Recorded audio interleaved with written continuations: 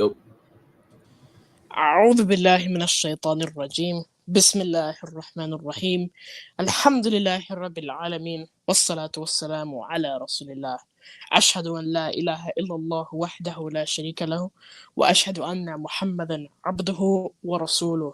We begin in the name of Allah Azza wa Jal, the most gracious, the most merciful, the creator of the heavens and the earth and all that is between, the Almighty, the All-Wise, and we ask Him to send peace and blessings upon His last and final messenger, Muhammad sallallahu alaihi wasallam.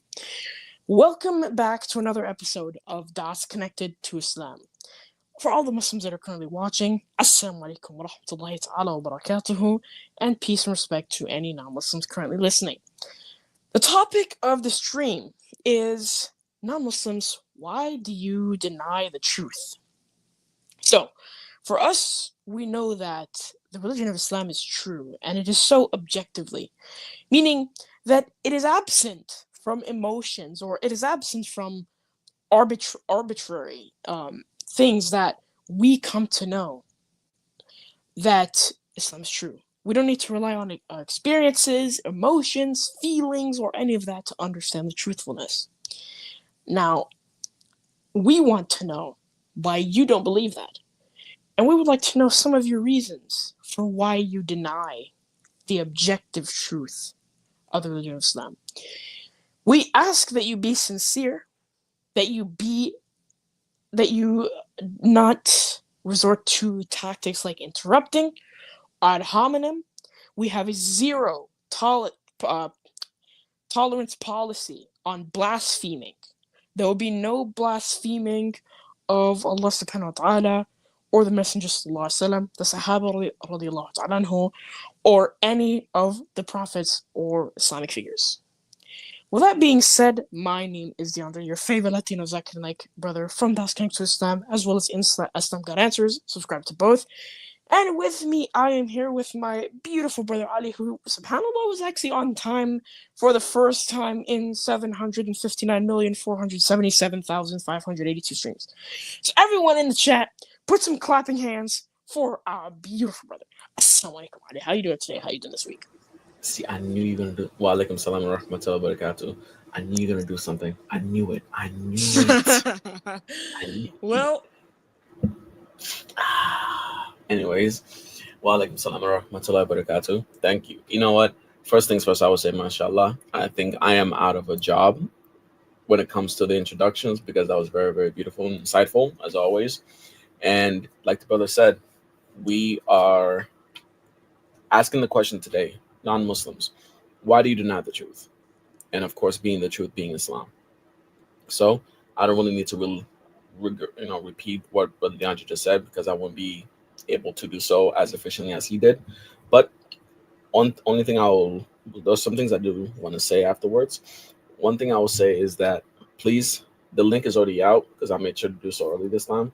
The link is already out. I do ask Muslims, my dear brothers, this is our Friday stream. So as much as I would love for you guys to come in, please do refrain from clicking on the stream.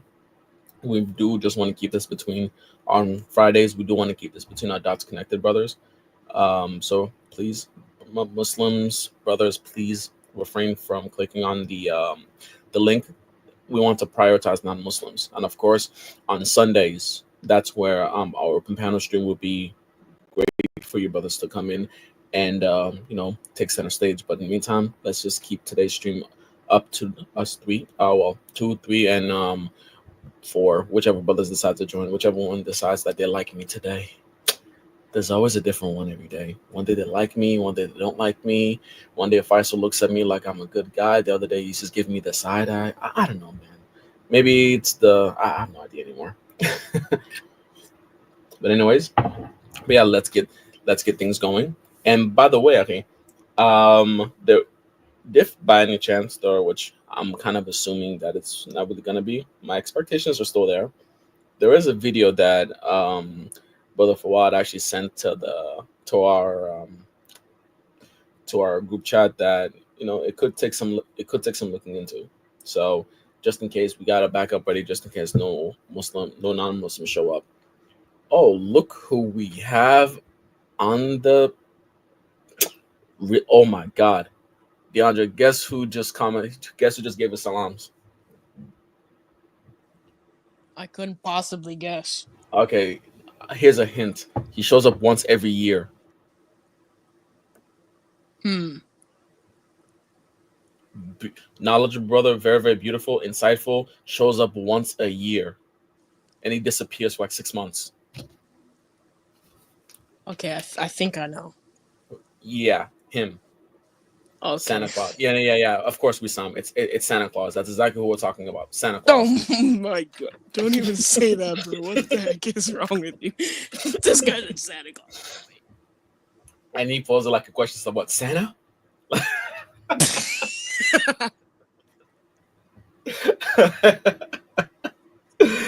Okay. Assalamu alaikum, akhi. It's good to hear from you again. If you have the time, please hop on. We could really, really, well, we can always use your knowledge if you're I don't know if you're in the woodwork these days. I don't know. One day work is good, the other day you're busy. I don't know, man. But either way, the link is out. Non-Muslims, please click on the link and we can have a respectful conversation. I do see some of our regulars backstage. Again, if you guys have any questions, anything else whatsoever, just click on to the link and we can have a conversation. Now, for me, I don't bark, but DeAndre might. So, yeah, out of the two of us, we all know What do who you the mean nice by one that? is. Dude, for some reason, ever since Tuesday, bro, I meant what I said on our dual stream with Yemen on Tuesdays. By the way, if you guys haven't checked out our Tanakh stream on Tuesday, please do check it out. The brothers, all the brothers gave in a very very insightful presentation. So please do check it out if you haven't seen it already. But ever since on Tuesday, I thought in the back of my mind, I'm saying, you know what? Never mess with DeAndre ever again at all because you just stayed ready, literally, the entire time. You say, "Who wants to be destroyed? Who wants to smoke? You guys can get burned at any time." And for me, I'm saying, you know what? I'm gonna just stay over here. I'm good. I'm good. No, it's listen, for people who are sincere, there's no like it's not about who won or who got got destroyed, who got washed. For the sincere people, it's about, conveying the message properly, adequately, in a way that they can understand. For the Mhm. insincere people, yeah, they'll get washed like laundry. All right. I see someone else. I see someone backstage. His name is Mac. Mac. Um, Mac. Unfortunately, we just for confirmation, we do. I do need to see your face for like 2 seconds or so. Then you can turn the camera off. Only I'm gonna see your. Only I'm gonna see your face. Don't worry about it, bro. I'm sure you're handsome, but only I get to see your face. Turn it off, and then we can have you on stage. All right. But until then, we cannot let you on. Your camera is on, but we do need to see your face, or at least I need to see your face. All right, I see your face. If you want to give me a thumbs up, if you want to turn it off, or if you want to keep it on. If you want, all right. So you want to keep it on?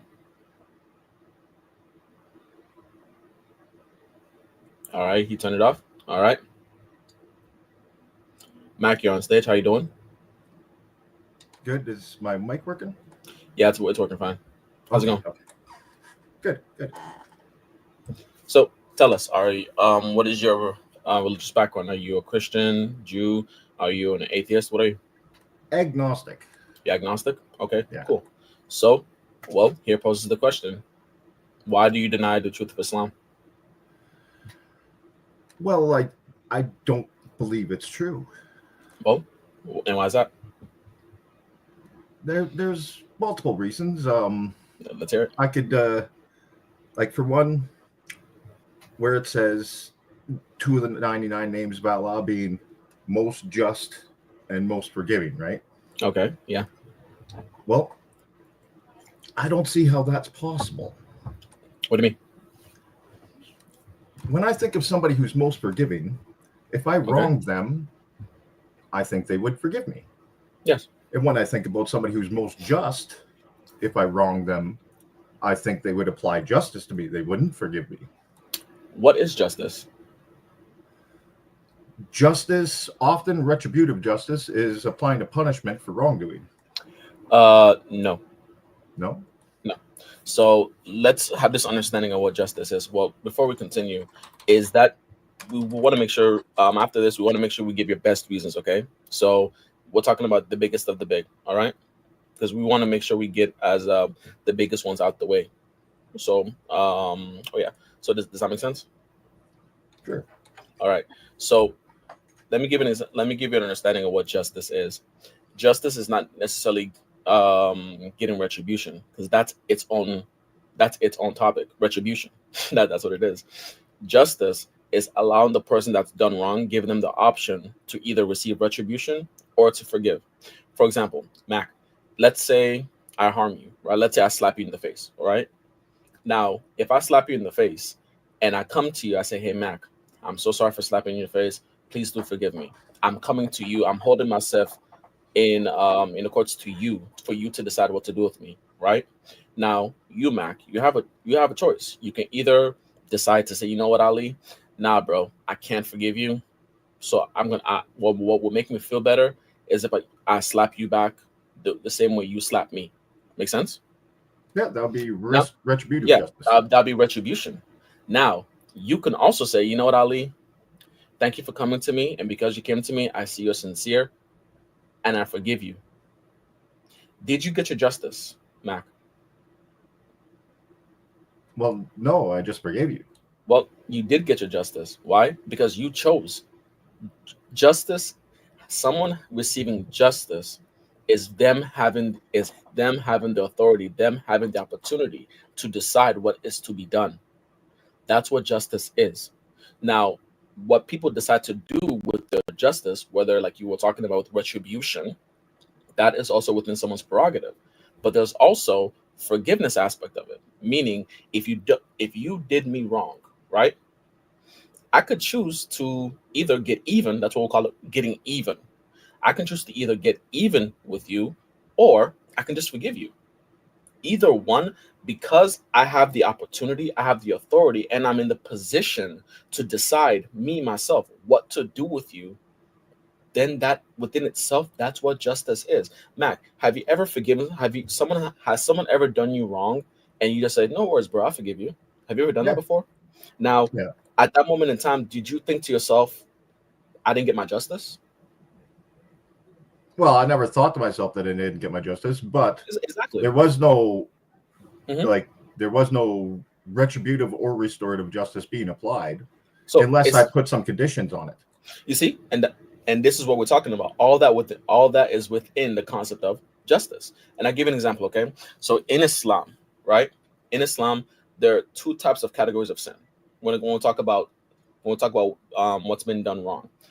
One, there is the sins that we do against God individually, right? Let's say for me, for example, there are sins that, let's say, I don't pray because in Islam, it's a sin not to pray 5 times, at least 5 times every day, right? If I don't do that, that is a injustice I'm committing to God and God alone, right? That's one type, meaning injustice, crimes that I do just between me and my creator. That's it. Then there's another crime where I not only commit injustice against God, but I also commit injustice against someone else too. Let's say for you, Mac, if I go off and I lie to you, right? I did not, I myself did not just do God wrong. I also did you wrong. Meaning it's not just God I have. So basically, it will be unjust for me to only seek forgiveness to God. Because why? He's not the only one I've done wrong. So literally, God commands us to be just. He's saying, I can't forgive you. No, because you have to go sort things right with Mac first. So for me, if I go off and I say, hey Mac, I know I lied to you, bro. I'm so sorry, bro. By the way, this is whether you're Muslim or non-Muslim. By the way, it's not just no. Well, we don't only just do that to Muslims. It's also non-Muslims too. So if I told you, Mac, I'm sorry I lied to you, bro.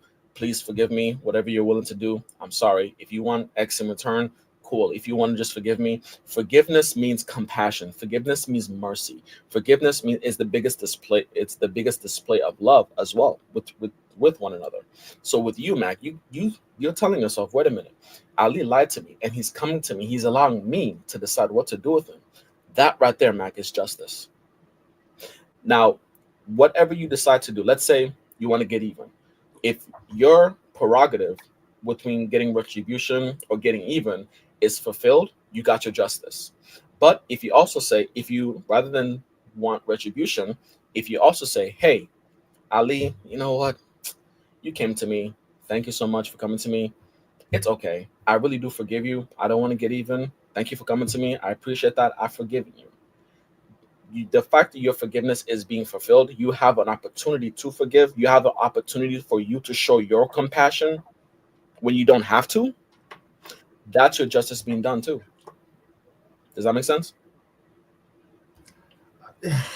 I mean, allow me just to ask a couple questions there. Go ahead.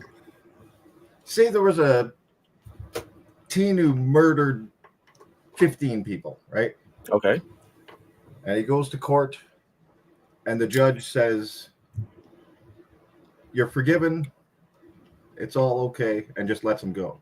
Okay. Would you feel justice was done? That is analogous. And can I explain to you why? I'm sure. Sure. So no, I'd like an answer to the question, though, too. I'll keep that same analogy. I will. No, I'm not changing. I'm not going to change the question. I'm going to keep with that same analogy. If someone murders 15 people and it goes to the court, right? And the judge says, "Oh no, you're forgiven." The problem with that is a couple of things. One, the judge, he himself is held under a law that he has to fulfill. That's one. Two, the judge is not the one that's done wrong. Meaning, if I go to court, if I go to court, if I go to court, let's say I've unalived, stuck for the law, I've unalived or murdered 15 people. If I go to court, the judge that's judging me, he basically is a third party. He's a neutral party, meaning he's not the one done wrong. The one that's done wrong are the victims. Well, for one, the one that's done wrong are the ones who got murdered. That's one. Two, and because someone got unalived, they are not here to vouch for themselves. They are not here to say what they want to do with me. That's why God Himself says, those who have been done wrong and did not have the opportunity to get their justice in this world, God gives those people an opportunity to get their justice in the next world. So everyone who's done wrong, let's say, what you're talking about with people being unalived, right? Anyone who's been done wrong, in personally themselves, since look, they're dead, they don't have an opportunity to enact their justice or to decide what to do with them. God gives them an opportunity in the next life, but because on the final day of judgment, everybody is. Our belief is everybody's going to be resurrected by God, and everyone who's been done wrong, God's going to confront them and give that person an opportunity to enact their justice. What do they want? That's how God gives justice to those who cannot enact their justice in this world because maybe they've been unalived or something like that. That's one. And two, according to your own analogy, let me just answer the question. If that is the case, yes, that is unjust. Now, why is that? Because, like I told you, it is unjust because the one that's the judge is not the one who's been done wrong. Meaning, if he cannot decide another case for you, meaning, my friend, if I do you wrong, Mac, if I do you wrong, right? But yet I go to DeAndre for forgiveness, and DeAndre forgives me for what I did to you. That makes no sense, right? Oh, I agree. And that's the analogy of what you're talking about. What I'm talking about is giving the person who's been done wrong the opportunity. That's what justice truly is. So the judge in your case is not in the position to forgive me or not because he himself, one, he's a third party, and two, he himself is held under a law that he has to abide by, meaning he has to take his feelings out of it. What I'm talking about when it comes to the idea of God, imagine if the person who's done wrong is the judge. Does that make sense? Yeah, sure. You could say all the people that were murdered were part of the judge's family. So yeah, no, even so that's a different way then. So now, in those people who have been murdered, what they decided, what the family decides, that's one thing, and what that person decides personally, that's what's gonna happen in the next world. But let's keep one at a time, right? Brother Basalat, I don't know. I see you in the backstage. I don't know if you noticed this, but again, okay, I told everyone we do want to keep this with between us that's connected members. It wouldn't be fair if I would just allow you to come in and I told everyone else not to. So I do apologize. Actually, I do apologize. But Mac, what was I saying? So yeah, so if those people who have been unalived, right, their family members, the next of kin. Let's say one of them is has a husband, right? I unalived someone who has a husband, right? Now that husband can decide, oh, I want to press full charges. I want the death penalty. I want this, etc., right? They're within their rights to do so. Yes. However, let's say that person who's been done wrong, their family members want me to get the electric chair, right? Or at least they want me to go to jail for life, right? But the judge decides to give me 10 years. Did that person get the justice? Okay, hold on. Let me think about that. Go ahead. Just to clarify, so the family wants to press the charges and the judge doesn't want to? So no, the family wants to press charges and they want me, the family themselves. Let's say, yeah, the victim's family members, all of them, right? Every single one of them want me to either get the electric chair or to get life in prison. That's what they want based on because of what I did, right? Yeah. But the judge decides to only give me 10 years. Did that family get the justice? They didn't get the justice they wanted. No. Thank you. So just imagine for one, and this is there's a quote on the screen where it says, if the judge's family are the ones murdered, he will not be allowed to preside over the court case. You know. Oh, I know. They would. There would be a lot of bias that they would be worried about. There we go. But I'm saying, if that Islam, happened, right, it's hypothetical. And exactly. So there's a difference between having a court case in the state of law versus what we're talking about when it comes to Islam. In Islam, everything that's done wrong is affronts to the judge. Now, there's, like I told you, there's two types. Imagine if the judge is the person that's done wrong. That's one. And two, let's say I do you wrong. The judge is the judge is going to be on your side. In the case of God, if I do anyone else wrong, God is telling me, hey, Ali, go sort things out with them. You go out and you go seek their forgiveness. And whatever they decide to do, they can either, if I slap you in the face, Mac, God is telling me to come to you and say, hey, forgive me. And whatever retribution you want, if you want retribution, God is saying, yes, you deserve it. But if you also want to forgive me, God, which God promotes us doing, but if you also want to forgive me, God says, then he chooses. God says, leave it up to Mac what he wants to do with you. He could either get even or he could forgive you.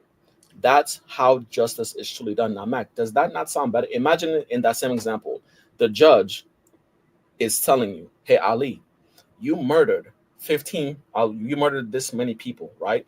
And these family wants your head. What the judge is going to do, his verdict is going to be whatever the family decides. Does that sound more fair? Does it? I don't know. Sometimes you might have some family members that have some pretty bad ideas, right? And even they probably don't agree amongst themselves. Exactly, right? So, and this is why we kind of separated from Islam, because one thing in Islam that we know that we have is we know that when it comes to what you just talked about with God, he's just and he's also forgiven. But just because he's most forgiven, that doesn't mean he always forgives you. Because why? If you don't deserve it. For one, can he forgive you if you're not regretful? No. If someone when people think of Allah, I'm pretty sure he can do whatever he wants. He can do whatever he wants, yes, but remember, he has to be he is the most just as well. Now, it will be unjust when it comes to us, right? God tells us to seek his forgiveness, right? It would not make sense for us to do something wrong and we're unrepentful about it. Let's say, for example, I purposefully don't pray, right? And I say, God, I don't stuck for the law. May God forgive me. But let's just say hypothetically, I say, God, I am not sorry for what I did. I meant to not pray, and I don't think I did anything wrong. It would not make sense for God to forgive me at that moment. No, he's not going to forgive me. Saying, you know what, you're arrogant, you're prideful, and you're going to suffer because of that. Because I'm not seeking his forgiveness. That's one. Now, two, that doesn't sound like most forgiving though. So when we talk about forgiveness, right? Forgiveness does not just mean you forgive every single. That's unjust. If you just forgive every single thing that's That, done to you, that is unjust. However, when it that's what comes, I'm saying. one second. However, how does God's forgiveness align with His justice? And I just told you why. His forgiveness lines with His justice because one thing God commands us to do, He commands us to seek His forgiveness for things that we do. For God says He loves to forgive those who seek Him. He loves to forgive, right? Now, the best way to show compassion is by those who want it. If if I told you right now, Mac, I did something wrong against you and I don't want you to forgive me. If I told you, Mac, I'm not sorry for what I did. I meant to hit you in the face. I really wanted to hurt you bad and I don't care if I hurt you. Would it make sense for you, Mac, to forgive me? No, It would not make any sense, right? no. And if you don't forgive me, does that mean you're not forgiving? Well, I'm not forgiven in that instance, that's for sure. No, no. It's no. It doesn't mean you're not an unforgiving person. You just chose not to forgive at that moment, right? Yeah. That's exactly it. Meaning, because people, when those who commit sins against God and were repentful about it, God tells us, the believing man and the believing anybody, if you've done anything against your Lord, there's not a single sin that God would not forgive. If any sin that we repent to God for, God will forgive it. What about shirk? If we repent for it, it's no longer shirk anymore, right? Let's say, for example, um, I was a pagan, right? Hypothetically, I was a pagan, but yet I turned from those ways and I asked God to forgive me, and I no longer believe in what I believe in. God forgives you.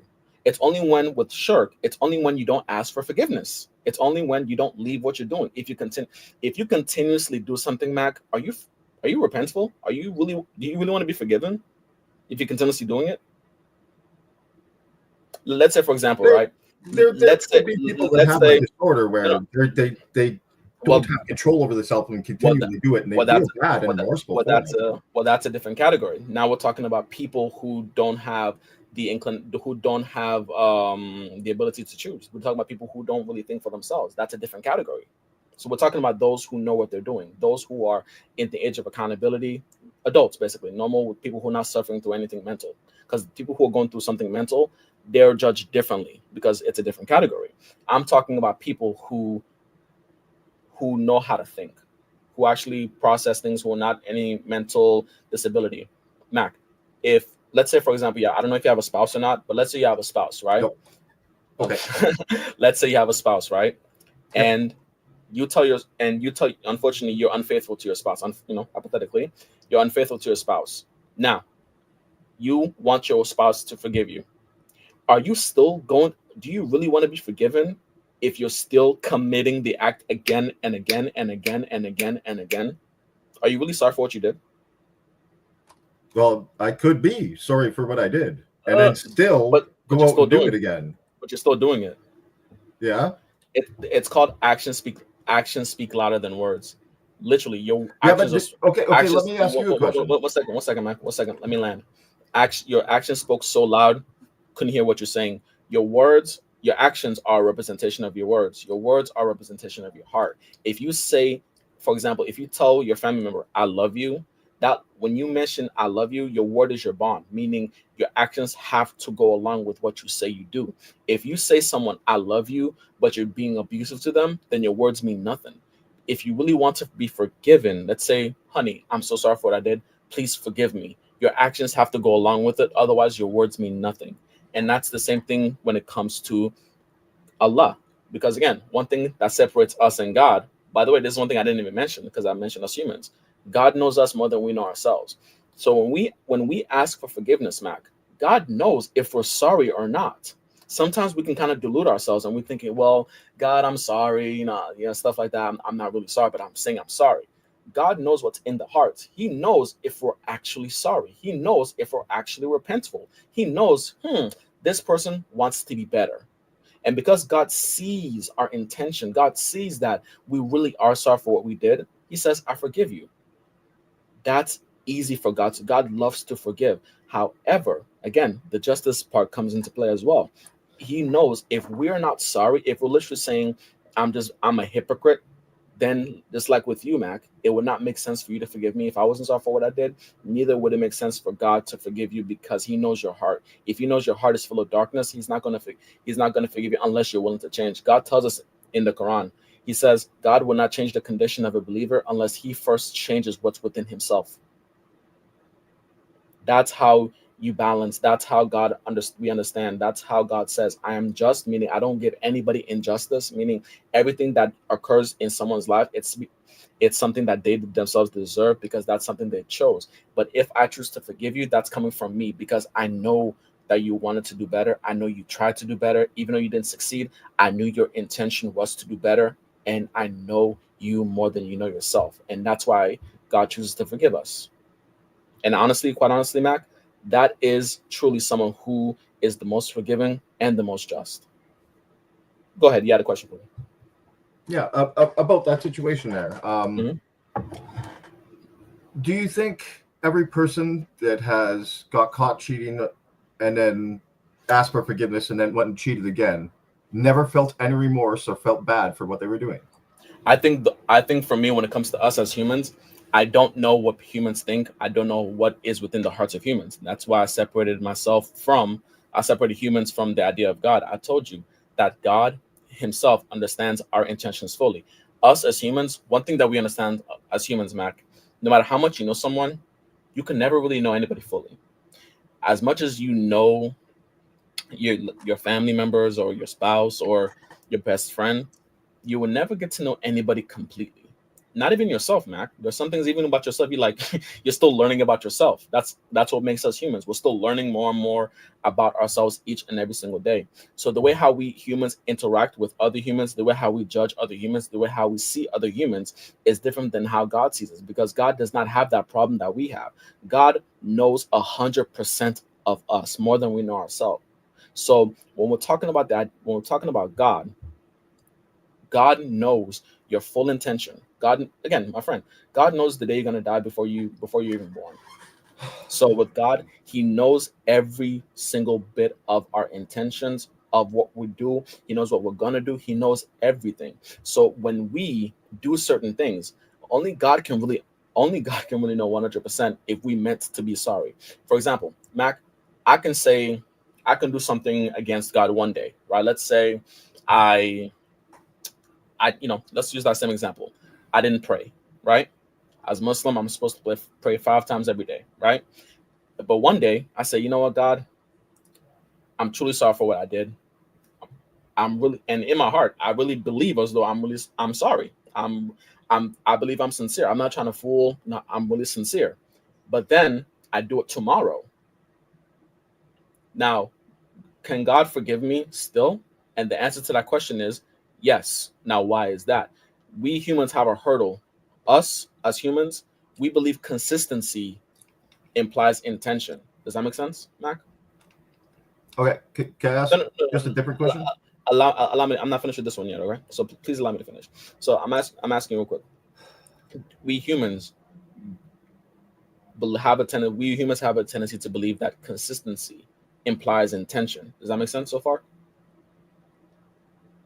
Uh, Meaning, Consistency implies if, intention. if let's say I hit you in the face and I say I'm sorry. Okay, I hit you in the face again. I say I'm sorry, and then I do it 5 more times. And the more times I do it, the less you're gonna think I'm actually sorry, right? Yeah.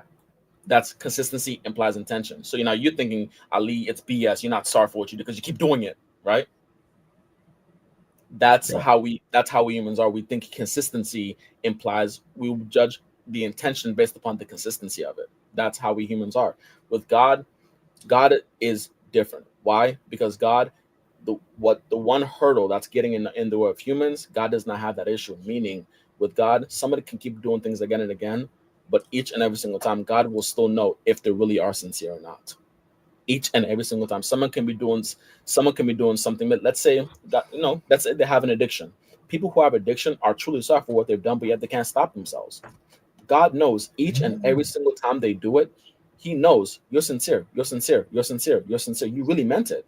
You really meant it. And yes, God will forgive you because He knows you're sincere. He doesn't have that hurdle that we humans do. meaning we can't tell for sure if someone's truly sincere. We will never be able to tell.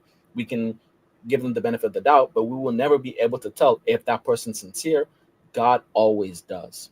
He always knows whether or not somebody who does a sin one time but is unrepentful is different than someone who does a sin 20 different times, but each time they've done that sin, they're repentful for it. Because he knows what's in our hearts. That's the difference. Go ahead, ask Okay, your question. well, the question was like for you, right? So now maybe in that situation, yeah, you can't know the intention of other people, but do you know your own intentions? Do you know if you're remorseful or not? See, and that's the funny thing. Not fully. But that's why I said God does. So I went along with that You actually. don't know if you're actually remorseful? Well, I don't know how much I could be. And here's the problem. That's why, when someone says some people can lie to themselves and feel like they're one way and they're not. Some people can actually lie to themselves. There are some people out there who can lie to themselves. For me, all I can say is, at my best, I can say is, in my mind, I believe as though I'm really sorry for what I've done. However, God knows me more than I do. So if I believe that I'm really sorry, but God tells me that I'm not, then he knows more than I do. That case we're talking about possibility. Could that happen? Is there a case where could that happen? Yes. Why do we say that? Why do I say that? Because God knows me more than I know myself. If hypothetically I'm speaking with God and I tell him, hey God, I am A, but God says, no, Ali, you're a B, then I believe God. It's that simple. Make sense? Well, I mean, I just let me give it a little more defined. If you accidentally hit a couple kids with a car, would you know if you're feeling remorse over that? If I accidentally hit a couple of kids with a car, really? Yeah, like I mean, that is, that's kind of. I know when I'm feeling remorseful. I know when I've done No, something bad, and I feel see, remorse for it. I don't really need so somebody to tell Mac, me. the case I brought up was a hypothetical case because you brought that up. You brought that up because it's a hypothetical. But yeah, I'm saying, I'm not saying. I'm saying typically, I'm saying for the most part, people do know when they're committing if they're sorry for what they've done. We're just talking about the possibility wise. I'm saying if that scenario did happen, then I believe God over myself. If that scenario could happen, that's all I'm saying.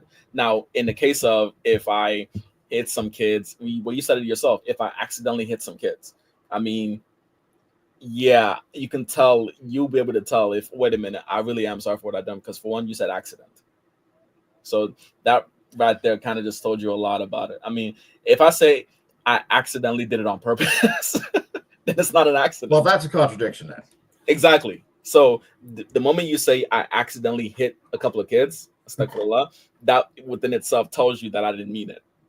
Oh, I know, but you'd still probably feel bad over that, right? I agree. The only reason I bring up a couple kids is because like a couple days ago on my way to work, it was really icy, and I almost hit a couple kids because my car wasn't stopped and they jumped out from behind a vehicle and weren't looking. Yeah, okay. It didn't happen. Thank God. But even then, I was like, dude, like for the rest of the day, my mind was like, man, if I hit those kids and hurt them, I would just be guilt ridden for the rest of my life. And that right there, that's how you can tell. That's how you can tell as a human. That's how you can tell. For me, and honestly, I like how you brought that up, Mac, because when it comes to us as humans, one way that we can know if we're truly based on our relationship with God, if you're really close to God, then you doing wrong will feel wrong to you. You feel guilty for doing wrong. If I do something and I don't feel guilty, that's a telltale sign that I'm not sorry for it. That's a tell that what you just did right sign there. Of a lack of empathy. Thank you. The moment, Mac, thank God. First of all, thank God you and the kids are okay. Thank God. Because if I may ask, what state do you live in? I'm in Canada. Oh, you know what? Icy roads, lots of snow. They had their hoods up because it was snowing. They didn't look because they had their heads down from the snow. I didn't blame them at all. There's actually a brother of ours that's actually from Canada himself. So he can definitely understand what you guys go through over there. Okay. So, but Mac, right there, God forbid you didn't do it, right? Which no. I do thank God that you did. But even the moment, oh my God, the fact that you almost did, made you feel some type of way. You felt guilty. You were beside yourself. I bet you were, not only were you in relief, but you would have said, if I would have done it, I don't know what I would have done. You thought of, and even that alone got you thinking some type of way, right? Oh yeah, it's like And that's when you and see that's somebody bang their knee and you almost feel the pain in your knee. You know, yes. too much So look, empathy sometimes. and that's a telltale sign when it comes to us as humans that we're close to God. That right there, Mac. If I commit a crime against God, and already I feel guilty. I'm already feeling some type of way. I'm like, oh my God, what have I done? That's how you know I'm really sorry for it. But if I commit a crime against God and I say, okay, so like just imagine hypothetically, just imagine you almost hit those kids, but you didn't care that you could have. What would that say? Is it? I can't remember which one it is. It's either psychopath or sociopath. It means a lack Yeah, of empathy. yeah, that's sociopath. So yeah, so I believe it's so yeah. Anyways, it's really like two lights from the same lamp when it comes to psychopathy and sociopathy. But anyways, and that's what we understand when it comes to God, because again, that's how we are as humans. So there's a difference between how we humans react to those certain things, react to doing things wrong against God, versus how God sees us. Because again, we humans, we nothing about ourselves is 100%, meaning we don't know ourselves fully. God knows us more than we know ourselves. God can tell our intentions, even sometimes even more than us, if we don't know. Sometimes we can second guess ourselves, bro. We can say, wait, am I sorry? I mean, what what's going on? Like, I keep doing this. Am I really sorry for what I've done? God is going to be the one that's saying, you know what, you're second guessing yourself. He knows he knows in my heart, he knows whether or not if I'm truly sorry or not. He knows. And this is the one beauty. This is the amazing thing that we understand about God. The fact God says in the Quran, he says that God is closer to us more than our jugular vein. He's closer to us more than our jugular vein, meaning he literally is close to us and he knows us. So that's why he can be the most forgiving and the most just. Because why? It's the most forgiving. He knows and when to forgive, when and where, at what scenario, what time. He knows everything in order for him to say, you know what? I know whether or not I'm going to forgive you or not. I know if you're truly sorry. I know you're this. I'm the most forgiving, and I know that you're truly sorry for what you did. You can have a mountain load of sins, but if you're sorry for every single sin that you have committed, Mac, God says He will forgive us, and His justice. Well, God's justice. What's God's justice? God knows. Well, it's God has all the authority. He knows what's going to be. He knows what He's going to do to you. Meaning, if God wants to do anything to you, no one's gonna stop him. Who's gonna stop him? No one. If God literally wants to seek seek his retribution, who's gonna stop him? If God wants to forgive you, but he's saying, I'm gonna forgive you regardless. If you're truly sorry for what you've done. That's how God is the most forgiving and the most just at the same time. Because he knows when to make those decisions. Because again, he's also the most knowledgeable. Does that make sense, Mac? Uh, I still see problems. Like let me Okay. let me give some questions here. Okay, I start Sure. off But with after premise. after this, also I do want to ask you a question. But I'll wait till after you then. Okay? No, go ahead. Ask me now. No. Let's get that Because over. I don't like going to a new topic unless I don't like opening a new door unless one door is closed. So I don't want to make you feel like I'm hopping anywhere. So no, go ahead. I like this conversation. But go Oh, ahead. I'm not going to forget these questions. Don't worry, I got them written down. I've asked them 20,000 times. Go ahead, ask him. You can go ahead and ask him, bro. Okay, you got 3 judges and 10 criminals, right? All these criminals, they're caught red-handed. They're on videotape. It's just 100% conclusive. They committed these crimes for sure. Okay. Right. Now, judge number 1, he says, I'm going to apply the law to all 10 of them, punish them all, right? Judge number 2, he says, I'm going to forgive all 10 of them. And he doesn't apply punishment to any of them. And judge number 3, He says, I'm going to forgive these 5, but I'm going to punish these 5. Right? Okay. Now, which judge would you say is the most just of the judges? I would say when it comes to us as humans, justice within itself is not objective unless it's coming from God. So what I would say, my conclusive answer would be, it depends on what country that they're in, because countries have different laws regarding how they, since we're talking about human judges, countries have different laws between different countries on how they enact their justice, and we have to abide by those laws when it comes to those countries. That's what I would say. If whatever is within the nature, the law of the land that you're living in, you have to abide by those laws. And if their code, their creed says, if the law says this is what's to be done with you, if you do X, Y, and Z, that's what's to be done. Now, if you don't like it, that's a human law.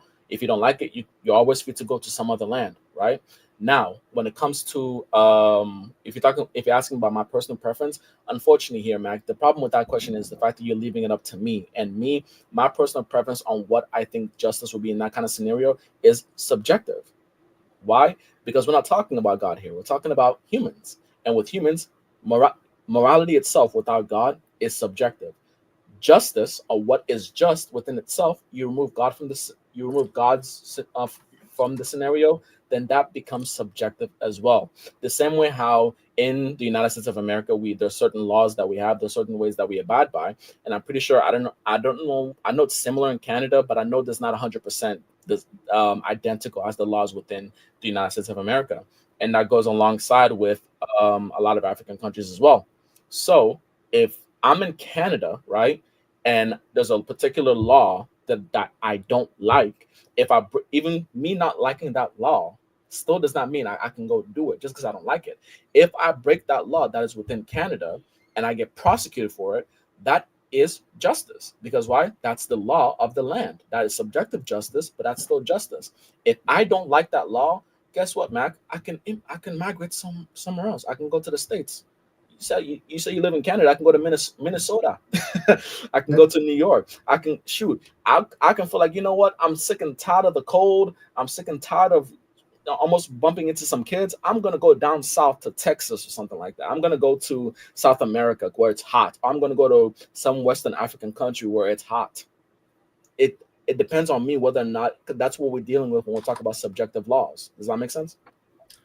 So, and this Well, is okay. and this Well, and, in and your this is what subjective opinion, which judge would be the most just?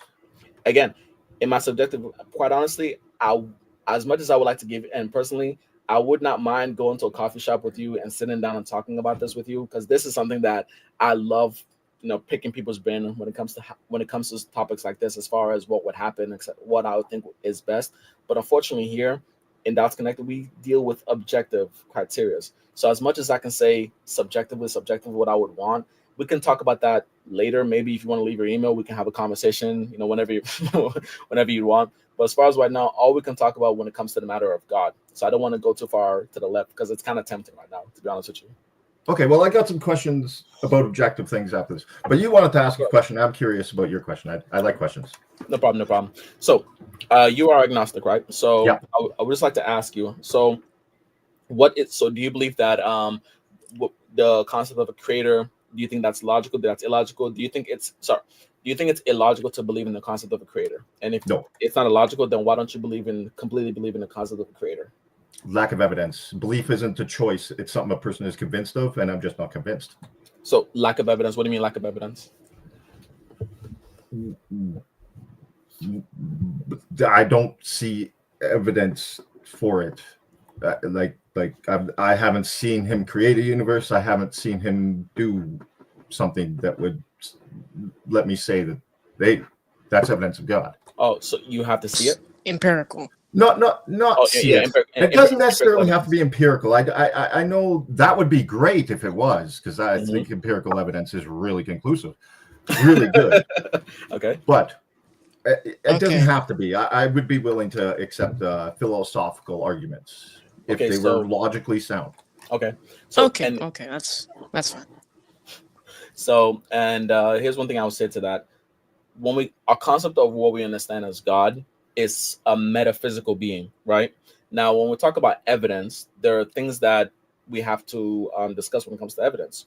What type of evidence, like we just talked about empirical evidence, but Yeah. also the main question is, what criteria are you using as evidence? What's your criteria to get this evidence? What criteria are you using? Well, I mean, it's going to go into my brain, and I'm gonna think about it and try to come to a conclusion about it. That's all I can really say. Um, it's okay. Say this would be really conclusive. Say if Muhammad was still alive, normally people are dying before the age of 100, but this guy's lived 1400 years. He's Okay. still like saying all these things, and he's on the ball. We wouldn't be having this discussion. I'd be convinced, right? Okay.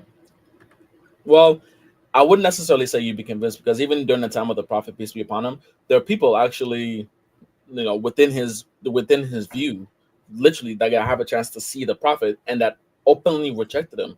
A lot of them even tried to unalive him, and Well, that's what we believe. That's actually what happened to all the prophets. Literally, it's not just because as Muslims we don't believe that Muhammad, peace be upon him, is our only prophet. No, we believe that he's no, the I last know. one. So as Muslims, we literally hold every single prophet. We believe in over at least 120 something thousand prophets. 124,000. Yeah, exact. At least that's up to God to understand. And each and every single one of them, you'd think that people would. You think, oh wait, I'm here. You can see the miracles, my friend. One of the biggest problems, and I'm going to talk just 1 minute, right? One of the biggest problems that I personally have is when you look at the story of Moses in the Quran, right? You have a people, Moses and the Israelites, right? You have Moses, literally, you see the miracles of God right in front of your face. You literally imagine seeing the Red Sea, a whole sea. You're seeing it live in stereo, 4K, right? You're seeing it being parted. Not only have you just gotten finished seeing the plagues, but you've seen the Red Sea being parted.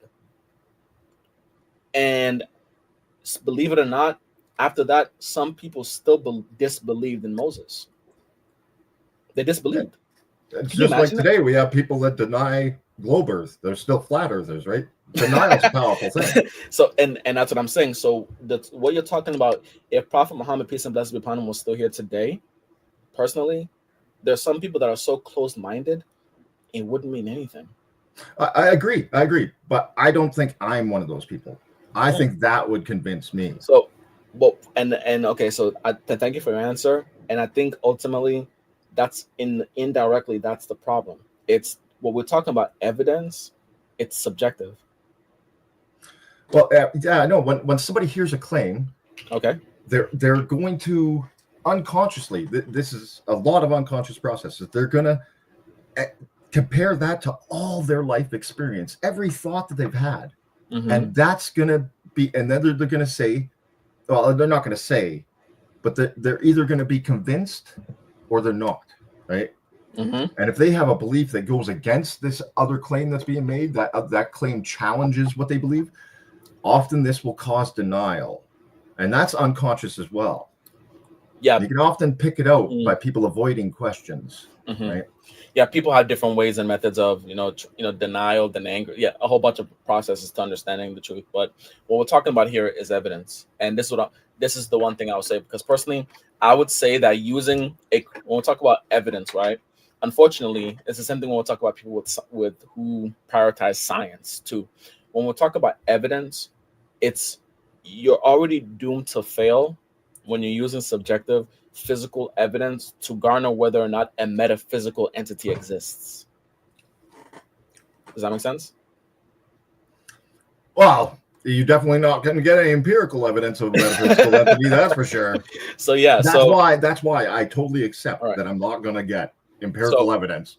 So let's actually, if you don't mind, if it's not going to take too long, let's actually dive through this idea, because personally, when it comes to the idea of a criteria, let's actually find the criteria to understand that why there not only is there a God, but why there is no choice, even intellectually, rather to conclude that there has to be a universal creator, a universal entity. Contingency argument? Yes. I know. So I would ask what are the three What are the three types of existences? The three types of existences. Yes, there are three types of existences. What are they? It's not. Physical. That's no. It's no worries, man. Sorry about that. It's no worries. So the one type of existence is an impossible existence, meaning something an existence that is impossible to exist. Something that is impossible. It can never exist. It's only abstract. It can't be reality. Make sense? No, it sounds like a contradiction. How so? It's an impossible existence. Meaning it can't exist. So the type of meaning it can't exist. Yeah, so how can it exist if it can't exist?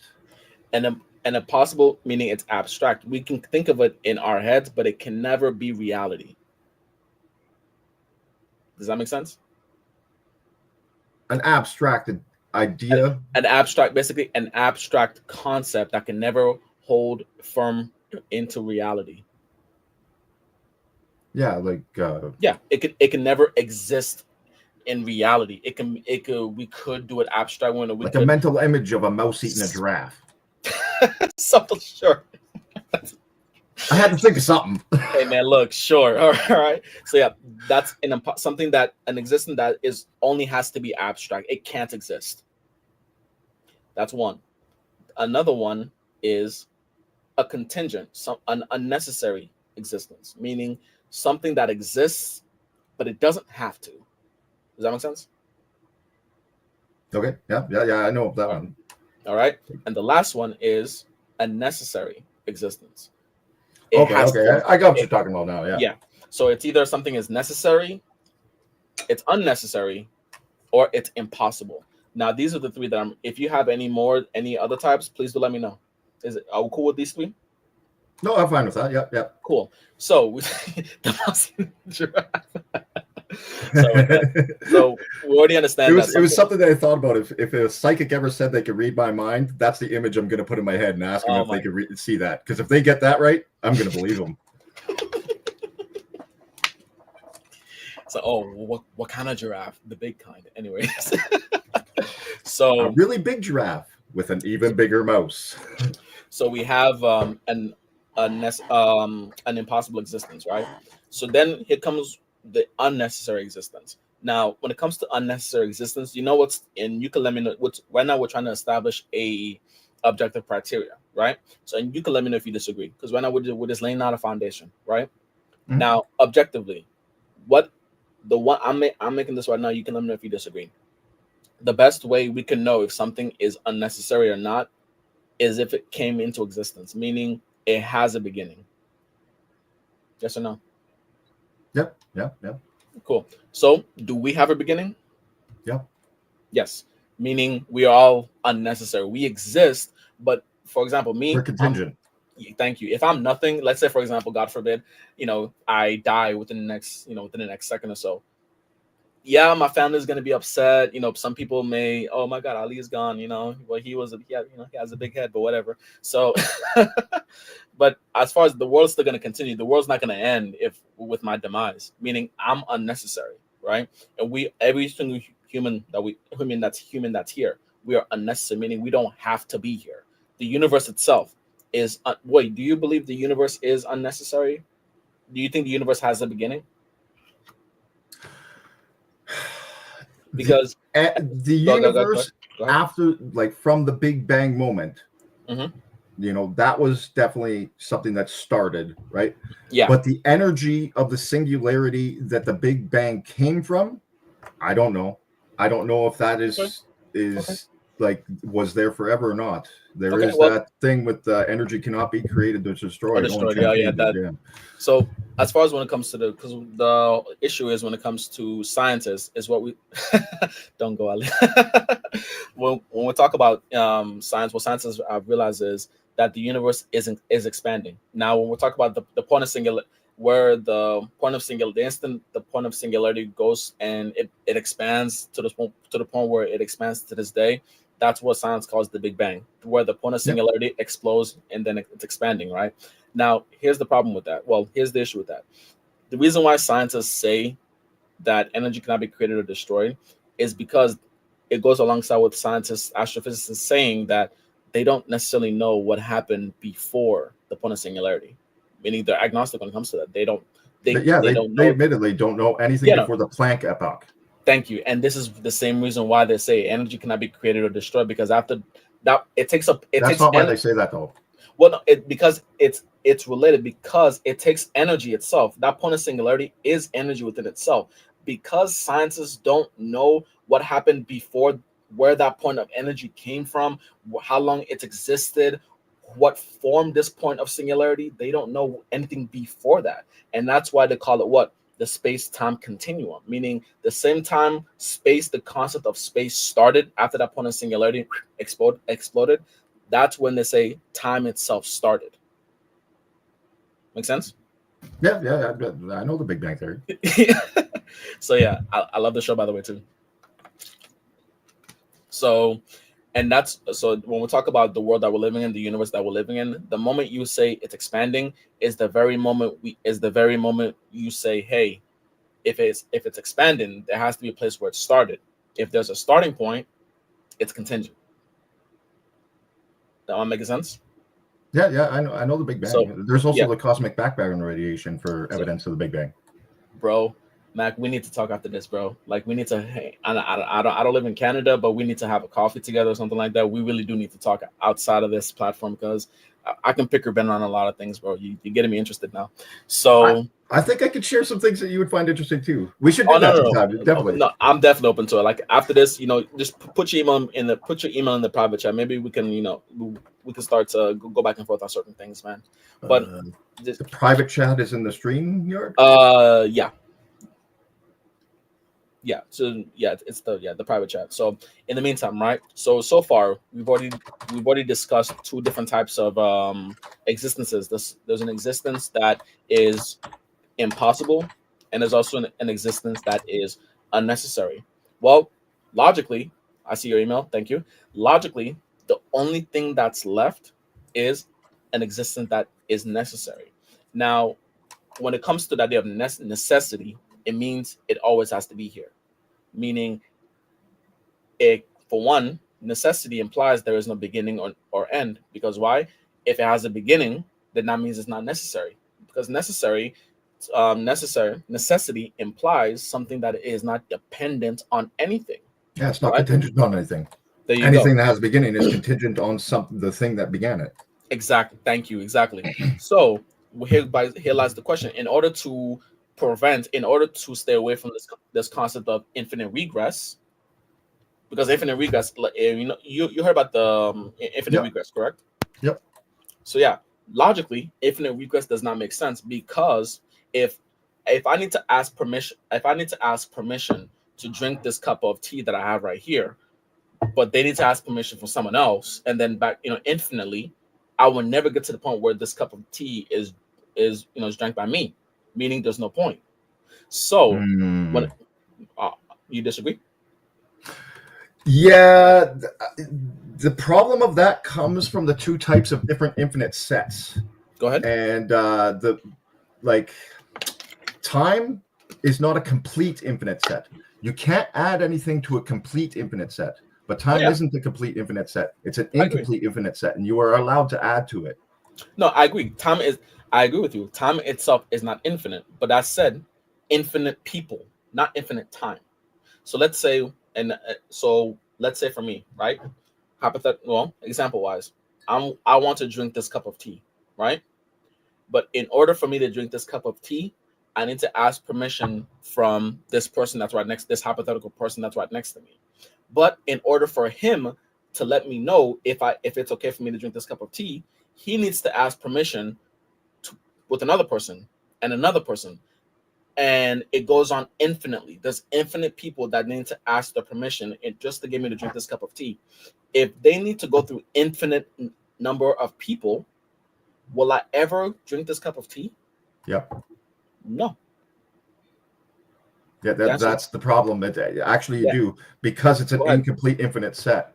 How is it incomplete? It's like you're watching an infinite conveyor belt of rocks go by you. You're Because if it is an infinite past, then an infinite time has already passed. So it will come to this time. Wait, repeat that one more time. Like if you got a conveyor of rocks that is going past you, it's been going past you for infinity, right? It's been because it's already there's already been an infinite amount of time. You will see that rock come up. You are just in this part watching this piece, and that will happen. Yet the problem is that, for one, I'm watching something. It's your. I understand your analogy, but your analogy is analogous to this particular example that what I'm talking about, because I need to go through an infinite amount of people in order for me to get to do a particular action. Let's say, and I'll use your same analogy, right? Let's say you're watching a conveyor belt with infinite number of rocks go by, right? However, and this is where it goes back to the example that I brought up. Let's say you have a cup of tea, right? And you tell yourself, hey, Mac, myself, you're speaking to yourself, right? You say, hey, I'm going to drink this cup of tea when I see the last rock. Will you ever, if it's an infinite rock, if there are an infinite number of rocks going by, there is no last rock. That's the point. Meaning, hypothetically, you will never ever drink this cup because there is no last rock, meaning you will never drink this cup of tea. The same way how, if I need permission from an infinite number of people, I would never get that permission. That's exactly. But it's not infinite if there's a last rock, though. That's what breaks the part. That's the whole point. Meaning that's a problem. That, or you know what? Let me make this. I think the problem comes because you're putting it in there, not because it actually exists. No, okay. You know, fair enough. I'll give you a different criteria. Okay, let's say you're watching an infinite number of rocks go by, right? And you have a cup of tea next to you, right? And you're saying to yourself, "Hey, I will drink this tea whenever this conveyor belt stops, and this conveyor belt will only stop when all of the rocks go by." Will the conveyor belts ever stop? You're doing the same thing. All of the rocks. See, there is no all. There is an all. The way to do this properly would be like you paint one of the rocks red. Matt, one second. All infinity is included in all. If I say if there's an infinite number of certain things, and I say all of it, that all can encompass infinity. Even though infinity itself is an abstract concept, but if we're saying all, that garners infinity as well. So if I say, and this is going back to my example, if I say, hey, I want to drink this cup.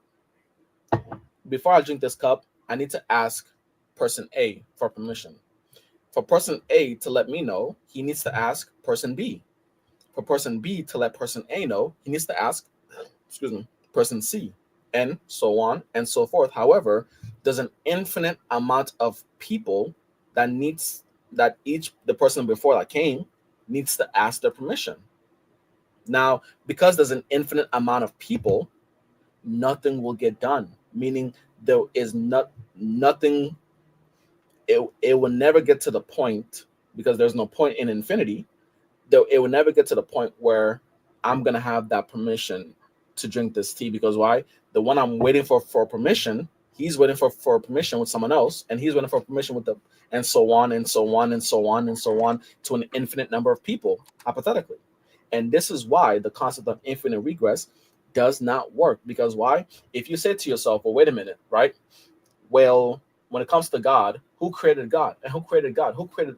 And why does that not work? Because the concept, and again, we're kind of on the same page, and which is weird, because the same way how you're saying there is no last rock, when it comes to God, the moment you say who created God, that's the moment you break that chain. Because why? The moment you say who created God, that person, that thing, that entity was never God to begin with. Because God, what we understand about God, there can necessary, not contingent.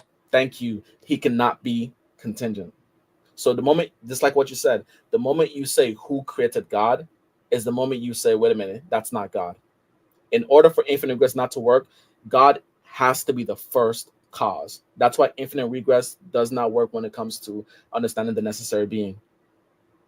It finally took me a while to, because we were low key saying the same thing, but it's my apologies about that. So far, and that's the issue with infinite regress, because our concept of God, when we talk about God, or in this case, the necessary being, there can be no one before the necessary being, because why? The necessary being has to always remain necessary.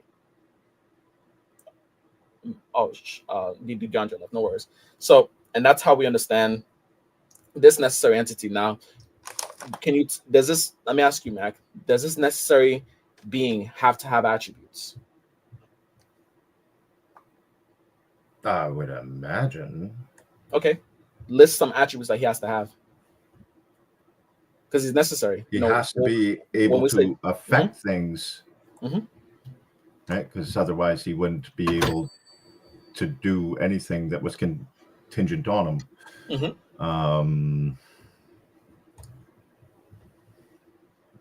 By the way, real quick, sorry, Mac, Sheldon, I I do don't see you really think you backstage. need anything else other than that, do you?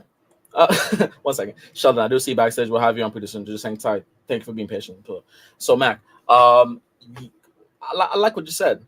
That the necessary being does not need anything, because he's necessary. He has everything. Because if he needs something, then he's no longer necessary. Because if he needs something, then it has to be something that he is reliant upon to get it. So this necessary being is not in need. Now, here's what we understand about the necessary being, and let me know if you disagree, okay? The necessary being, he has to have all the power. He has to be all powerful. You agree? I Because don't think and it's necessary that they so have to be all powerful. It depends so on what well they're if he doing does that's contingent on them. well if he has to be if he does not have to, if hypothetically, right, and this is using our logic, if he's not all powerful, then hypothetically there could be something that's more powerful than him, right? If he doesn't have all the power. Yeah, but I'm just thinking like Mhm. in order for me to create a cup, I don't need to be all powerful, right? No, but there's a difference. But you are also unnecessary. No, but let's say that if I was necessary Mhm. and I wanted to create a cup, would I need to be all powerful to create that cup? Well, because you're necessary, there can be nothing that came before you. So, Yeah, and no, I give let me make things more clear. The reason why we say this necessary entity, this necessary being, has to have all the power is because, for one, the moment you say he has all the power is the moment you say everything else has less power than him, and that's where he fits this criteria. Because remember, when we say he's necessary, he always has to be necessary. The moment you leave it a possibility that there's something that could be more powerful than him, there's something that could be more than this necessary being, is the moment you say there's something else that's necessary too, or there's something else that's leaving this necessary being from not being necessary. Because necessary implies that you are the source of everything. That's what, because again, if you're the necessary being, everything that everything else has to come from you. Everything has to be dependent on you. Meaning, if everything is dependent on you, that means you have everything. Well, I mean, I don't want to get stuck on this, so I'll just grant. Yeah, okay, most powerful. Yeah, all powerful. Sorry. All powerful. Would you also say that he's all knowing? He has to be all knowing. I mean, like, I don't think a person that something has to be all knowing to create something, but let's just grant for the sake of argument. No, no, no, Okay, but yeah, no. I personally, I don't like just granting, because nothing really gets done. It's just a matter of just talking for talk. I don't really like that personally. So I want to ask you, why do you think that they don't really have to have all the knowledge? just like I don't have to have all the knowledge to create a cup. Well, you in your essence are not necessary. But we're talking about like Mhm. what is needed to create something. What is needed to create something? And So, the only thing I could really think of that's needed is you need mhm. the ability to act. You need the ability to actually do something. So Once you have that, you okay. can do things. So That's all I see it's needed. Matt, I think we're getting confused with create something needed in order to create versus something needed versus something that you always just have to have. Now, in a way, I do agree with you. God does not need everything in order to create. No, because again, we're not made up of everything. However, when we say something or someone is the necessary being, we already established there can be nothing that came before. Nothing. We've already established that he always has to be there, meaning he has to be eternal. Because if he came into existence, then he's no longer necessary. So these are things that we understand that he has to be. Now, when it comes to all the attributes, because again, he has attributes, all the attributes that the necessary being has. The one thing that the one thing that we can establish is this necessary being cannot be limited because something being limited is unnecessary.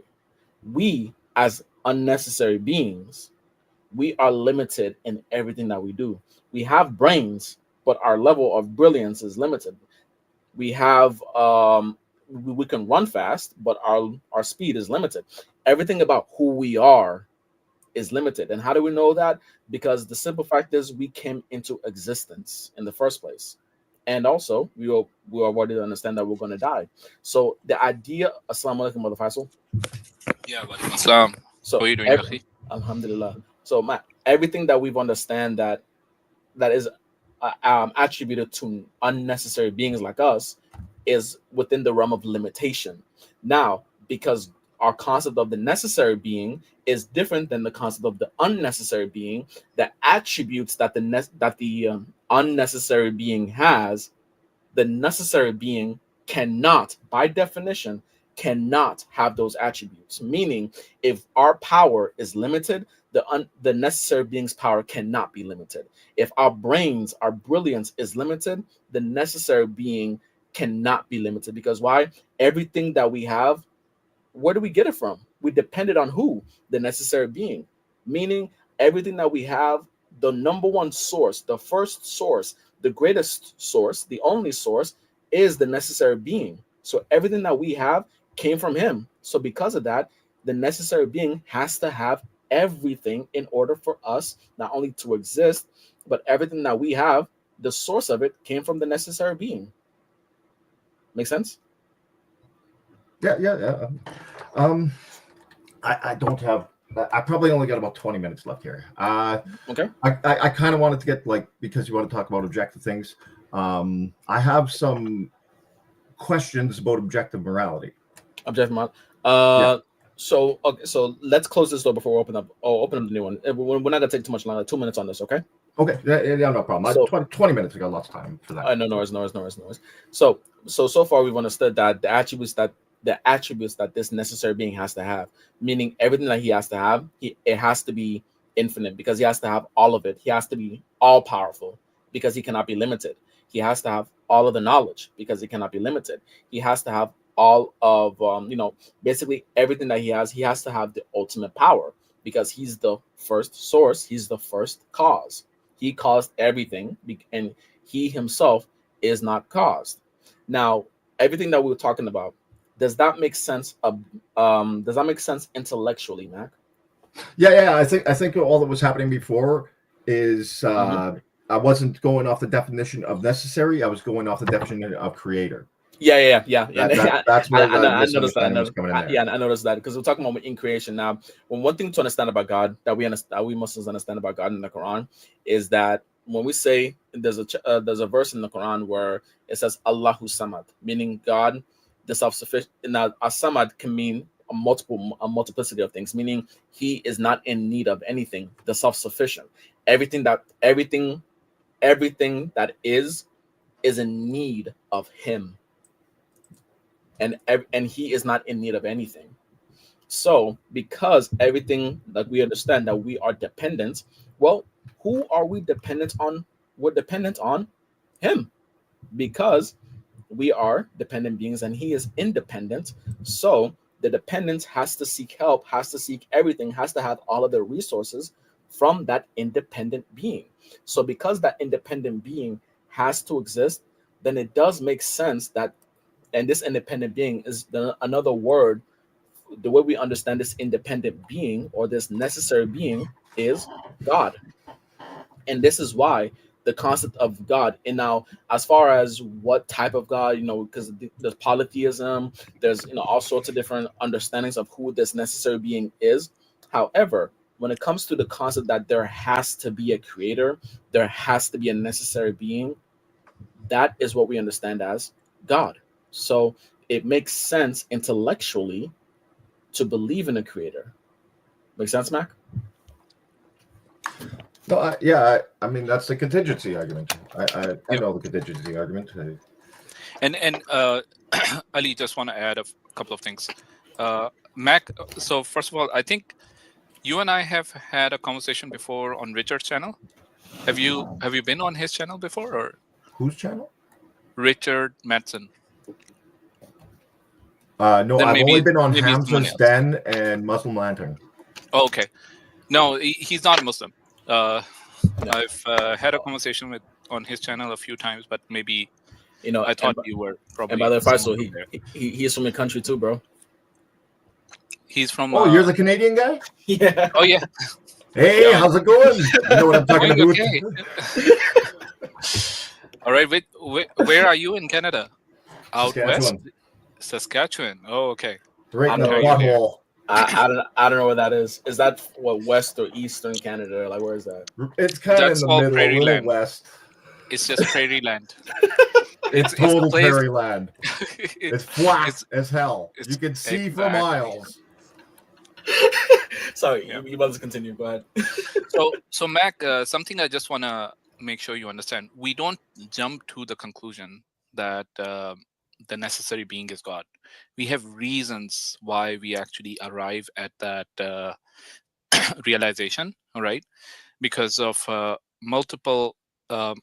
When you analyze the essential attributes that a necessary being has to have for this universe to exist, for our reality to exist, the conclusion that we arrive at is that the necessary being has to have agency, consciousness. He has to have the eternality, um, definitely power to make sure that the universe and the reality came into existence, the knowledge to bring it into existence, and the ability to apply that knowledge so that it's because of how we see the universe as, how we see our reality as. The fact that you and I, if you look at our genome, right, and the information contained within each of our bodies, right, or the fact that there are laws to how things work, right, there needs to be someone who not only has this knowledge but ability to apply all that knowledge and the power to actually put this bring this into reality, right? So there's multiple reasons why we arrive at God being the necessary being. All right, and I know you have 20 minutes, but I was trying to give you a very short version of it, but we can dig into each and every one of those, right? At the end of the day, what we want to make sure that you're taking back with you is that for this necessary being, for us to be able to understand this necessary being, there's only a limit up to which our intellect can explain who the necessary being is. Because, right, to think about it in a way that something that is eternal, we've never had any interaction with anything that is eternal, right? So what does that eternal existence have to look like, right? You can come to some conclusions about it based on your rational thoughts, but after that point, the only way you can understand that eternal existence is if that eternal existence reaches out to you and communicates with you, right? So do we know that that eternal existence can reach out and communicate with us? So the first question is, does that eternal existence have the ability to communicate, right? Does that eternal existence have the ability to hear us or talk to us, right? these questions are sort of very important question, and you won't know of this unless you've got some form of a message from that eternal existence, because it's very difficult to come to a conclusion of that unless you know that God has sort of communicated with us, or the necessary being has communicated with us, right? Yeah, personal Does that experience is going to, like, I've been trying, and it's probably my best bet of being convinced. okay? So here's the thing. One thing is personal experience, right? But would God have to talk to each and every one of us and convince each and every one of us individually? I don't know. Maybe not. Okay. And Like, let's say what if he got if that he big does. booming voice that happened over the entire world for everybody? I think that Okay. would work, wouldn't it? So if that was the case, that could happen. No question about it, right? Now here's a question. What was the reason God sent us on this earth? Okay. The Islamic reason? The Worship it. Islamic reason, or what is the reason according to you? Well, I'm agnostic, so I don't even believe Can he you know exists to that really reason? have a reason. Yeah, no. So can you know a reason? Can you know the reason without him telling us what that reason is? No. If you think that everything has a purpose, then you'd ask what is our purpose for being here? What is our purpose for our existence? And Are you Yeah. asking me that question?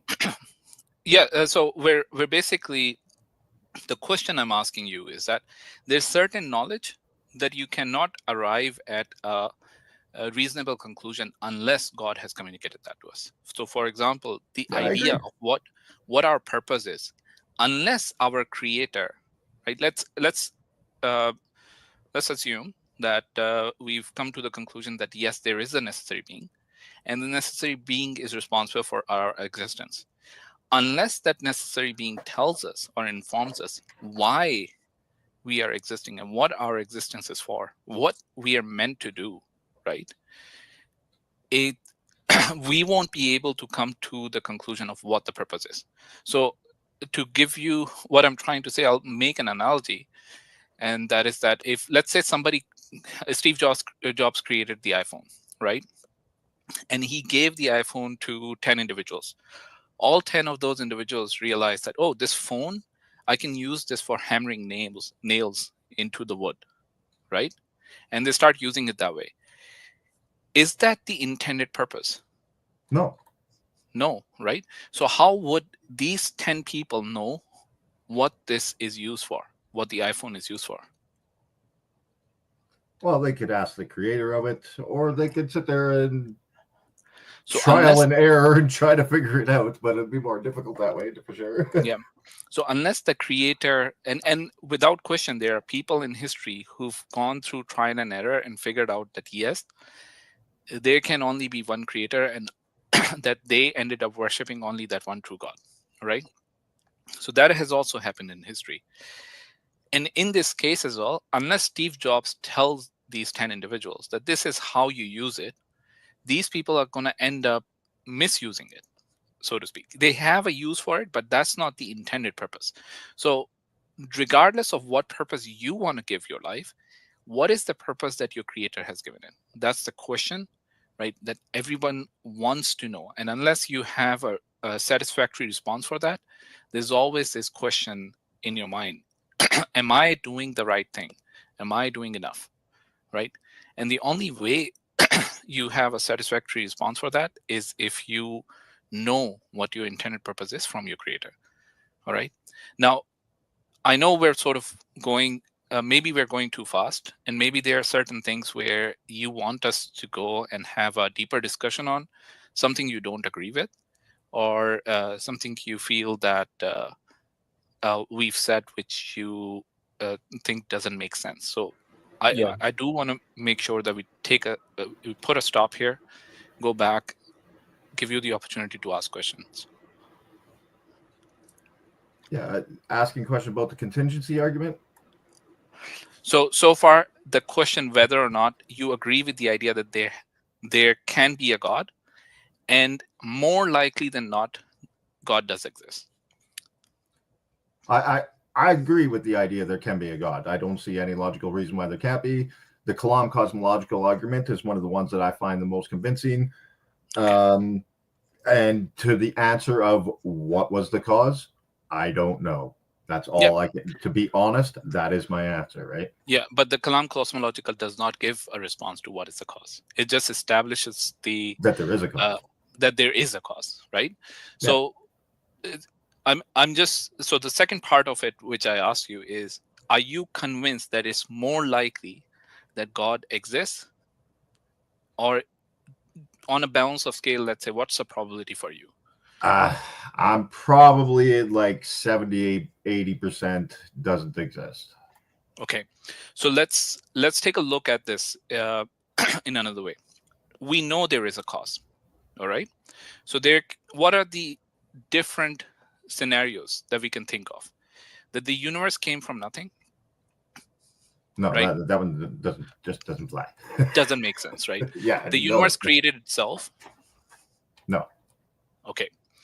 So if the universe didn't create itself, the universe didn't come from nothing, what is the third option? There's an external cause, right?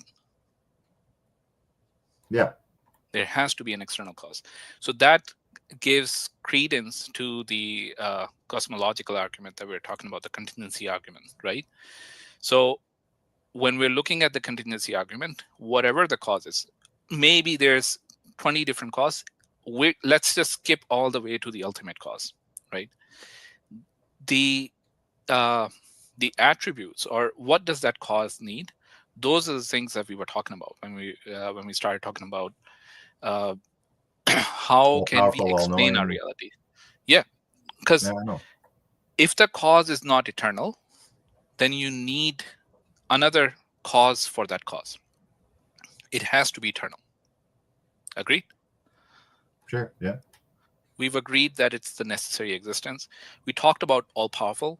Given that making this universe, yeah, definitely that needs a lot of power, right? And we talked about the complexity of this universe, but everything still works. It looks so chaotic, but everything is working. So that requires a very intricate level of knowledge and the application of that knowledge. Okay. So do you agree that knowledge and wisdom, in other words, has to be an attribute for that necessary existence? No. Why not? Because it could just be the natural laws, like mass is the cause of gravity, right? I don't see why it necessarily needs to have somebody who said this is gravity and does this. Why could it not just be a natural effect of mass? Okay, so let's take that idea. It's a good argument. Let's analyze it, right? So if that, so I actually forgot one other thing that we need to talk about, and that was will, right? So let me talk about that first before I respond to this particular question. So for an eternal existence to create something, if all the necessary if all that is necessary for the cause to exist exists, then would the cause exist temporarily or eternally? Hold on, give me a second. If all that exists, hold on, say it again. Let me say it again. For an eternal existence without a will or without agency, if all the necessary reasons for a cause to exist, then would the cause be eternal? Sorry, would the effect be eternal? Sorry, I misspoke. Would the effect be eternal, or would the effect be temporal?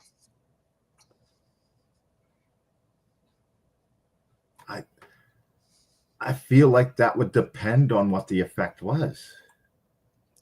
That's a very good question. Let's look at our reality.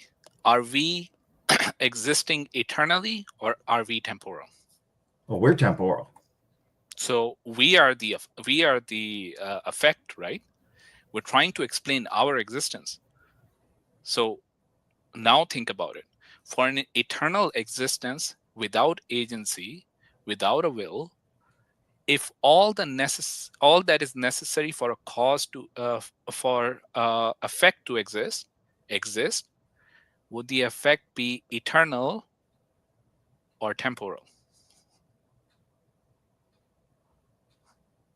Well, I'm still back at it would depend on the effect. Like if I was generating energy, right, then like I guess transmuting it, then my effect of charging up this battery, it's not going to be eternally charged. It'll eventually dissipate, lose charge, right? That's not eternal. I'll give you an example. All right. Let's say that a ball exists eternally on a piece of fabric, which is also eternal. Would the indentation created by the ball be eternal, or would it be temporary?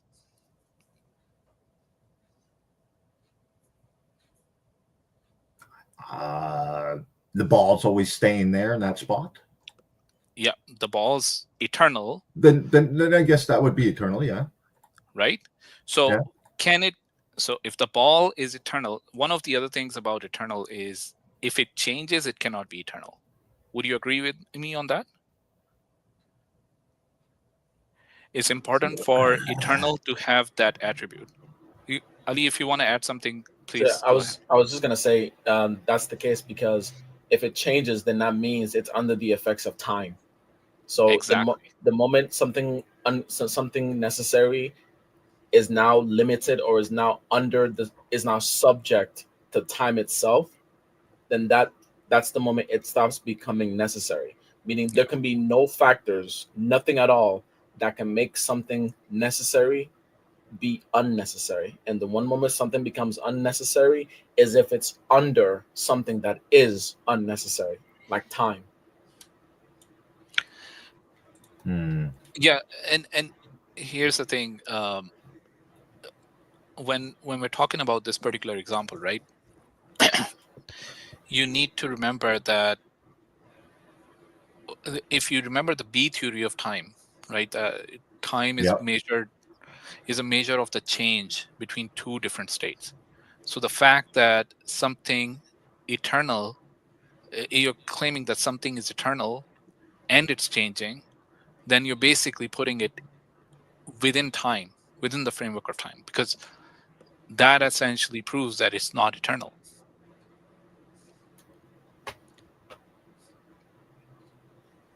Does that make sense, Mac? Maybe. I'm trying to think of an example. Like got it. I'm not one of those people that's just going to give you a fast response all the time. If there's something that I haven't heard about or thought about before, I'm going to sit here and give some time to think about it. We like that. We love people who think. We love people who think before they respond. we love that. Yeah. I don't know if you guys have ever heard the bat and ball question. The bat and ball question? Yeah. Please go ahead. Yeah, this is really interesting. This will be short too. Okay. A bat and a ball together cost $1.10. The bat costs $1 more than the ball. How much did the ball cost? 5 cents. Oh, 5 cents, right? Correct. But did you have the answer of 10 cents pop into your head right away? Well, yeah, right away. Yeah, but we thought about it. Yeah. That 10-cent answer that pops to your head, that's your fast unconscious mind saying that. It just hears $1, $1.10. The difference is 10 cents, right? Mm-hmm. But if you do the math, it's not correct, because then the bat would be $1.10 on its own. The total would come to 120. You have to sit there and put some conscious effort into it. You know, it's actually the reason why we like that, Mac, is because in the Quran, God tells us to reason with one another, and reasoning. Part of reasoning means accepting, literally processing what you're being told and accepting it to see if it makes sense. And reasoning also necessitates that you use your intellect. So people, there's a difference between somebody who's and one of the things that we don't like here is there's a difference between someone who listens to respond and someone who listens to understand. Somebody who listens to respond is just waiting for you to finish. That's why they're so quick to respond. Yeah, they're Is not because listening. They're waiting for the yeah, chance to speak. exactly. So that's why we love, one of the best ways we know that someone is actually listening to what we're saying is they're pondering over what we just said. That's what God tells us to do. Reflect on what's being said. Reflect on these signs and stuff like that. So we do enjoy that. Yeah, and like we were talking about denial a little bit earlier, I think one of the biggest causes of denial is when the fast mind actually blocks a person off from their conscious mind, their prefrontal cortex, because when a person gets emotional, their body floods with chemicals, and you go more into the amygdala. Yeah. So the denial comes in, and notice when person is in denial, the responses are fast, right? Yeah. And they're often emotional. Emotional. That's why I keep telling my sister and Yeah. people in my family, the higher the emotion, the lower the logic. Yeah, it And this is actually perfect. does hinder your ability to use your prefrontal cortex where conscious Yep. thought happens. Yep. Yeah, and this is perfect, Mac. You can come here as many number of times you want. Your the way you're communicating with us, we love that. The what you're saying, we love that even more, because that Mhm. is totally in line with what the Quran tells us to do. The Quran, when it came down, it repeated every time these the ayahs, or which translates to signs, but colloquially you sort of say it as verses. Anytime a verse would come down which talks about the happenings of the universe, or how human beings are created, or how we actually grow up, right? It commands us that there are signs here for those who are thoughtful, who ponder. There's a sign here for those who like to think about things, right? So the idea of taking your time to understand this is a very Islamic thing to do, right? And this is really a huge reason why uh, science became so important for the Muslims at the start, because this is just the one of the ways in which we Muslims understand how God brought us here, right? So it's great that we're talking about this. It's good that you're looking at it this way. It's great that you're taking your time, and we want you to take that time, right? Even if something is not making sense, ask us 10 times, 20 times, whatever the case may be. And even if you want to come back, we'll have that conversation all over again if you need to. Yeah, well, I mean, this has been much better than it was on Hamza's Den or the Muslim Lantern show. Like they were interrupting me, and Hamza's can be a jerk sometimes, man. He was Yes, pretty harsh. what we don't like to do is talk about other brothers. Yeah. Oh, Why right, not? yeah, Everybody yeah. Sorry, Why everybody sorry. not? has Yeah. their Okay, weak you get everybody that? has their strengths and weaknesses. Hamza does have tons of people waiting for him in the back chat, and he does have to move things along. So does the Muslim Lantern, the brother, Mhm. right? They're more knowledgeable than us, Yeah, right? we're more And small. We have the time to yeah, life because we don't have lives. maybe try if you go to Hamza during his Sunday chill and have a conversation with him, he might have more time, right? And he would probably go over it in a lot more details with you. Uh, maybe if you're someone who's more philosophical and you want to dive into these things, Brother Yusuf ponders. He does that on. I think Brother Yusuf Ponder does one-on-ones Yeah, Yeah, I think so. with I the think so Sabians too. Institute. Yusuf was on Hamza's Den when I was on there, and he was he was just engaging here and there. I liked him. He was engaging properly. Me and him were having a good conversation. I liked Yeah, him. yeah. You may want to have that one-on-one with him, because he can explain this so much better than either one of us brothers, because he's been doing this a lot longer, as well as the fact that he has uh, he was on Thought Adventure podcast as well. That one is really useful if you want to take a look into this, sort of dive into some of these arguments, right? Because at the end of the day, it's about your journey to find your creator. Okay, so the first question you're asking is, does God exist or does he not exist, right? Ali and myself, we're pretty much convinced that if not 100%, right, then at least 99% I'm convinced that I'm God 100, has to exist, 100%. right? Let's say I'm saying that there's this tiny bit of skepticism there, but to be honest, like I find it way difficult of imagining ourselves existing if God did not exist, or if there was no creator, a creator with a capital C, with the willpower, and who had the initiative to bring about this reality. Because if you just go by the very simple rule that we follow for every scientific endeavor, right? The reason why we move from Newtonian model of gravity to Einstein's model of gravity, it's because the second one explains it better. Well, yeah, Newton's didn't really do very well with planetary movements and stuff. Yeah, Newton didn't have the data.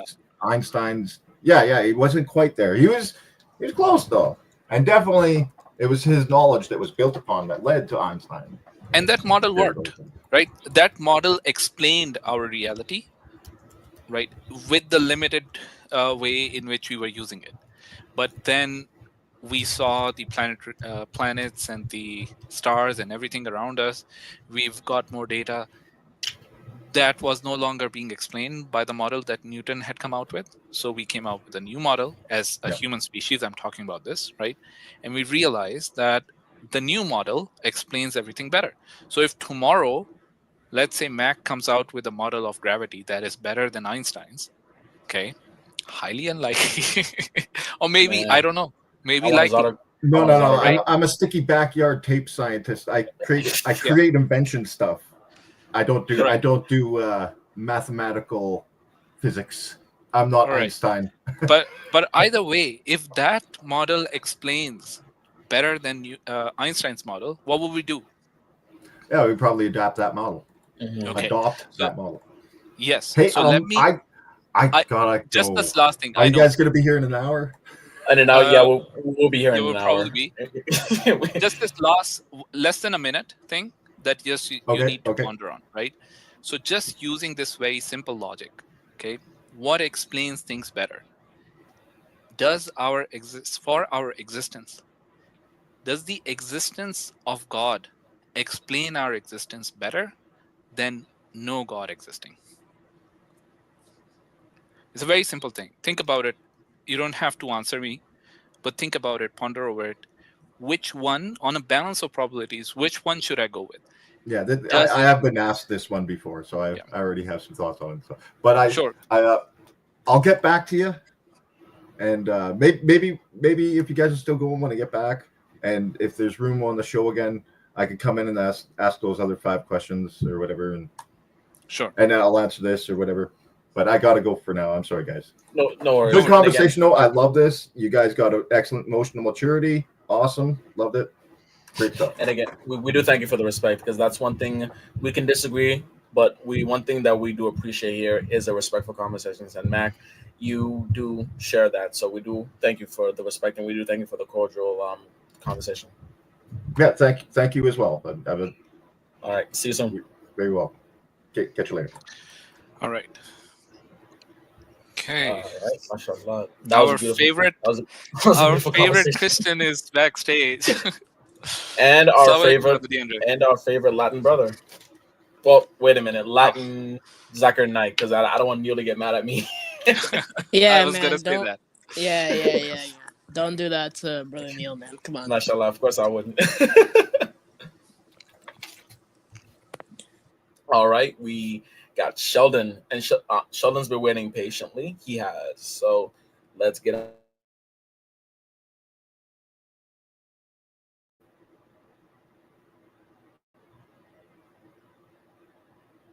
Is it just me? Is there Ali like gone? Yeah, he was gone for a second. Now we can hear you, Ali. Wait, am I good? Wow. Yeah. You're good. Anyways, yeah, you guys ready to have Sheldon on?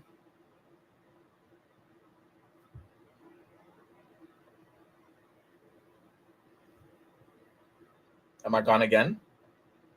Oh no! What'd you say? What the heck, guys? You guys are making me paranoid now. You know, there was Okay, honestly, Sister I just Fatima. have someone. I just have someone over here. So, Okay, no worries, no but worries. you're here. You're okay. No worries. Yeah, yeah, we're good. Real quick, Sister Fatima. Please ask her to join. Ask her to join on to the click the link. If she doesn't want to, I would say that brother Safe Allah, I think this would be something he'd be best at. But please, if we can at least try and help them, please tell her to click the link. Please, I think her name is Aurora. Here, Aurora, if you're still here, we could help. We could definitely see if we can help you out with that. So please do click the link, and yeah, She we'll take it Muslim from or? there. I'm not so sure if they are or not, but I see people telling me that they want some sources and stuff. Maybe we can help out, but I have no idea.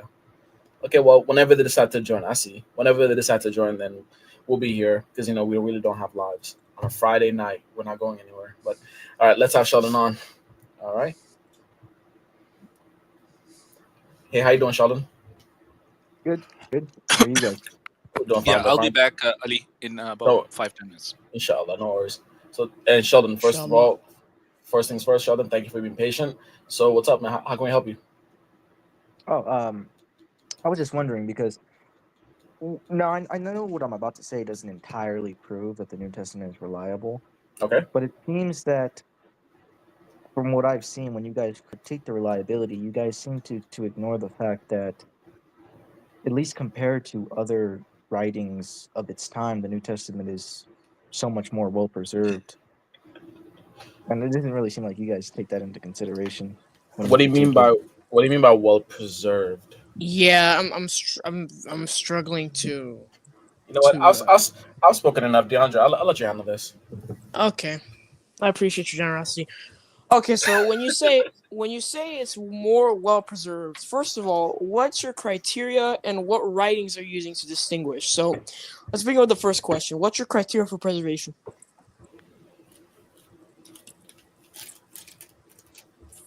Yep, Sheldon. Here, no, You dropped out. yeah, he dropped out. Okay. Maybe maybe his connection, but he should be back pretty soon. But yeah, and that's one thing. Every single conversation that we have, whether it was with our agnostic brother in humanity earlier in Mac, and even with Sheldon, every time someone comes and makes a claim, there's one thing to establish a point, establish evidence to justify that claim, to back it up, and also what's the criteria? What criteria are we following? What criteria are we using to establish, our foundation? So, and because personally, the moment he said he said that, the first thing that came to my mind was Greek mythology. You know, you got Homer's Iliad, you have Hesiod's Theog, like you have a lot of Greek ancient stuff that yeah, DeAndre. He said Sheldon ran when you palmed him off to DeAndre. Nah, Who said that? but yeah. Nah, Brother, yeah, I'm pretty sure.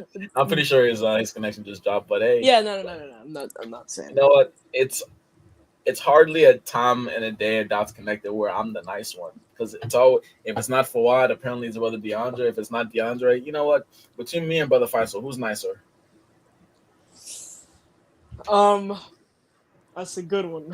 Put up a Right? poll. That's a good one. Oh no, I'm not doing that because I never win those things. Oh, no! Let's do the poll. Yeah, see, 2-1 vote. I Let's do I it. do have to say one thing for this though. Yeah, go For ahead. what, since he's come back, I've like he's been amazing. Like he's I've seen the guy he's just always turned amazing. everything around, right? No, he's been super nice, Wait a minute, even he to some of the has. tough people. People he used, like in situations where he had been tough, he's been super nice. Love that about Mashallah. that. I mean, the brother's always amazing. But yeah, I mean, on one hand, if you say he's not raising his voice, then for me, I'm waiting for it. But of course, I'm just happy the brother is back anyway. So to me, he's always amazing, regardless.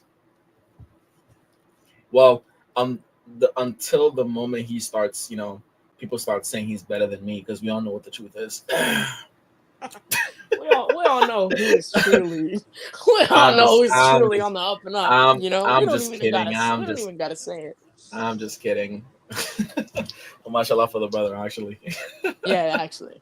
Mashallah. But Faisal, you know what? I want the smoke. You want to put a poll? Let's do it. Sure. Yeah, do it. Be Put my the guest. poll up.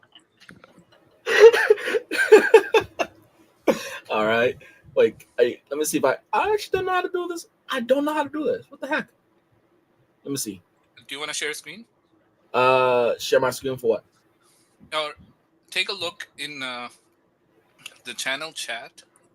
Click the three dots. There should be the option to do a poll. Channel chat.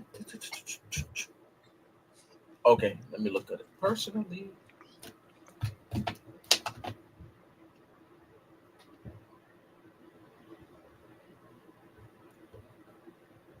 Oh yeah, who is the nicer brother? P.S. If you don't pick Ali, you're banned. Come on, you're tainting the voter pool. Of course I am. You think this You is can't. fair? You You can't think do this that. is you think this is a democracy? You really I mean, it's not, but we all know who's Oh really? who's making plays. You know, Oh wait. Are you telling me who the quarter bro, the Super Bowl is in 2 days away. Are you telling me right now who the quarterback is? kinda. I see. So what am I? The receiver? What am I? The running back? What's up? I don't know. I don't watch American football. I can't think of a position that would be equivalent because I don't know You American know, football positions. I've never watched Super Bowl. Really? I've never watched Me neither. Super Bowl. Yeah. Wow. And maybe I've seen some of the games when they're being played, Uh-huh. just because you're in the office, people are watching it, and so on. But no, never the Super Bowl. If I saw Sister Fatima got me checkmate, I concede. Oh, I What concede. Sister Fatima say? She said Faisal is the nicest because he's a dad. Yeah. Checkmate. Oh yeah, it's over. Yeah, checkmate. Yeah, that's done. Yeah, Yeah. you can't even Ali, come you back gotta from work hard. that. You have Oh, a year to change this. oh, that's checkmate. I'm not gonna lie. I've never watched a Super Bowl, but I've watched hella World Cup finals. Woo! But that's another story. Anyways, let me.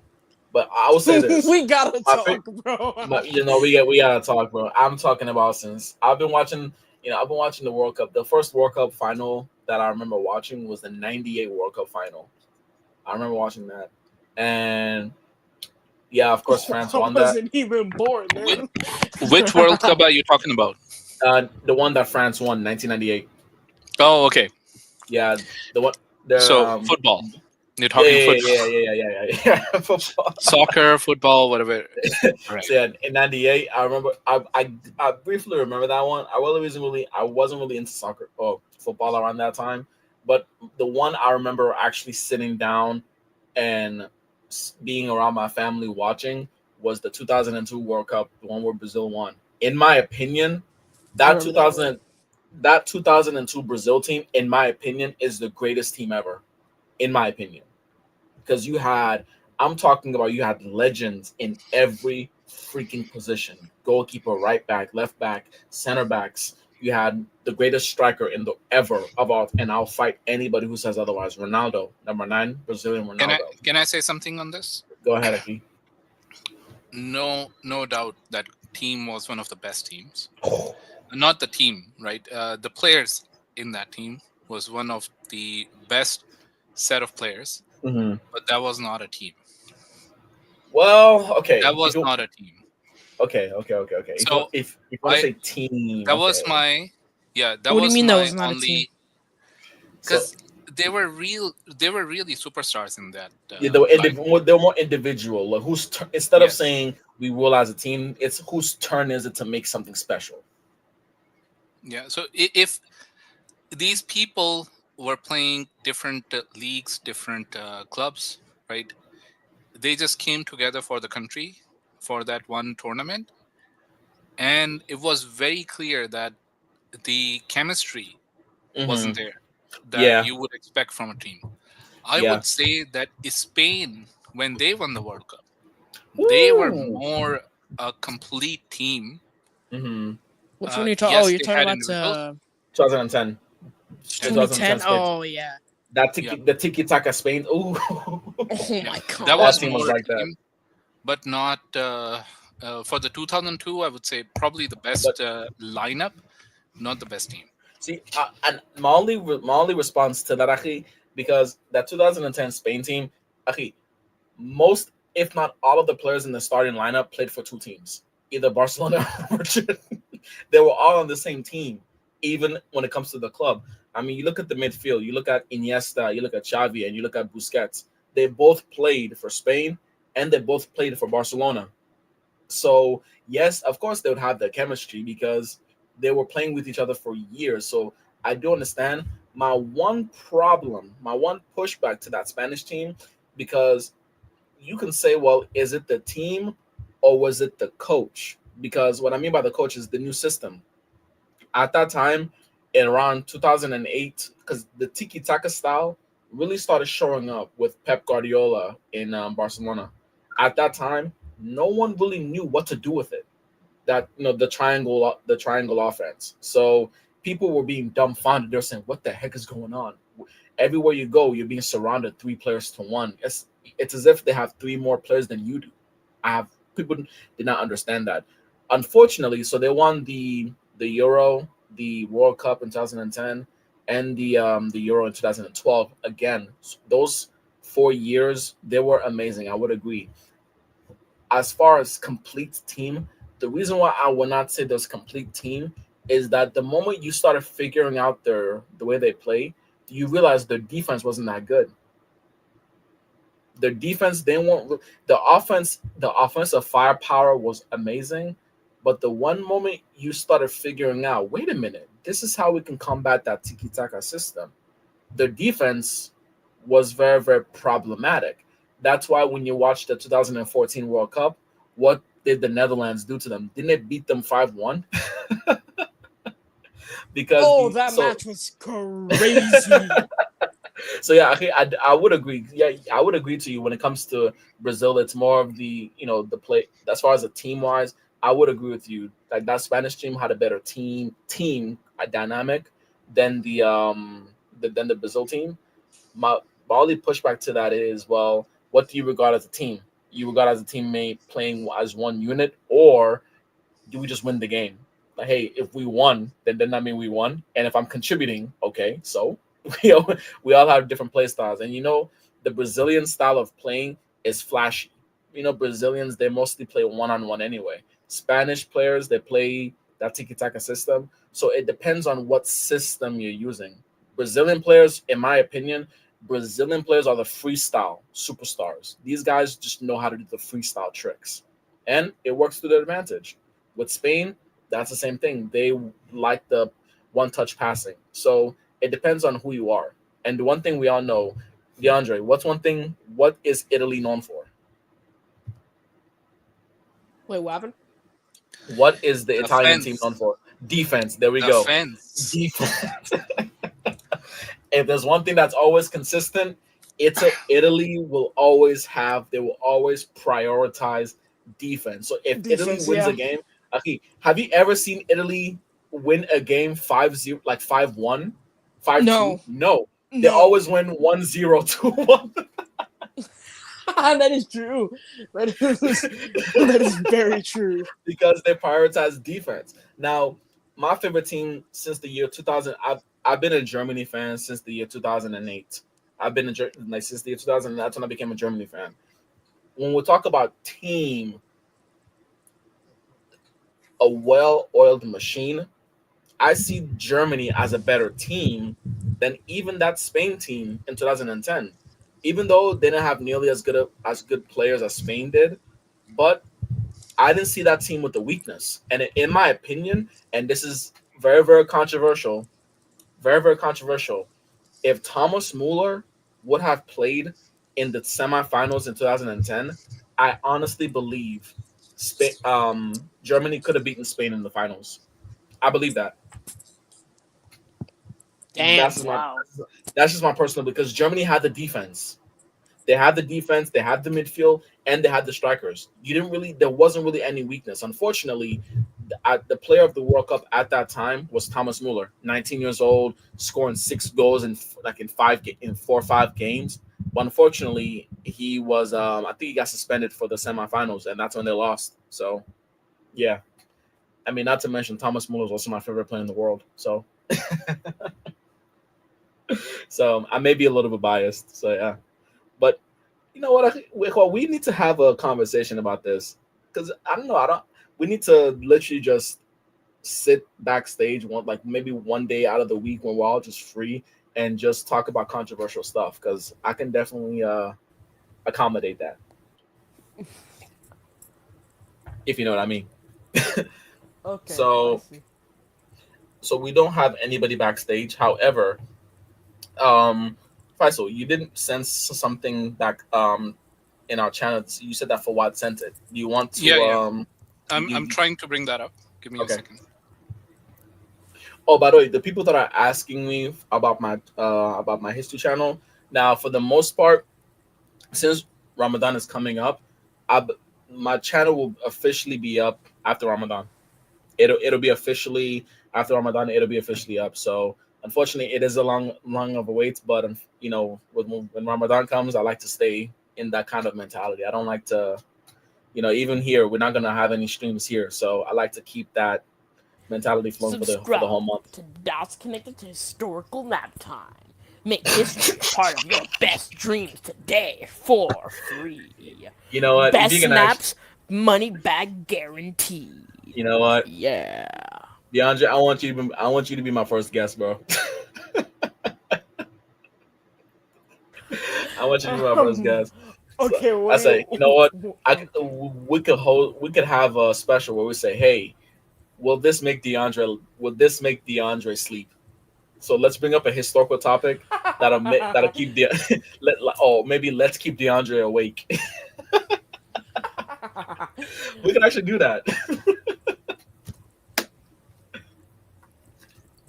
But yeah, so it should be, inshallah, it should be after, in the month of April, after Ramadan. That should be my and as far as I keep seeing people give me beautiful topics, the Napoleonic Wars. That's another one. So basically, DeAndre, imagine you have 5 different countries, right? 5 different countries. Wait, yeah, 5 different countries trying to defeat France. Well, my bad. Trying to defeat Napoleon, and they lost 3 times. And they lost. They lost. Napoleon kicked their the fourth coalition. The Napoleon kicked their butts 4 times. The fourth coalition war. 4 times he kicked their butts. The one Damn. problem Napoleon made, he decided to invade Russia, and you don't do that. That was the Oh, beginning. that was his lethal mistake. Yeah, Invading the Russians. that was the beginning of the end for Napoleon. But Napoleon, at his biggest, he was as close to unstoppable as it gets. No one could find a way to get him. But And um, you know who repeated that error of Hitler, invading Russia? Adolf Adolf Hitler. Hitler, you never attack. Don't invade Russia. You will lose. You know, Period. if Hitler did not, um, if Hitler had not gone against Russia, See, and that's the funny thing. Historians actually he say would have this. taken all of Western Europe. He would have. Historians say Germany was strong enough to take all of Western Europe. the one weakness, and say this is what kind of irks, well, as a thank God Hitler didn't win. I repeat, thank God Hitler didn't win. But when I look at things from a neutral point of view, I'm saying, because the German army, the military, they were they were awesome in the worst way whatsoever, but they were awesome, right? The one weakness, they could not afford to have a war on 2 fronts, meaning keep focused on one direction, the west. Don't look east. Now, the Allied powers, yeah, USA and England, they were both telling Stalin, "Hey, Russia, Soviet Union, be careful. Hitler's gonna attack you. Be careful. Be careful." Joseph Stalin was like, "Nah, He wouldn't do that. We have a pact. Hitler was like, sure, sure, pact. Historians to this day, they say if Hitler never attacked just Russia, he would have won because he would have defeated all the war on the Western Front, England. Even if the USA would have joined, they said Hitler would have defeated that too. The problem was he invaded Russia, and now what happened? Not only did he not defeat Russia, but the simple fact that he didn't defeat Russia, now Russia was coming after them. So now the Germans have to start spreading their military from the east and the west, and that's that was an unwinnable battle because now you're being surrounded on all fronts, and that's that's very very problematic. But it's also one of those biggest what ifs. And you know what, Faisal, you give me an idea. I'm gonna do a what if, like a what if stream. You know, what if this didn't happen? What if, let's say for example, Faisal, what do you think what would have happened if Napoleon would have successfully invaded Russia? What do you think would have happened? What would have happened? He would have It- opened a new front. He would have come after the Ottomans Oh, because that's a good idea. because that would be a completely different. It would be an interesting thing to analyze, right? Because the Ottomans were really strong. They weren't just pushovers Yeah, no, in the late at that time. 1700s, in the late 1700s, they're actually strong at that time. Yeah. Yeah, and I had a slightly that different might have been the theory. downfall because Mhm. that would be the end of Europe as a Christian continent. Do you know what I think? Actually, I think if he would have been successful against Russia before going to the Ottomans, I think he would have taken care of the British first. He would definitely have. He did lose wars on that front. Because of the navy. The British navy Yeah. was they were too British much. They were too powerful. So personally, if he would have controlled Russia, then he would have had easy access towards the Scandinavian countries like Finland, maybe Norway, and that's easy access to England. So I think he would have made sure. Let me get England first before I go to anybody else, because without England, I control the navy. So I got the biggest army and the biggest navy now because England's not in my way. So, but that's a good point that the Ottoman. I didn't think about that. I had a slightly different theory. Here, what's up? So I thought that if Napoleon had successfully invaded Russia, all the Russians would be saying, "Bonjour, je m'appelle Jacques-Pierre François."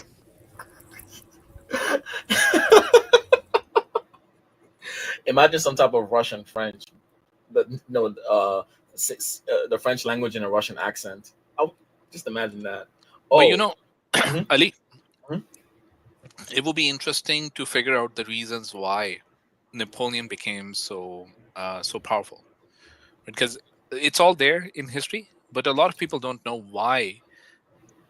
How did we get from the French Revolution to Napoleon? Oh, Because that simple. was uh, Simple. Every time there's see, and this is the problem. Every time there's a revolution taking place, you can't remove something with. It doesn't matter if a system does not work. Just simply removing the system does not make things better. You have to already have something implemented to make things better. So, in my opinion, there's a couple things that brought Napoleon to power. The first thing is the lack of organization when it comes to the French Revolution. People were just beheading a lot of people. Two, Maximilien Robespierre, that guy, that basically became he tried to form his own religion. That's how insane he became. The power got to his head, and people like he needs to go. And at the same time, people instinctually, when things go down the crapper, people instinctually look for a hero to save them. Who was winning battles around that time? Napoleon. As I think he was a lieutenant general. He was a lieutenant general in the army at that time, defeating the Austro. Is it yeah, Austria-Hungary, defeating them around that time. So then he came back.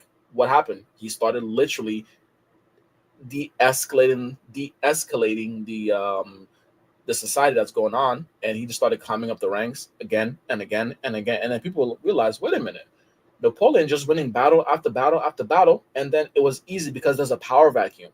When there is no idea of what to establish, you end up having a power vacuum, meaning anybody who's charismatic enough, who's ambitious enough, who's quite frankly has the cojones, he can and will and typically do establish a cult of personality to the point where they establish order. And if you establish the order, how are you going to stop him? Because why? Napoleon's a general. So not only does he is he now starting to establish the order on the with societal matters, but how can you go against them when he's got the army on his side? So of course he's going to come up the ranks, and of course he's going to look like, oh wait a minute, opportunity, obviously. And unfortunately, that this is the main reason why when we talk about people, I personally love the French Revolution, because the French Revolution, in my opinion, for one, by the way, one of the reasons why the French Revolution started was because France gave a lot of money to this one revolutionary war effort going on in the British colonies that ended up building America as we know it. And it's because of that, that's where basically that's one of the biggest calamities that occurred that made the French Revolution start. Now, what's the problem with that? The problem with that is you got rid of the king. Now what? Okay. Now what? So it makes sense to me that there's a power vacuum that occurs every time something old or someone is defeated. It's no different than how the Romans, they saw that Julius Caesar was getting too powerful, right? What did they do? They decided to assassinate him. They think that us assassinating Julius Caesar will prevent the Roman Republic from becoming, not an autocracy, a dictatorship or a empire. In this case, a dictator. Well, what did they do? What happens afterwards? He killed Julius Caesar. People loved Julius Caesar. There's a power vacuum, and who steps up? His adopted son, Yeah. Octavian. And Interestingly, can you tell me what was Julius's last word according to historical record? Historically it's et tu brute, but Yeah, that's just with I know Shakespeare. it's just Shakespeare, but Et that's tu it's so brute. interesting. For Yeah. people who don't understand this, do you want to explain what this the story is about? No. So the theory is this, and this is the historical conversation is when it's called the Ides of March. So Julius Caesar was known to have been assassinated at March 15th, right? So March 15th, the year 44 BC. Julius Caesar was assassinated because a bunch of Roman senators planned a coup, and they all stabbed him with daggers, right? Now, at that time, Julius Caesar's closest friend and again, possible son, was this guy named Marcus Brutus, right? Now, Brutus was known to have been the closest to Julius Caesar. Now, apparently, the story goes Julius Caesar was fighting back. He didn't die yet. The moment he saw Brutus, that one of the conspirators was Brutus, his trusted friend, or his actual biological son, that's where apparently Julius Caesar gave up. And he gave up by saying, and you, Brutus, and basically et tu, Brute, and you, Brutus, you, like meaning you too, you're part of this. Now, some people actually do say, rather than saying et tu, Brutus, he actually said, and you, child. That's what some people actually thought he said. So, trying to hint at, wait a minute, this is his child. And apparently, when Brutus gave the last dagger, the last blow, that's what killed him. So that's the concept of et tu brute. So now anybody who says et tu brute, it's the ultimate feeling of betrayal. It gives off the ultimate feeling of betrayal because your person whom you trusted is not stabbing you in the back. It goes as far as, because have you guys heard of Dante's Inferno? I've heard of The blankets. game, Yeah, no, the book, or the book, the game, yes. yeah, the book of the game. Yeah. So in Dante's Inferno, Brutus. So it gives you the levels of hellfire, right? The seven stages of hell. Brutus, because to the Romans or to Europe, betrayal, someone who trusts. Basically, that's where we get the concept of stabbing somebody in the back. That's where it came from, right? So apparently, that was so treacherous. That was so demeaning. That was so unhonorable. Dishonorable. In Dante's Inferno, Brutus is in the lowest level of hellfire, the worst level of hellfire, because of what he did. So that's how hard they took it. Who else is there? You don't worry about it. That's a lot of people. That's a lot of people that's there. But yeah, I gotta brush up on my Dante's Inferno because that was a good book. So yeah, and by the way, what happens after they killed Julius Caesar? Well, there was a power vacuum. Everybody was panicking, and who stepped up? Well, at that time, Rome split into two different empires. There's the eastern side and there's the western side, right? Well, it wasn't an empire around that time. There was a general. There was two consuls basically. The consul to the east was Mark Antony, the one who married Cleopatra, and the consul to the west was this guy named Octavian. Octavian was Julius Caesar's great nephew, and he was also Julius Caesar's adopted son. So what happened? Power vacuum. Mark Anthony decided he liked some Egyptian girl, well, whatever her name was. So Octavian realized this is an opportunity. All you need when there's a power vacuum is somebody who has the military on their side, somebody who has the cojones to actually do something about it, and somebody who is ambitious and crazy enough to want all the power for himself. And the same way with Napoleon in France during the French Revolution, Octavian took that same opportunity in Rome almost 2,000 years before that. So what happened? Octavian became Augustus, the first emperor of Rome, which is everything comes full circle. In the French Revolution, the king was too powerful. So the French decided to get rid of the king because the king had too much power. How did the French Revolution end? It ended with Napoleon becoming emperor. Isn't that weird? Now, in Rome, what happened? Julius Caesar is a dictator. He's getting too much power. We don't want an emperor. We don't want a dictator. So what do? We kill Julius Caesar. How does it end? It ends with Augustus becoming emperor. Are we seeing the same thing happening in the US? I like that. I'm not going to have you start on this, but just for people to think about it. Well, I'll just say this. We have to know. No. You're not saying anything. We're watching the video. Let's go ahead. No, I'll say this. Machiavelli said, Niccolo Machiavelli, he said, you have to know the way to hell in order to avoid it. If there's a similar game plan as to how dictators and authoritarians are created, then when we see those actions being retold or being repeated, and we don't do anything about it, we have no one but ourselves to blame. I'll just keep it at that. But go ahead.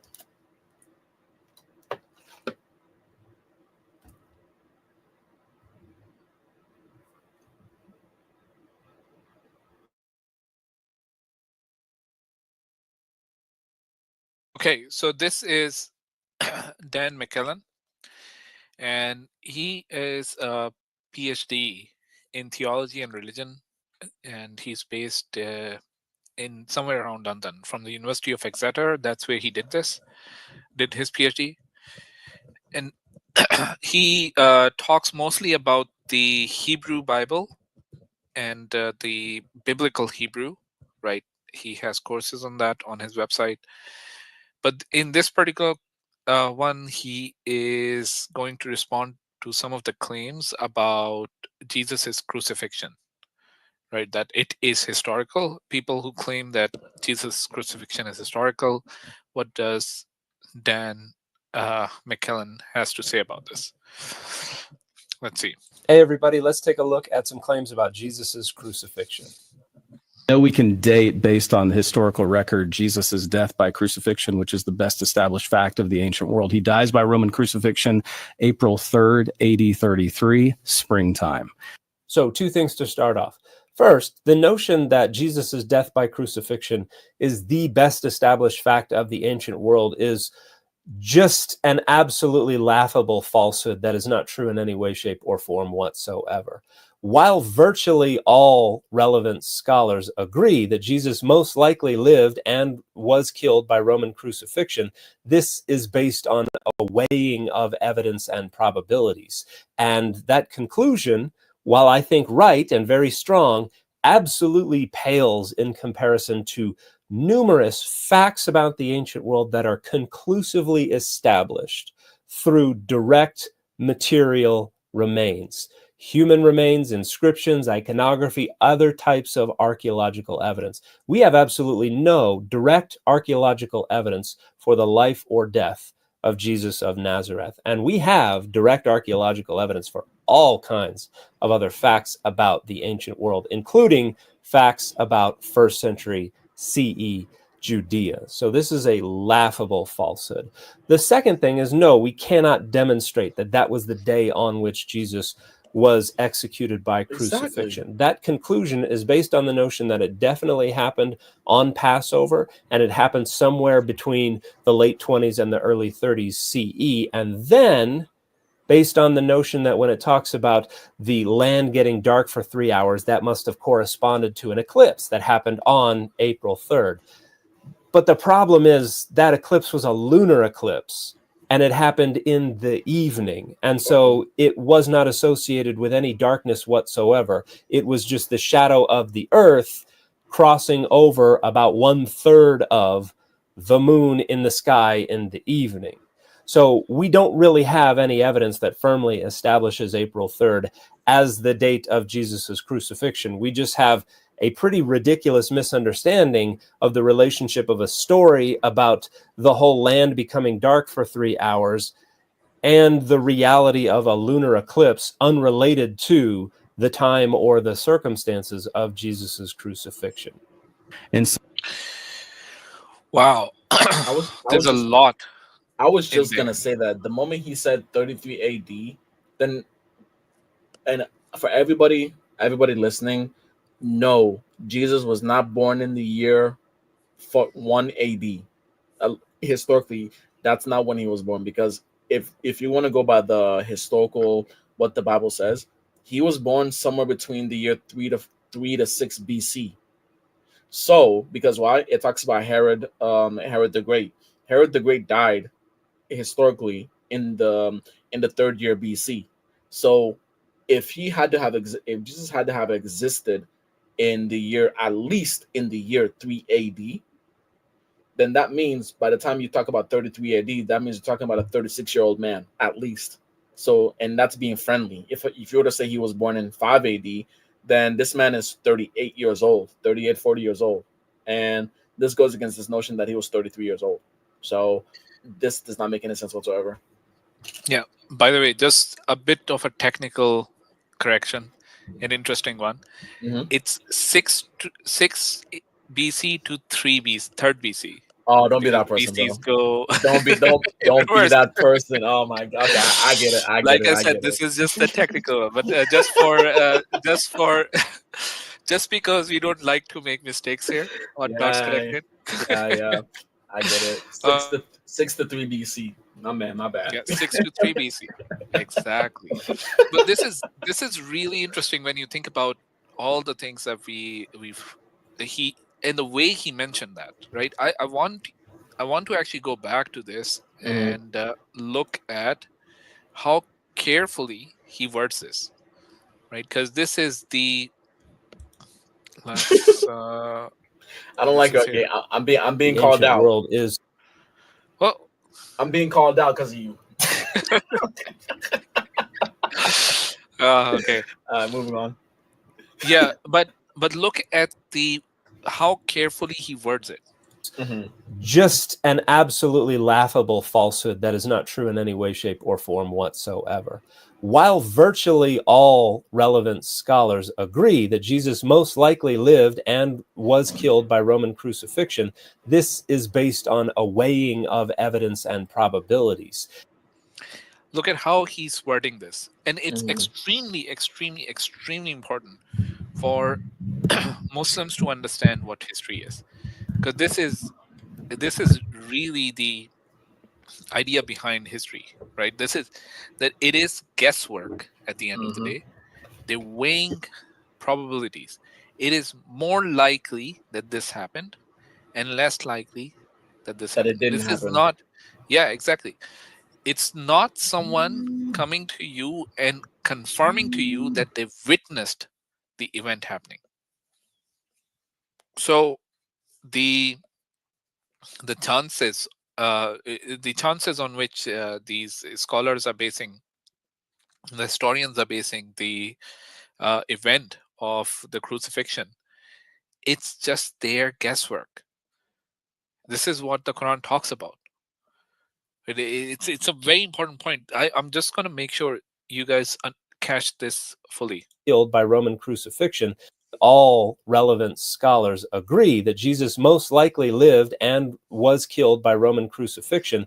This is based on a weighing of evidence and probabilities. And that conclusion, while I think right and very strong, absolutely pales in comparison to numerous facts about the ancient world that are conclusively established. So, to give examples of some of the facts about the ancient world that are conclusively established are, for example, the fact that Alexander the Great conquered so much land, right? Because we've got historical record as well as different signs across all of these lands that show that he came, he saw, he conquered. I don't know how you put that, but I would have a sigh, right? Yeah.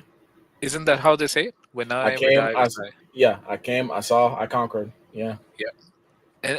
And I think it is his it is a quote from him, apparently. Yeah. We're gonna go right. So other things, other facts of history, like the pyramids, they exist. They're a historical monument that show to us that the Egyptians had the capability of building pyramids. They built it, and we can witness it. There are these type of matters are known as facts because we have evidence of that today. What else can we confirm as an evidence? Unless something has been is coming to us from a source which is not deniable, right? You cannot confirm that source. Now, if we did not know who the kings in the pyramids are, if there was no writing in there identifying them, we would have just taken them as anonymous pharaohs. But because Exactly. because we know that they say this is the person, maybe it's a different person. Who knows? There's In a still that little bit of skepticism that you should have, that maybe the real pharaoh is lying somewhere with the in a different yeah, location. You know, the funny yeah, thing at a is, different location, for the and longest time, that's the sorry, go, body sorry, double. That's sorry, the go. body double, or that's the person who actually decided that no, I want this person to be in there. Who knows, A right? body that, you know what? That is a possibility. And when it comes to history, Exactly. we cannot dispel that. And the funny thing is, just like what you mentioned, for the longest time, we had no access to Egyptian culture. So what you're saying is, when it comes to, because they're known as the pyramids of Khufu, because the they were made a long time ago, even before, which hints another issue. Did the ancient Israelites that were enslaved in Egypt, every movie you see them in, you know, the Ten Commandments, you see them making the pyramids, and it's like, wait a minute. Historically, the pyramids have been made like around the time of ancient Sumeria, or ancient Sumer, in the like 50th century BC, like 50th century BC, like a long time, even before the time of Moses. As a matter of fact, historians actually say that Empress Cleopatra, Pharaoh Cleopatra, lived closer to our time than the time of when the pyramids were built. Meaning, Cleopatra lived 2,000 years ago, but yet even 2,000 years, she's closer in distance to our time today than she was to when the pyramids of Khufu were built. Meaning, the pyramids of Khufu were built more than 2,000 years before Cleopatra, which is more than 4,000 years ago. So that's when our understanding when it comes to the pyramids, we had no access to it. So if we did not even discover the Rosetta Stone, we would still have no idea who that dude, who that pharaoh that we discovered his tomb. We have no idea what his name would be. Oh, King Tut. Okay, Tutankhamun. Will we have any idea that's his name? Nope. Will we have any idea of Ramesses the second? Nope. Will we have any idea of XYZ? Nope, not really, unless some other culture talks about them. And then we have to mention, did those culture actually get their name right? So a lot of things come in place, especially when you use history. And I don't know for those people who were there when we talk about when I spoke to Sheldon on our Tanakh stream, I told Sheldon that when it comes to history, the best case scenario is probability, meaning a high probability. There is no such thing as certainty when it comes to history. The best thing we have to hold on to is this is high probability, and that's the same thing that Dan McClellan is saying today. He thought in his video. That's all we have to rely upon, and even high probability. There are certain things that has a high probability of happening, but that doesn't still mean it happened. But Yeah, go ahead. and Ali, just to clarify, it's not high probability. It's actually on the balance of probabilities. It is it more likely? Or is it like less likely? So it could Mm, be a 51-49 piece, or mm, let's not go that close. Let's say 60-40, uh-huh. right? Because it's very difficult to determine something along the lines of 51-49. But let's say there's a there's a 60% chance of something happening and a 40% chance that it wasn't that way. That's the kind of probability on which these people are basing this on. You won't get uh definitely you don't get 100%. You don't even get a 90% certainty when you're talking about history, because it is, at the end of the day, it does become very subjective. Exactly. Okay. And And that's why you using it as a source. When we talk about God, God has to be the best decision maker.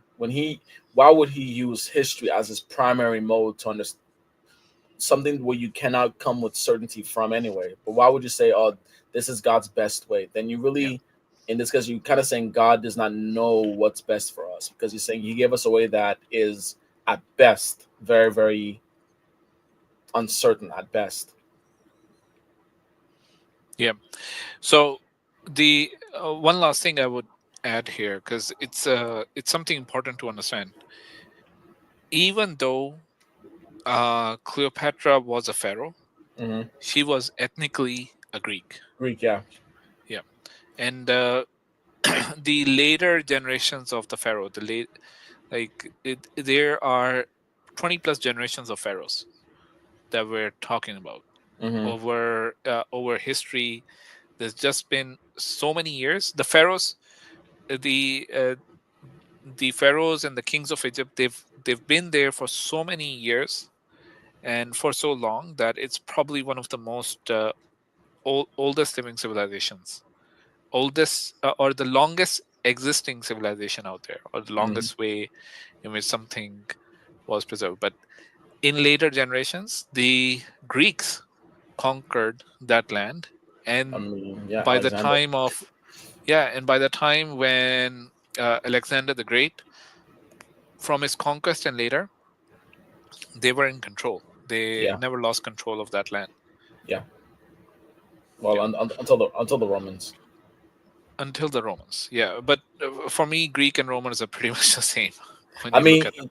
it's Yes, it's they're not it's technically, but no, but it's the same because the Romans. One thing the Romans were infamous for is assimilating into other cultures. So they would let other cultures assimilate into them, but they would also assimilate to other cultures too. That's why what they took in their Greek gods. They turned their gods Roman. So they accepted Apollo, Zeus, Hera, but they just turned them into Jupiter, Saturn, and stuff like that. So all right, let's continue. And so there's 2/3 of all the pollen spores are from specifically Jerusalem. And again, this is a criminologist, not a theologian. Max Fry saying, I've given 5 years of my life to this. How would you fake that if you were a forger? And then how would you even know how to fake that? Back then, you wouldn't. That's the point. And this is where I want to just share with you, Glenn. The Shroud of Turin is the most lied about artifact from antiquity. There's not a close second. So here Jeremiah is talking. Okay, so we all know about the Cloud of Turin because of one particular guest, right? And let's see what Dan McClellan has about the Shroud of Turin, and more specifically the research of Max Fry, who purported to have identified dozens of different types of pollen on the Shroud of Turin and argued that they support a Palestinian origin for the shroud.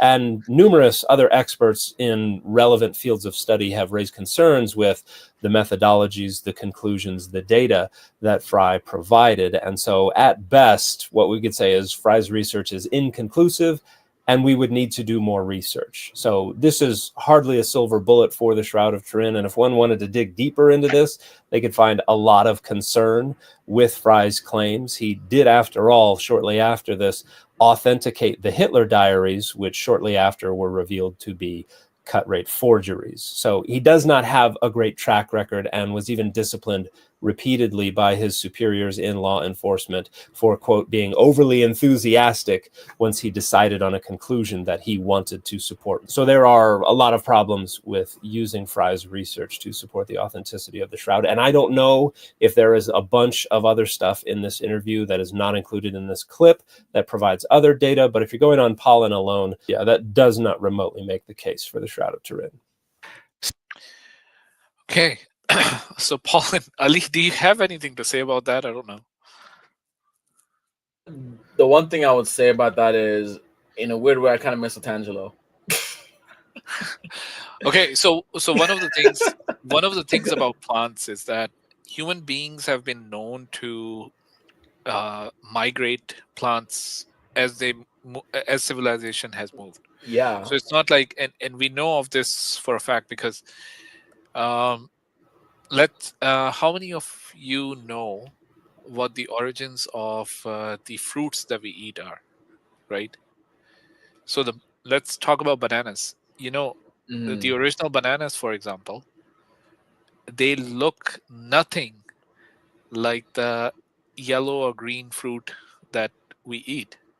Actually, no one would want to eat what an original banana would look like. Let me actually see if I can bring it up.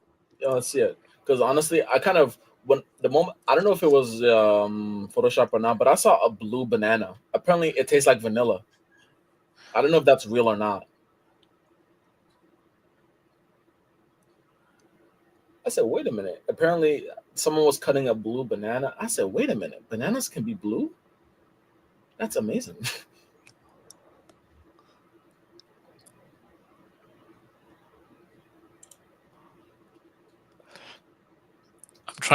I'm trying to find some of those pictures. Let's see, because this is let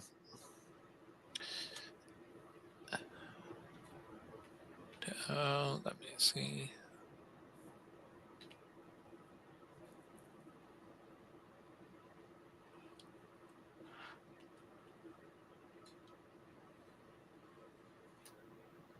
It's almost extended, that's why.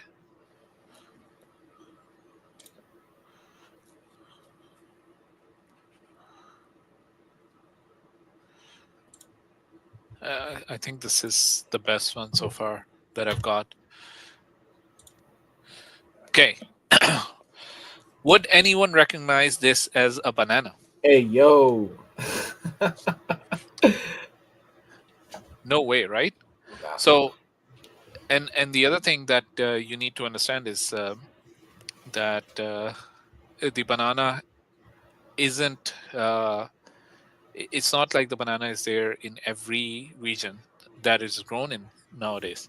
And the same thing with some of the other fruits, for example, and also some of the roots. For example, we eat potatoes. Potatoes are, I think it's.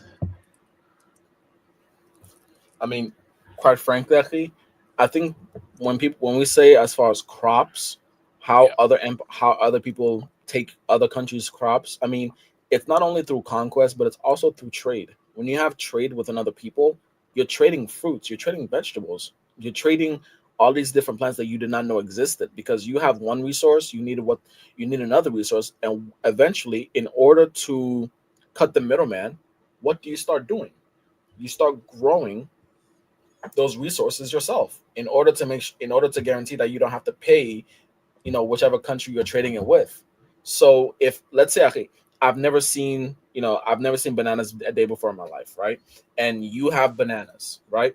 I have corn, I have vegetable you would want, you have bananas that I would want. So what would I start doing? You and I would start trading with one another, but one of us is going to get the idea, and say, wait a minute, oh snap, I don't want to pay Ali anymore, because yeah, he's got corn, but I want to stop paying him. So what are you going to start doing? You're going to try to find a way to make sure you get to grow corn for yourself, and vice versa.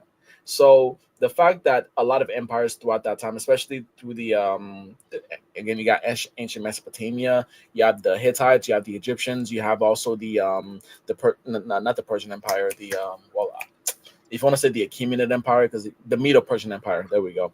They were all trading with one another, and this is something that has been known.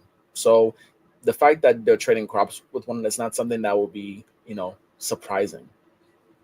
Yeah. So here's about potatoes. So potatoes were native to South America. What are we Right? talking And about here, guys? so there's a claim made about the Shroud of Turin. You remember that Otelangelo guy? He keeps bringing it up. The Shroud of Turin guy with the $57 book. Yes, exactly. The old price book, right? That the Shroud of Turin, they were able to verify 12 different varieties of pollen, all of them native to the Palestinian region. Okay. Now here's the deal. The Spanish introduced potatoes to Europe in the second half of the 16th century from the Americas. They are a staple food in many parts of the world, and we now today have potato being grown almost around the world. Okay. So a similar thing we saw with bananas. You look up other things. At the end of the day, the point we're trying to make here is that the idea, the flimsiness of the claim that is being made, that all 12 of them are from the Palestinian region, that does not prove anything. This definitely isn't a proof at all. And there are other reasons why you cannot make a claim like that. Okay, there needs to be something more than just that to prove that it's the Shroud of Turin is from the time of when Jesus was alive, and it was the exact same cloth that was used to I don't know, bury Jesus or shroud Jesus or whatever you want to call it, right? So it just does not make sense. And then if the shroud was found, where are the bones? where is the body itself? And how do you know definitively that's Jesus? Exactly. Do you have his DNA to compare with? I Like mean, you can come to a conclusion that that's probably a Jewish individual just because of the DNA that we have from all the Jewish people, that okay, this DNA is closer to this class of DNAs, so maybe it is a Jewish individual. You can probably make some sort of a claim around that, but that in of itself is not a conclusive claim. And then even if you do that, there's so much being presupposed here. Like there's just so exactly. much being presupposed. Exactly, you're just jumping to conclusion, as Dan McKellen was talking about here.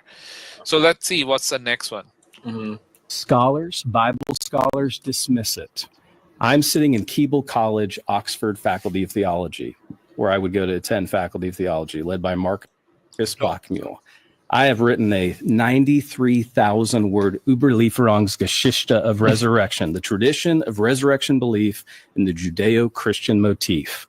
It's published. It's been written for dozens in the academic world. You care about that. Right. And Ask me how many times in Faculty of Theology or working in the Griffith Papyrology Lab where I studied codicology and ancient texts. Ask me how many times anyone ever brought up the Shroud of Turin to me, studying the resurrection at the primary terminal level. How many? 0.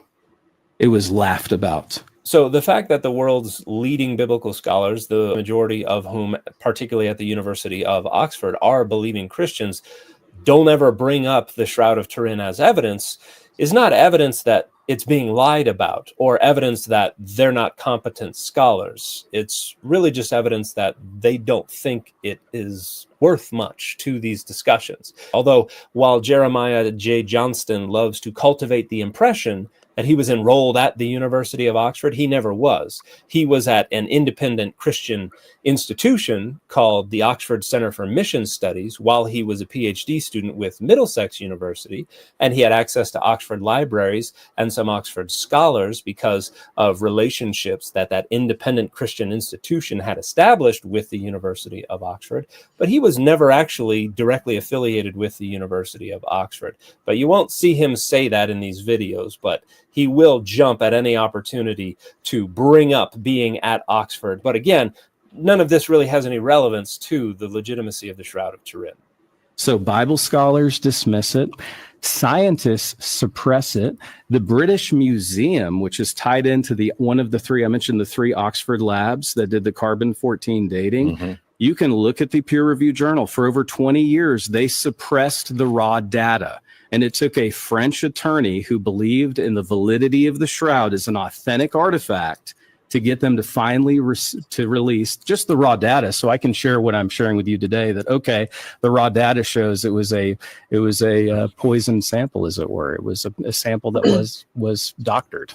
So 2 things here. To begin, there's no evidence that the raw data were suppressed. At the time, it was not the convention to release all the raw data, and so it was not released. And then in 2017, there was an FOIA request made of the British Museum, and they released the data, which indicates that they had a legal responsibility to release it if a request was made. And I'm unaware of previous requests being denied. So I don't know of any information that suggests there was active suppression going on. It just seems that they didn't release it, and then finally somebody was like, hey, we'd like to see it, and they're like, oh, okay, here it is. That may not be the case, but I've not seen any information that suggests there was any active suppression going on. Okay, so just to let everybody know, FOIA basically means the Freedom of Information Act. Faisal, we can't really hear you properly. Oh, FOIA, it means the Freedom of Information Act, all right? And basically the notion that every researcher should be throwing out all of the data that they're working on, even before they've arrived at any conclusion, is totally absurd. The very idea is absurd, right? That you should just be throwing out all of the evidence, all of the data for everyone to see. Then what's the point of you doing a research? You get funding to do your research because that's something you're interested in. If after your research has been completed and the conclusion has been driven, others get access to that data then, so that they can repeat the experiment and independently verify you. That's how it works. So if somebody wanted that data, they have to reach out for it. It's not supposed to be out there in the public domain. So I'm going to continue. Let's just watch. The other thing is that no, the raw data do not in any way, shape, or form whatsoever show that the sample was poisoned or doctored.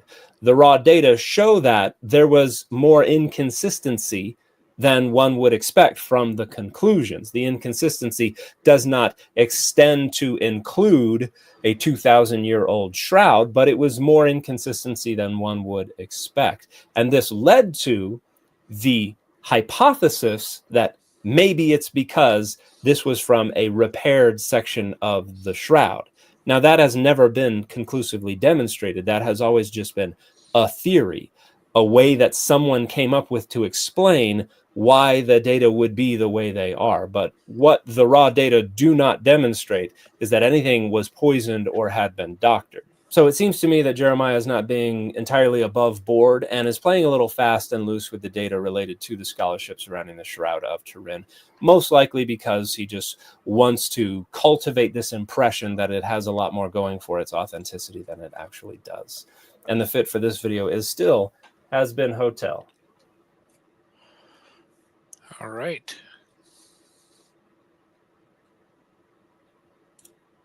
Do you want to add anything, Ali? Using a shroud is, personally for me, it's like DeAndre, and I'll tell you why. DeAndre, inshallah, is going to be a future lawyer, right? Now, when in a law, in a court case, there's a plaintiff and there's a defendant, right? If I'm a lawyer and let's say I'm the defendant, right? In my eyes, I go into the case before I even hear the case.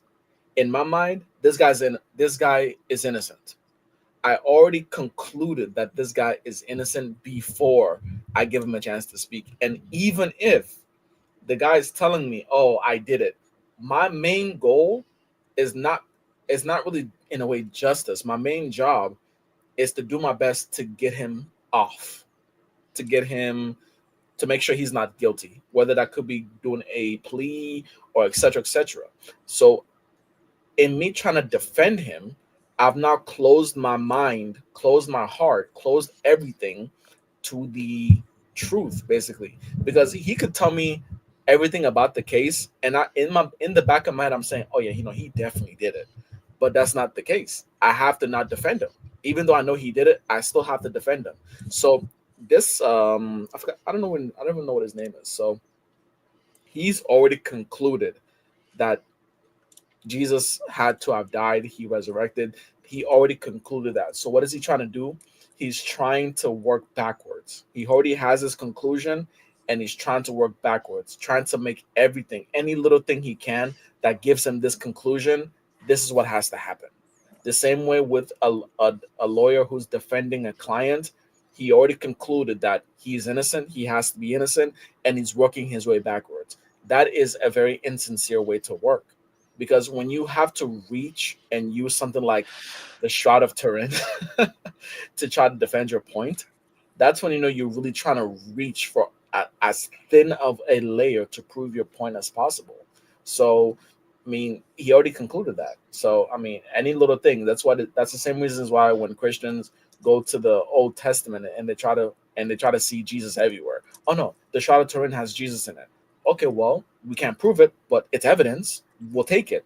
They'll take anything they can get at this point, and that's when someone's really trying to get desperate when they're doing so.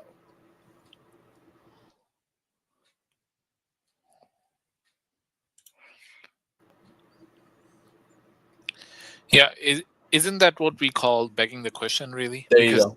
they've pretty much made the conclusion already that some sort of a conspiracy is going on. So every evidence that you present to them, they're looking at it with that lens.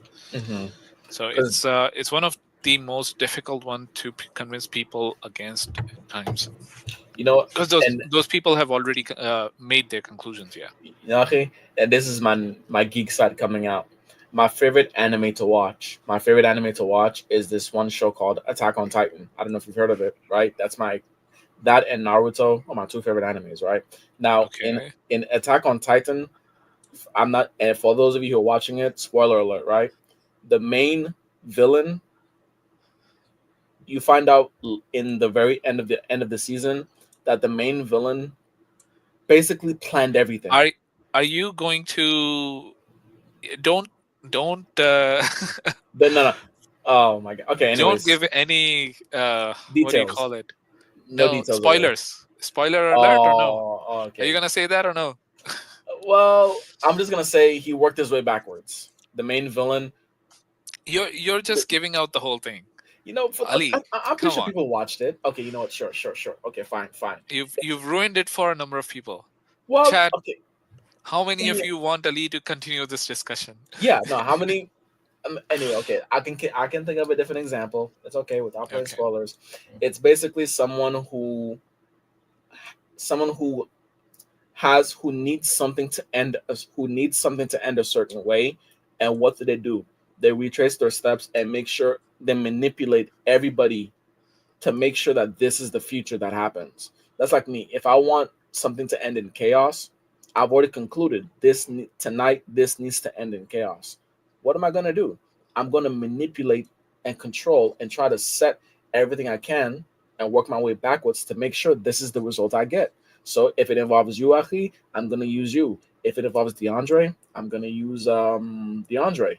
But I that's what happens when you come up with the conclusion first before you read the story. Meaning now the story has to end up the way how you want it to end up. It's I didn't spoil anything. I don't think I did. You see, people don't even know what we're talking about. You see. Yeah. Anyway, that's a good thing. Anyway, let's move ahead. Let's move ahead. At the end of the day, what we need to understand here is that these people have already concluded. They do the same thing with with that one question that we get asked a lot, that the Quran came after the Bible. All that. So how can you say that the Quran is true? Like, there's so many fallacies in that in that question. It's just maybe we should unpack it as well, because number one, just Non the sequitur. reason that something exactly it doesn't follow, right? Just the reason that just the premise that something follows another does not make that from the other, right? Post hoc theory. Yeah, post So hoc the fallacy as well, post hoc fallacy. Yeah. right? They also have in they also have a premise there, a hidden premise here, that what has come before is actually true. Yeah. Okay, so that has not been established at all. It needs to be established. Okay, then there's this idea that if the false, basically it's a, what do you call it, it's a straw man as well, because you're Definitely a straw straw man, manning the yeah. position of the Quran, that what do we claim the Quran to be, right? And why do we claim that the Quran is true? So that is also another fallacy built into it, where they're straw manning the Muslim position that of in the fact that the Quran is from God. The reason why we believe that the Quran is true is because we believe that its origins are divine. They're attributing non-divine origins, human origins, historical origins to the Quran. They're looking at it in a completely different paradigm, a naturalistic origin. So that is definitely misrepresenting the Islamic position. Okay. So I don't know if, brothers, you have any other fallacy that you see in there. Oh no, DeAndre's got that. What you got, DeAndre? Not necessarily this in particular, but it's always like either it's a continuum fallacy or it's like a false cause, like where you say, oh, um, you know, the Bible is true, or the Bible is more authentic. Yeah, it is a false cause. It is a false cause, actually. It is a false cause. So the false cause fallacy, for any of you who are not aware, it is basically correlation is not causation. So if you two things and you make one a cause or the other, that does not mean that that's accurate. So correlation. So if I say the Bible is authentic because the Quran came after, that's a false cause because the cause has nothing to do with your reason. Also, So that's like saying, oh wait, this person died, and after he died, 2 minutes after he died, there was an earthquake. So that means the earthquake was caused by his death. yeah, exactly.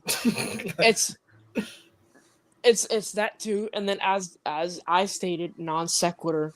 So non sequitur is when you have a premise or multiple premises, and you have a conclusion which is supposed to be derived from those premises, but that conclusion actually makes no sense if the premises are true. For instance, like the premise 1, Quran came 600 years after the New Testament. Conclusion, therefore the Quran is unreliable. But there's no established link between the premise 1 and the conclusion, versus, to give you an example, premise 1, all things which begin to exist have a cause. Premise 2, the universe began to exist. Conclusion, therefore the universe has a cause. See, those premises are linked together, but these two premises are not linked. There's no link between those two premises, the premise and the conclusion. So, yeah. It's true because my grandma says so. I mean, hey, Sister that's mom. actually a valid argument. And it depends on the context, okay? Because my great grandma can tell me something, and it's as true as the sky being it's as true as 2 + 2 equaling 4. To be honest, Or else. or else, quite literally, or else. Oh man. But yeah, it's in general fallacious, and it's not a very good argument because it just backfires on the Christian position as well, and it's just not good. It's just not good. Simple as that. I like that. And the one question I always ask is this: they keep saying, "Well, the Quran came 600 years after the Bible, right?" And then I would just ask them, "How long was the New Testament away from the Torah? How long did that take? Didn't it take what, more than 1,000 years?" So that, and if we talk about apparently they believe that the Davidic prophecy of the Messiah to come was during the time of David. David lived in the 11th century BC. So how long was David from Jesus? 1,000 years. So wait, it took the Messiah 1,000. It took the Messiah 1,000 years to appear. So that means it's wrong. I don't get that. Something can come up.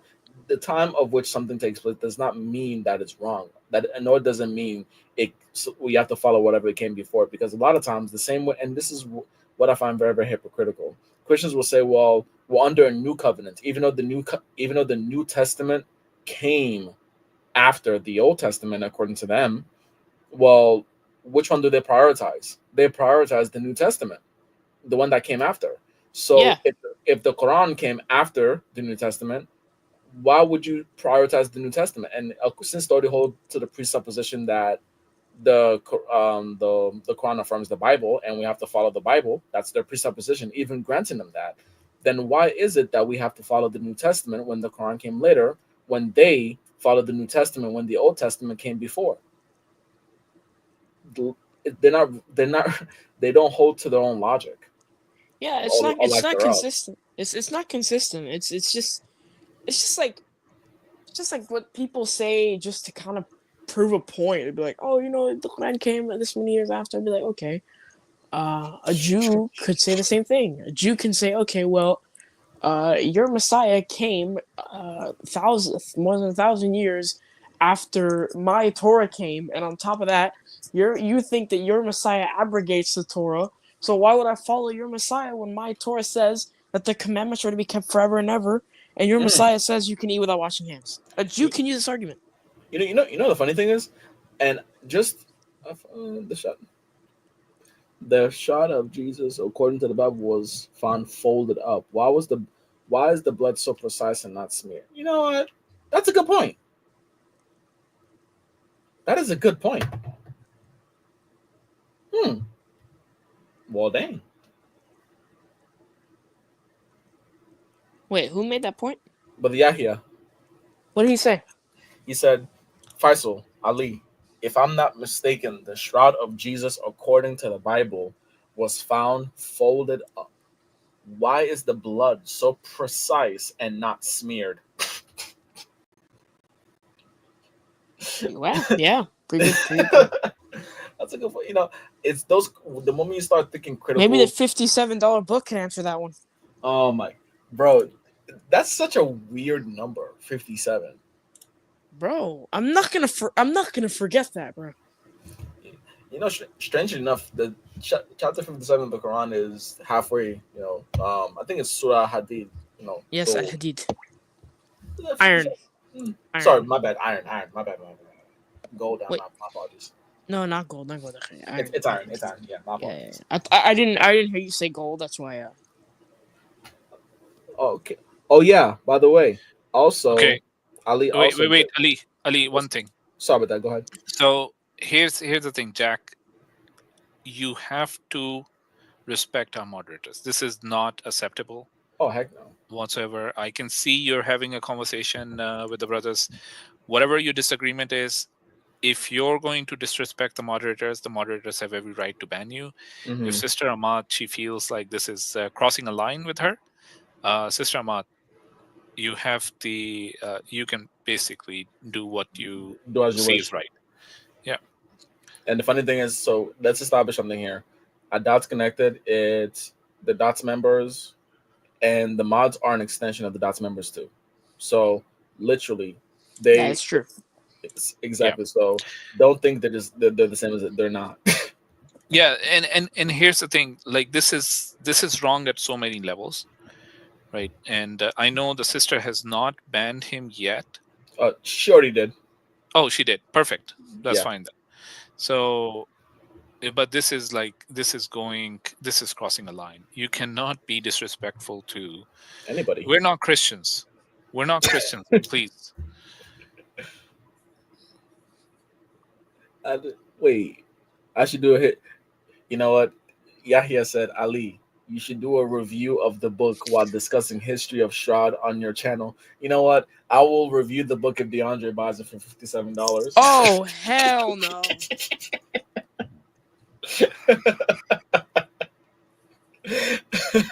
Hey, that's a weird number, but hey, if you don't want me reviewing the book, I will. Yeah. Nope. Nope. Nope. No way.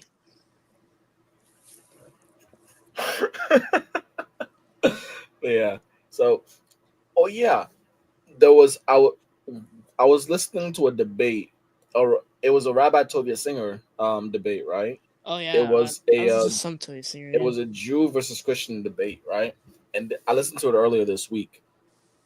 I think we should review that. If we have time, or if you guys want to do it right now, I think we should review that because We should review that, but I think for that one, it would be Mhm. better if Fawad is here, because Yeah. there's certain things on which he would be better placed to talk about it Mhm. than us. There's another piece which has been going around, which we probably can talk a bit more about. I don't know if how many of you know of Wesley Huff. Yeah, West Huff. Yeah. Yeah, I Yes, know. know who that Wes Huff. is. He went on Joe Joe Rogan. Rogan's Yeah. podcast. He made quite a few claims over there, and it will be interesting to have a look at what those claims are. And he did get a lot of heat from different places. Mhm. He ended up having to take back some of what he said, and basically he gave an apology that I should have used better language in trying to discuss it. But what were the claims? Let's take a look. And Mhm. it's really interesting to have a look at this, because sometimes on Joe Rogan's is not a place where you get I mean, look at most the. academic material. I mean, you can kind of tell by the by the logo. Yeah, but at the same time, it's let me playback speed is 1.5, let's do 1.25. 1.5. Well, Let's do 1.5 1.5. because this talks low. Okay. But let's it's not the most academic because it's a casual conversation being had. But because of the reach of Joe Rogan, it's important for us to sort of take a look at this and see what's been talked about. Now, later on, this same individual, Wes Huff, would go on another channel where he would talk with one of the more well-known YouTube Islamophobes, and Really? Christian apologists, and they would have this discussion about what is the best argument against Islam and how what he finds as the most. So he debunks one of his claims completely, right? And then he basically says this from his perspective. This is the argument that he finds the most useful. So, and we all know what that argument is, which is pretty much Yeah. the same argument that we've been hearing for the last few hundred years. For the last year, not the few hundred, but pretty much that as well. Mhm. Okay, let's listen to this. Joe Rogan experience. Because of this claim that they say they saw Jesus resurrected. Like there's something different that goes on there. That they're like, this is a miracle, right? Dead people don't usually rise from the dead. So what is your personal belief when it comes to the resurrection? What do you think happened? Do you have a belief, or do you just try to interpret the text and try to see what is the message? Well, I think so. As a historian, I do think it is a historical question. You have a guy who objectively lived, he objectively died, and then individuals close to his inner circle claim that they see him not dead. Right. Again, this is highly unusual activity. Okay, so first thing first, Yeah. he made claims there. He objectively lived. Yeah. He objectively died. Okay, so if you're looking at anything through history, if a person lived, right, the most likely conclusion that you would arrive at is that person died. There's no question about it, right? That's the most likely conclusion, because death is a conclusion of Life. being alive, right? Mhm. And in every situation that we know of, anything that is alive, it has an expiry date and it expires. There is a death. Okay. Now, the more relevant question should have been, did he die the way he died? Because that's a given. Nobody's going to argue that somebody does not die. Okay. Now, yes, the claim that he did not die would be something completely unique. I know Yeah. somebody, Oh, they but left. he left. Okay. Okay. Hey. Right. That will be completely unique, and that has to be established, right? And we have our reasons to believe why that happened the way it happened. We don't need historical proof for it. Okay. But over here, he makes these claims that he definitely lived, he definitely died. Now, historically, do we have conclusive evidence that Jesus, peace be upon him, lived in the time that we're saying that he lived?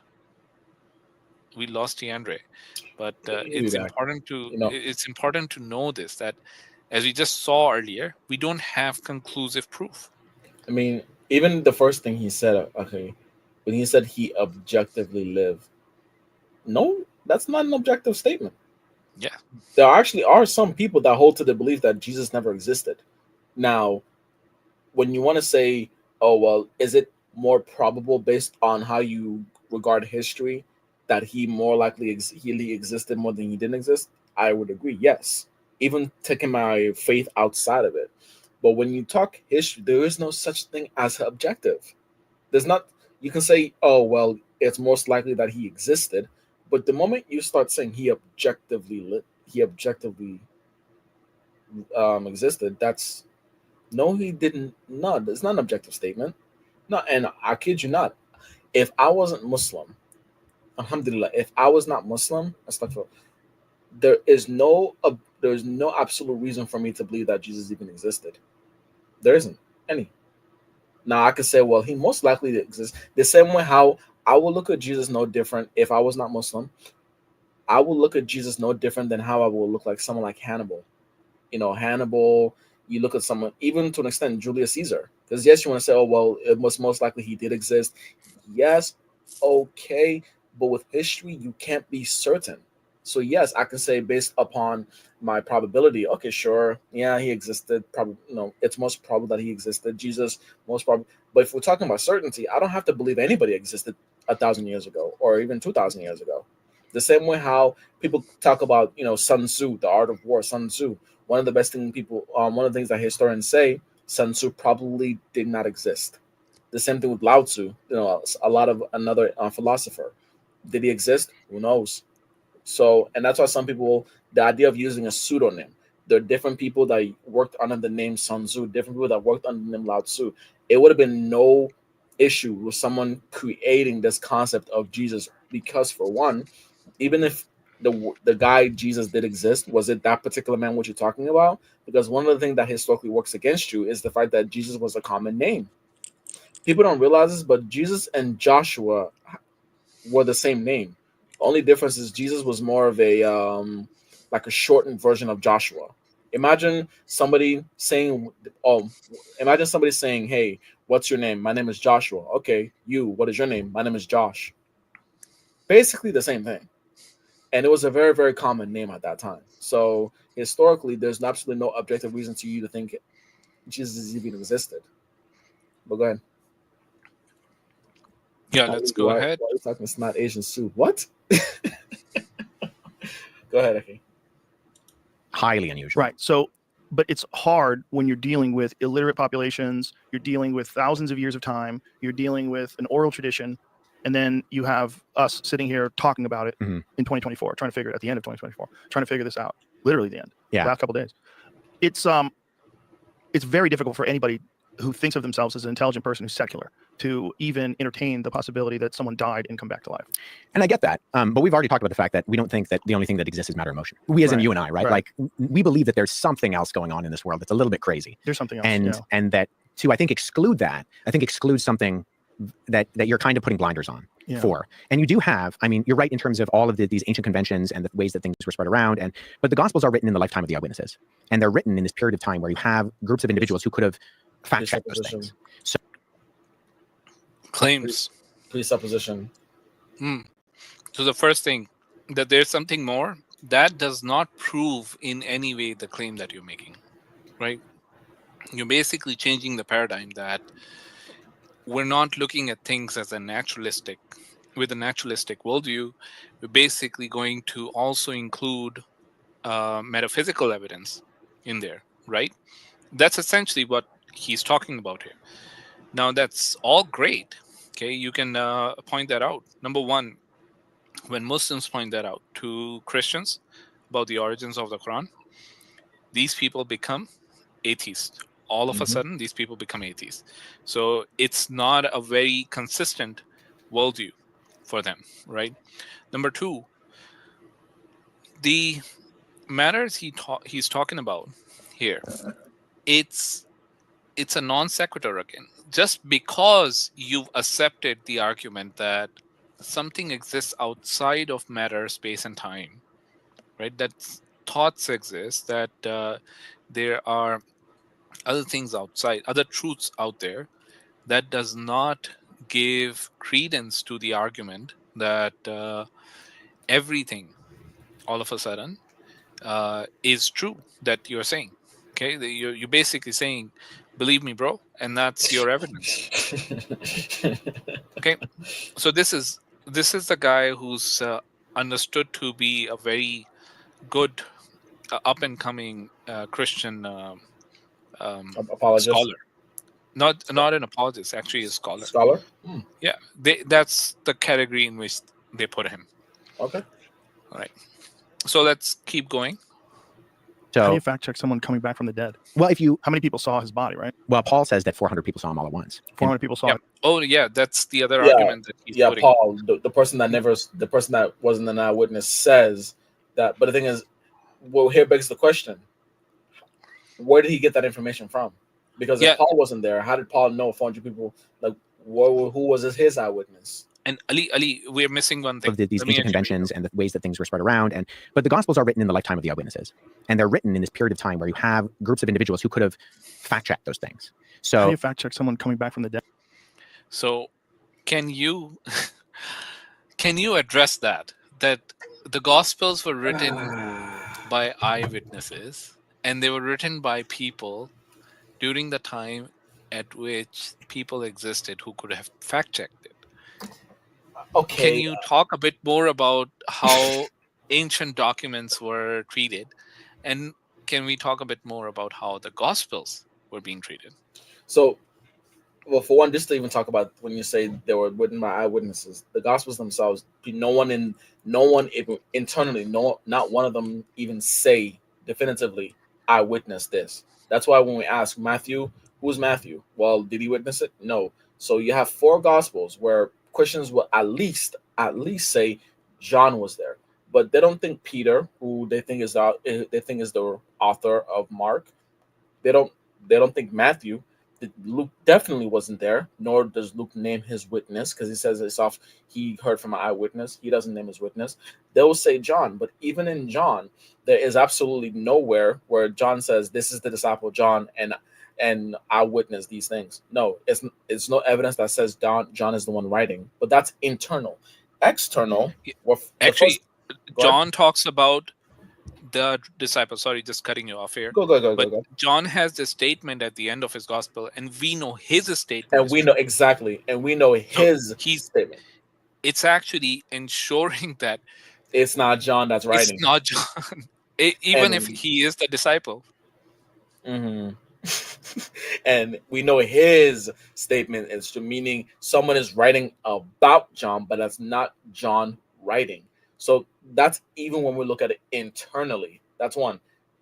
By the way, the same author for the Gospel of Luke is the same author for Acts as well. Which again, where did he get the sources from?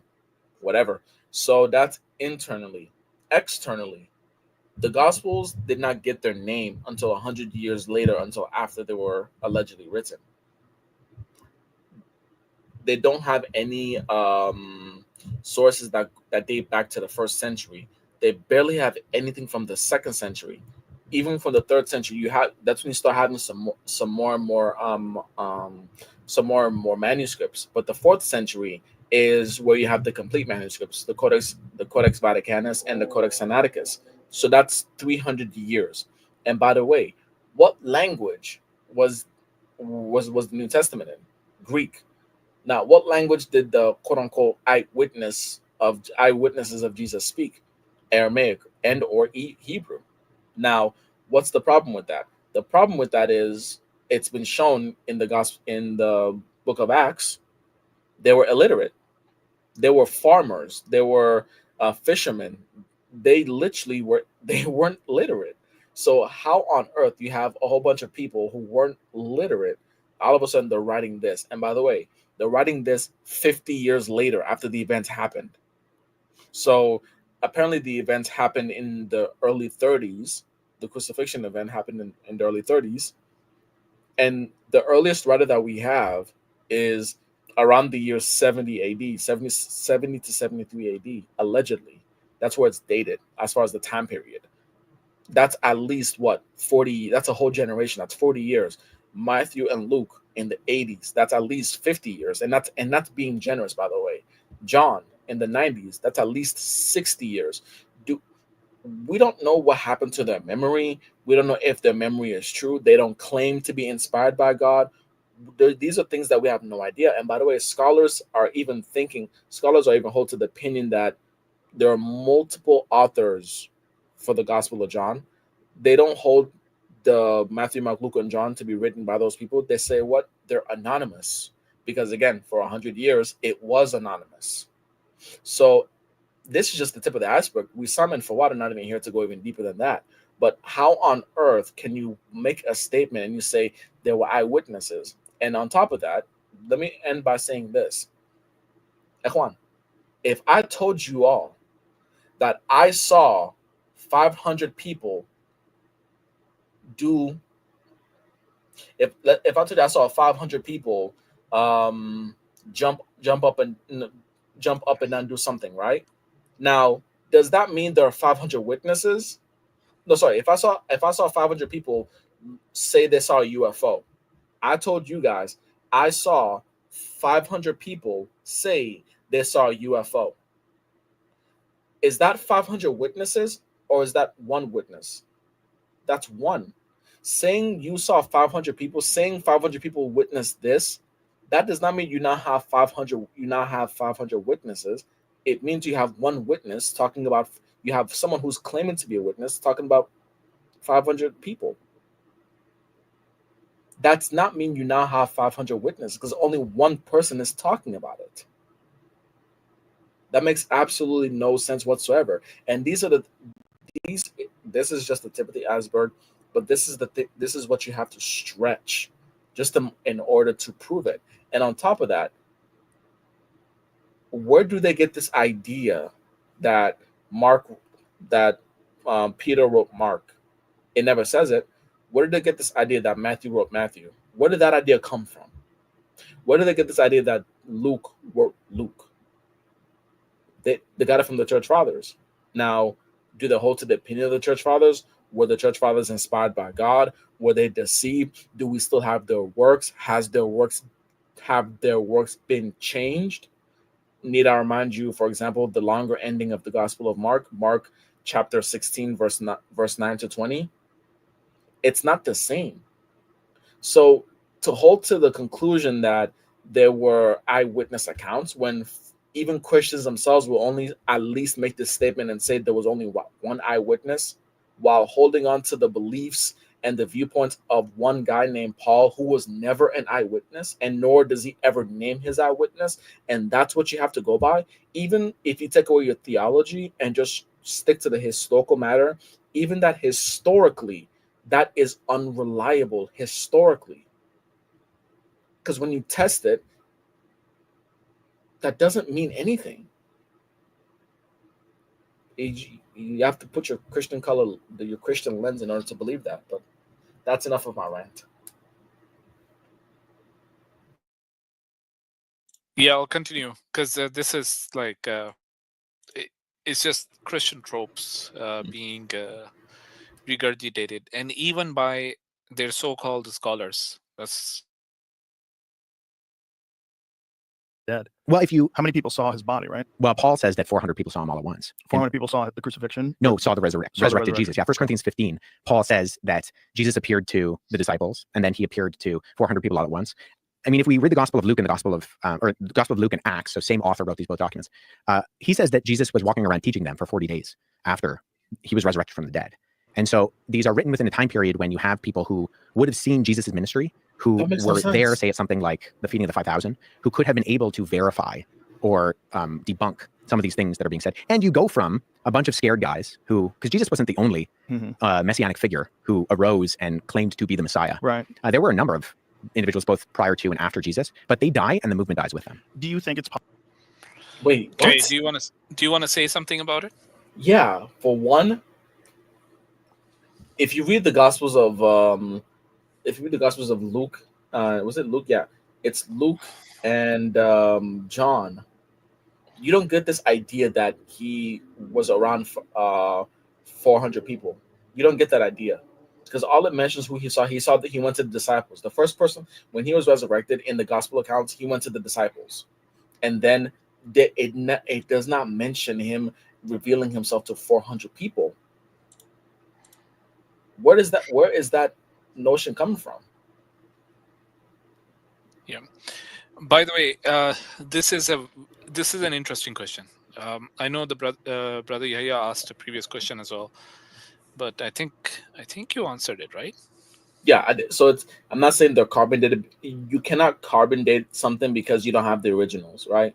Now, the reason why scholars date it to that time, and this is being generous, by the way, because they look at the time period. For example, when they look at the Gospel of Mark talks about certain things that wouldn't have been possible until after the destruction of the Jerusalem temple. And the Jerusalem temple has been noted to have been in the destroyed around the 70 AD. So that's why they say, well, and they also look at the writing style. So they look at the writing style that they have around that time, or at least from the manuscripts that they have from the 2nd century and the 3rd century, and they say which writing style which era of the writing style does it correspond from? And they'll say, well, you have other works from around that time that has a similar writing style. So that's amongst other reasons. Wissam will be able to better answer that question, but there are myriad of reasons as far as how they date it. And by the way, Yeah. Wissam also, when we say the Gospels, like for example, the Gospel of John was written around the year 95, that's being generous because Wissam, he mentioned something about how there are some scholars that hold to the opinion that the Gospel of John was written in the year 150. So that's just even being generous around that, like, because the dating, most scholars I believe dated around from the year 90 to the year 120. So if we're saying 90, that's being hella generous. If we're saying around the year 110, that's when, if you're really trying to be fair, around the in the second century, that's literally almost 100 years afterwards. So, and would there are myriad of reasons why they do that, and one of the things that I'm aware of is they look at the time period and also the writing style. That's why they can kind of tell with the Gospel of John, there's a difference of writing style. And I'll give you an example. For those of you that play video games or FIFA, right? Have you guys ever played a FIFA game, right? Where you're playing this one guy, you're playing one guy, right? And you're destroying him. He's playing a team. You're playing Real Madrid. You're doing with another team. You're playing him one on one in an online match, right? And you're destroying him. It's halftime. The game is 6-0 at halftime, and you're saying this is easy win. Then the second half starts, and then what happens is he starts to play better. Not only does he start to play better, but he starts to play a different lineup. He plays in a different lineup, and he plays a different system. And you're like, wait a minute. It's as if it's a different player. What are you thinking? You're thinking, wait a minute, somebody else is playing. Is that not right? Because this guy in the first half, you're beating him 6-0. In the second half, he just scored 3 goals out of nowhere. So you're thinking, wait a minute, it can't be the same guy. That's exactly how it works when it comes to stuff like the Gospel of John, because there are areas in the Gospel of John where the writing style changes, as if there's a new writer writing, because certain authors would have the writing. That's actually the reason why, the main reason is why scholars think that the same person who wrote the Gospel of Luke wrote the book of Acts, because the writing style is the same. So now, if you have that same concept with the Gospel of John, where there's different writing styles, what are you thinking? You're thinking this is a different writer. I do want to add a few things here, right? Just because you've not carbon dated something doesn't mean that you're not going to be able to identify which period it might belong to. And definitely this is again, it comes down to guesswork, because you don't necessarily have conclusive evidence, but there are enough hints to give you an idea of what time period this would be. So for example, right, if a particular event has been mentioned, right, if somebody is writing down that Trump was the president, okay, then you know that it would be from the period 2016 to 2020 or 2025 to forward, right? Now, you would basically come to that conclusion because you know those other factors of history, that these were happening around this time. So you basically say, because this was happening around the time and it's been mentioned that such and such a person was the president at the time of writing or anything like that, then you can take that hint and place it around that time. Other things might be that now what you do know for sure, just to make this clear, what you do know for sure is that this is not written before 2016, because Trump was not a president before that. It was highly unlikely that he would have become a president or even a presidential candidate. So this was all up in the air for before 2016 and anything like that. So this is sort of how the hints that they look at. Other hints they look at is the words that are used. For example, if we take a modern example to make this easy to understand, is if somebody is using the word riz in their language, right? We know this is a very recent word.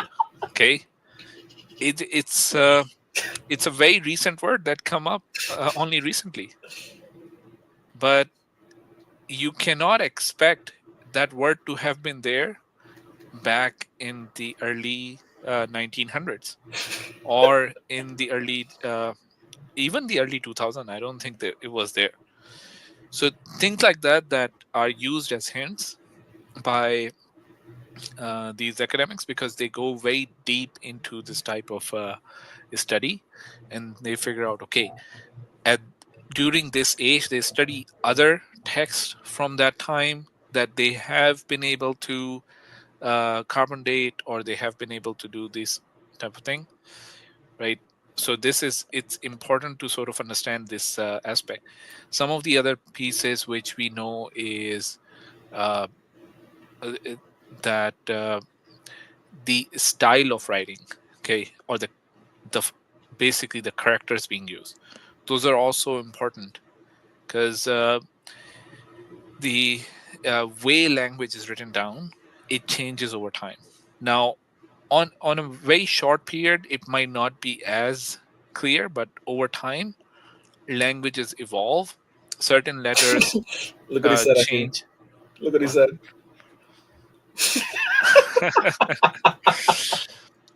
Yeah. Yo, can you imagine George Washington using, hey, I got all the riz?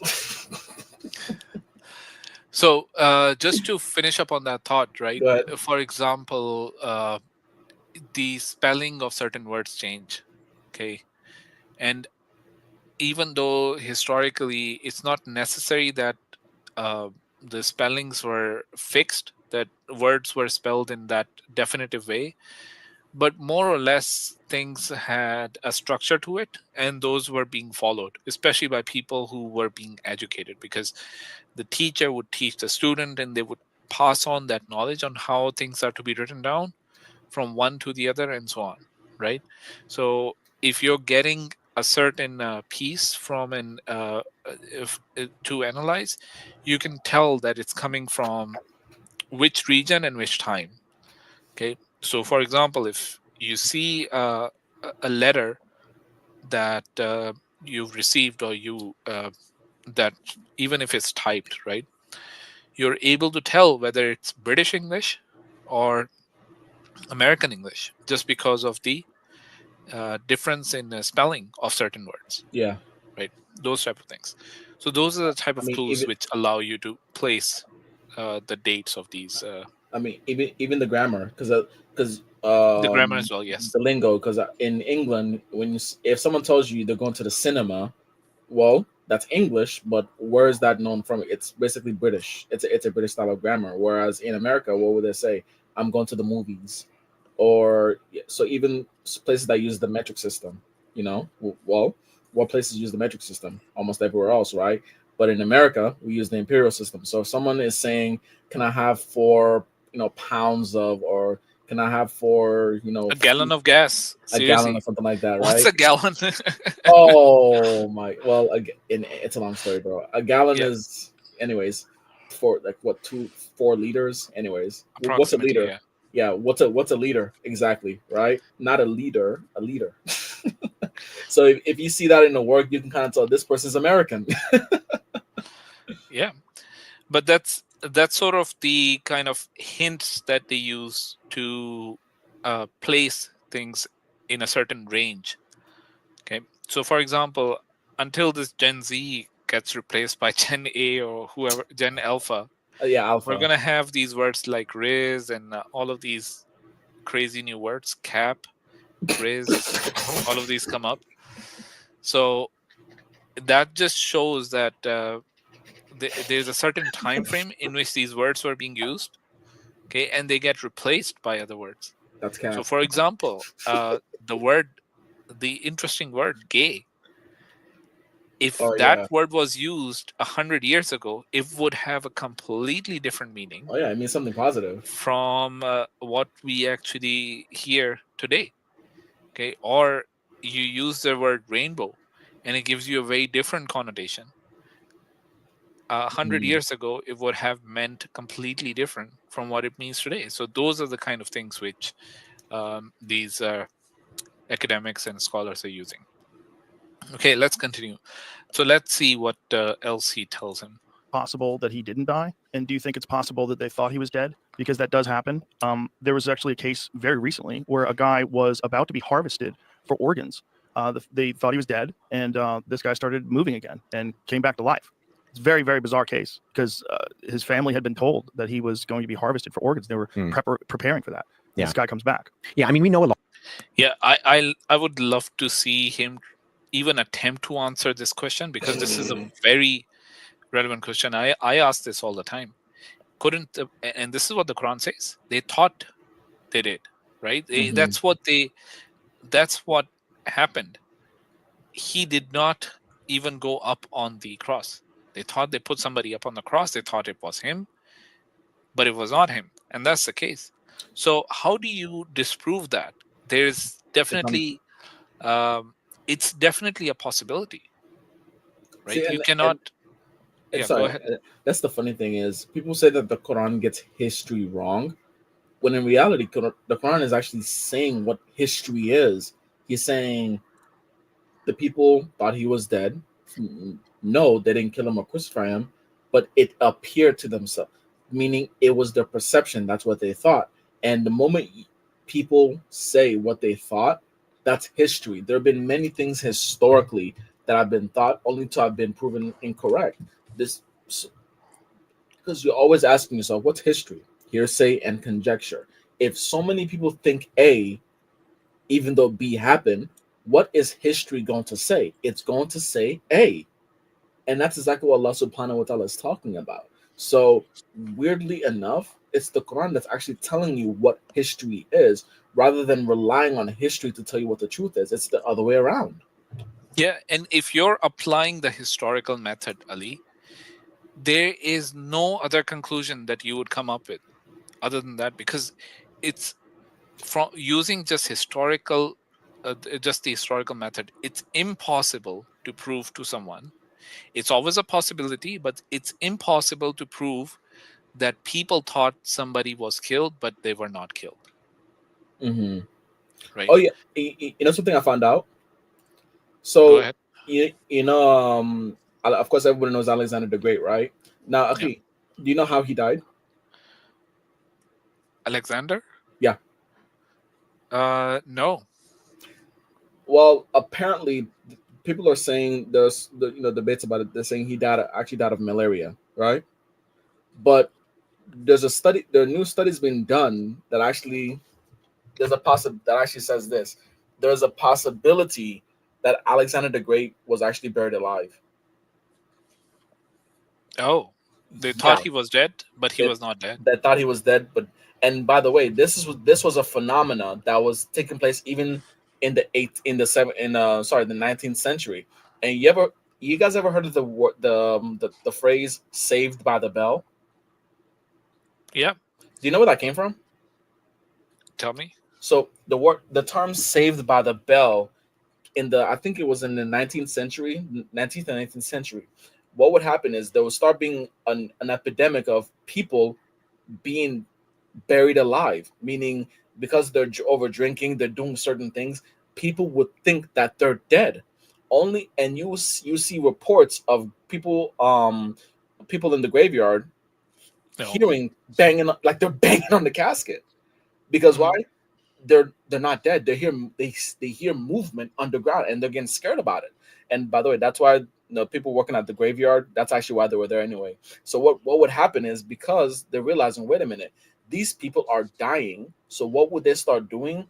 They would start hanging bells connected to the casket, just in case if someone appeared to be dead, but they weren't dead. So if they weren't dead, all they had to do is from their casket, just literally pull on something that'll ring the bell, that'll let someone who's the graveyard, the person who's working at the graveyard, who's walking around, will be aware, oh wait, there's a bell here, meaning this person is alive. And that's where we get the term "saved by the bell." Because that person was saved from being buried alive because of a bell. That's where that term came from, because around that time it was a growing epidemic, meaning many people thought that person to be dead, but he wasn't really dead. In my understanding, I always thought it was because as a student you get saved by the bell. It's a show. The show Saved by the Bell. I know. I know. That was a good show. Let's just continue. Law about Roman crucifixion. And we know that, and we know that they did their job well. Yeah. And so, in fact, if you look at, say, very skeptical biblical scholars, like non-believing, atheist, agnostic Christian scholars, they will say, if we can know anything about Jesus, like they'll cast it out on a lot of the things that we read about in the Gospels in terms of the actual historical Jesus of Nazareth. They'll say one thing we can be sure of is that he died by crucifixion under Pontius Pilate, because we have not just Okay, who's he talking about? It's about scholars and Jesus. Yeah, no. There is a specific scholar whose name comes up when he brought this up. So I forgot his name. Go ahead. I didn't catch that. Bart Ehrman. Oh yeah, Bart Ehrman. Remember how I never got Christians- his last name right, but Ehrman. I've been working on it. Would you say what you saying, Emran or like what? Ehrman. Ehrman, I think I used to Ehrman. get it wrong for that. Anyway, long story short, yes, they say that, but what is the reason why they say that? Why do they say that? Like, why does Bart Exactly. Ehrman say it's? For one, Bart Ehrman is a naturalist. Exactly. So he's going to ignore any metaphysical evidence, right? But that is besides the point.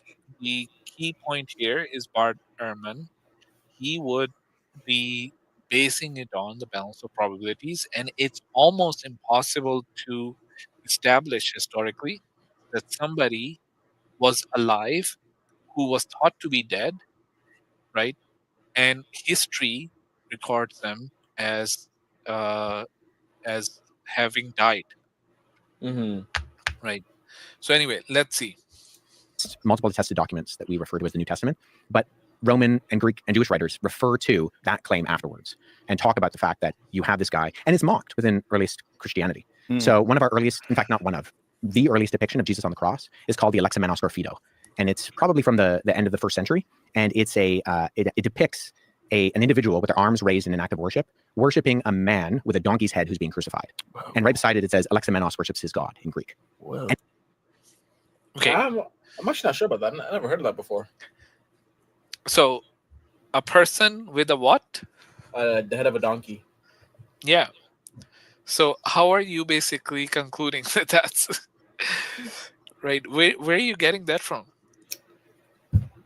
I don't know. Here's the $1 million question here that I would have wanted to ask him. Does he think Jesus had the head of a donkey? No, like I don't think so. Yeah, of course. From my paradigm, I don't think so. They're saying they're making fun of Jesus. I mean, especially when they quote the works of Tacitus, because even though they shouldn't, when they quote the works of Tacitus, they try to get this victimhood mentality, or he was being mocked everywhere. So obviously, they use that to say, Christianity was, the truth was mocked. They try to use as like to play woe is me victim mentality. So that's just one of the ways they do so. And they're concluding that apparently was talking about Jesus. And the funny thing is, he may be right. They may have been referring to someone who the Christians are saying was crucified. That still does not prove that was Jesus, though. Exactly. Even if they're talking about it, it still does not mean that was definitely him. So even if you could have people believing, we're not saying that people didn't believe that he was. We're saying that if you believe that he was, you're going to write it down and you're going to tell other people about that. But just because you believe that it was, that does not mean that was the reality. And here's the thing, there were enough king of the Jews, enough rebel leaders that would have come up around that time. You know what? For the Romans to be cautious about any individual with sort of a claim. Yeah. You just gave me an idea, Akhi. He mentioned earlier, and I do agree with him, there were people before and there were people after that claimed to be the Messiah, right? Yeah. Did those people who claimed to be the Messiah after Jesus, were they claiming to be God? No, none of them were. None of them were. Because that the claim to be a Messiah is different from the claim to be but God. The Christians would hold to the statement saying the Messiah to come, because the claim to be the Messiah, that was going to be that specific Messiah to come, because the Jews thought that they were at the end times at that time. So, like for someone like Shimon Bar Kokhba in the 2nd century, right? He claimed to be the Messiah as well. From what I understand, he wasn't claiming to be God. So, and of course, Bar Kokhba was very popular. That's what the Bar Kokhba revolt. So people were joining him, even though I'm claiming to be the Messiah, but I'm not claiming to be God. But yet people still. So that means, and this is one thing that I vehemently argue with Christians on. They say that the Jews knew that the Messiah was supposed to be God. If that is the case, why were people who claimed to be the Messiah, why did they have followers who weren't claiming to be God? Because if I had an understanding that whoever the Messiah was supposed to be, he was supposed to be God, then it's either Bar Kokhba and other messiahs that as well were also claiming to be God, or Exactly. the Messiah was not supposed to be God in the first place. Yeah, because that would be actually a disqualifier, because that would show Exactly. that the Messiah is a claim of the Messiah is a false claim, because from a Exactly. Jewish perspective, that essentially means that this individual cannot be a Messiah.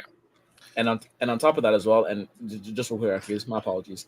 In John chapter 10, right, when Jesus is, apparently the famous Christian quote, "I and the Father are one." Now, my biggest grind is when you use your critical thinking. When the story goes, "I and my Father are one." The Jews picked up stones to stone him. Jesus says, "Many good works have I done in the name of my Father. Which of them do you stone me for?" And then the Jews say, "For works not, but you, being a mere man, claim to be God." Now, there's two questions that I have. One, why did the Jews have a problem with a mere man claiming to be God? A mere man, not Jesus specifically, any man. They had a problem with any man claiming to be God. Why did they have a problem with any man claiming to be God if they understood the Messiah to be God in human form already? That's question number one.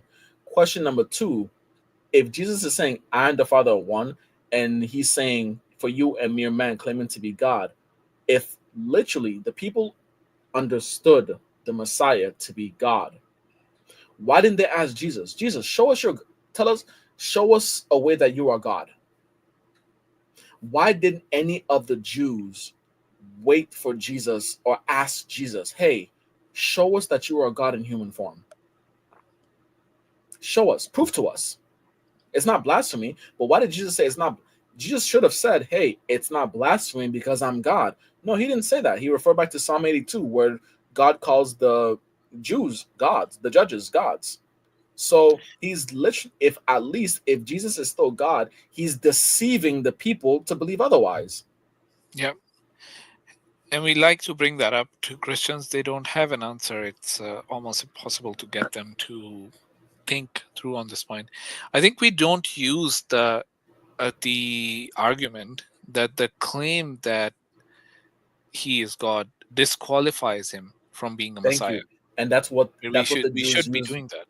That's what the Jews, and I've been trying to recently. The whole reason, because the Jews were trying to get people to stop listening to Jesus. And how were they going to do so? Well, if he's saying, he vehemently said, "I'm a prophet," and he vehemently said, I'm the Messiah," but the Jews didn't have. The Jews had the Pharisees, apparently, according to the story, the high elites who would have been Sadducees, but whatever. Let's keep going with the story. They had a problem with Jesus because he's the Messiah, right?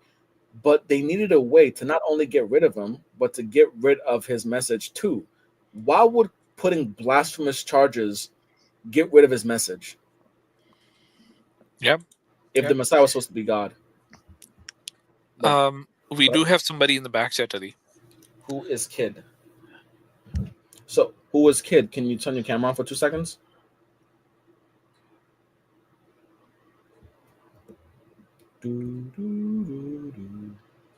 Who is Kid?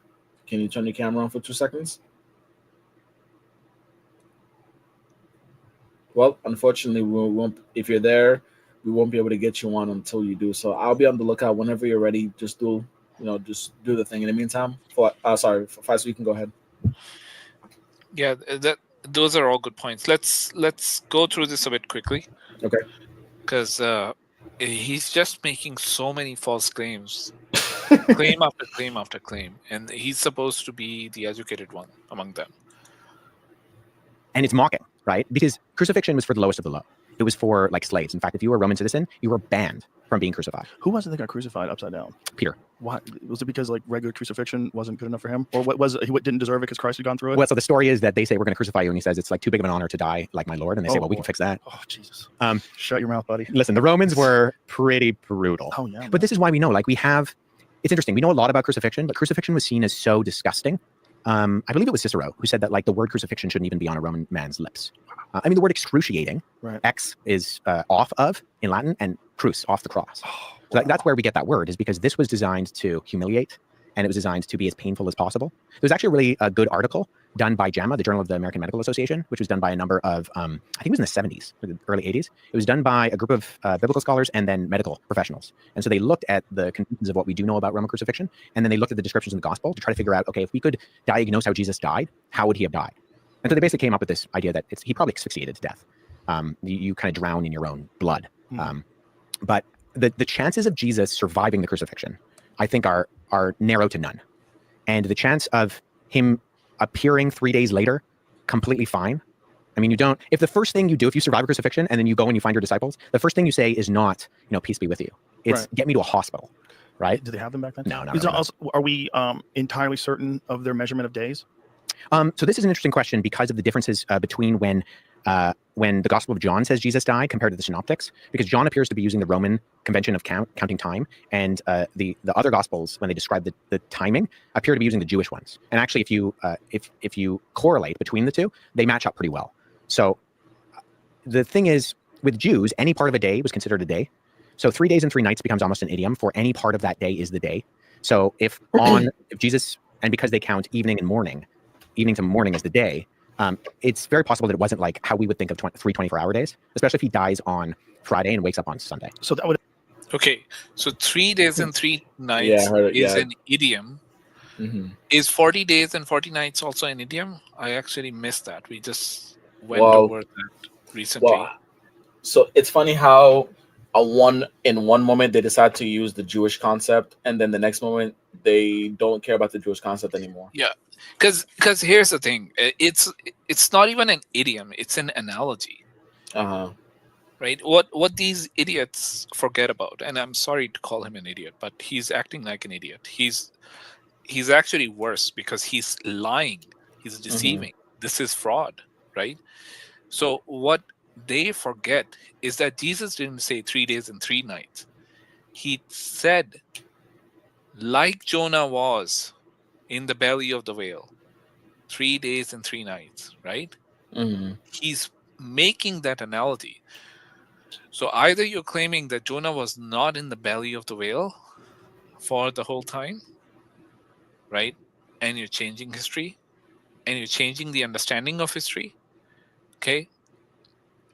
That, all right? Or you're saying that those are not the words of Jesus. He meant something. He said something different, and you're telling us what was actually said, which we don't have any written proof of. Or you're basically saying Jesus lied, or you're lying.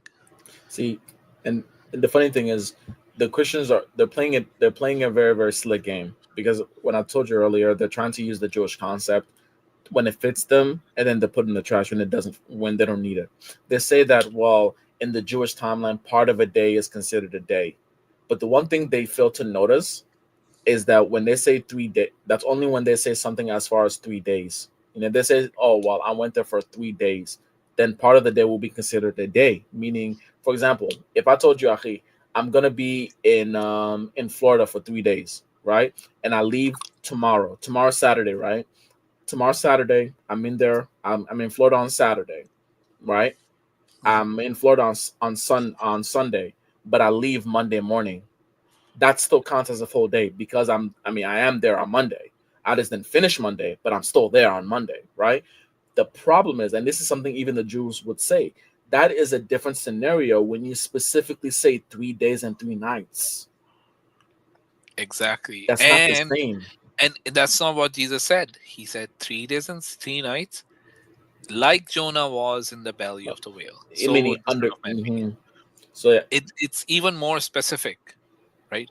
So what is the understanding that that Jews have of Jonah? That's the understanding you should have of me. That's what Jesus is saying. And was Jonah dead? Yeah, exactly. And all of those things are relevant. And on top of that, you know what? Now I'm having these ideas are coming to my head, Achi.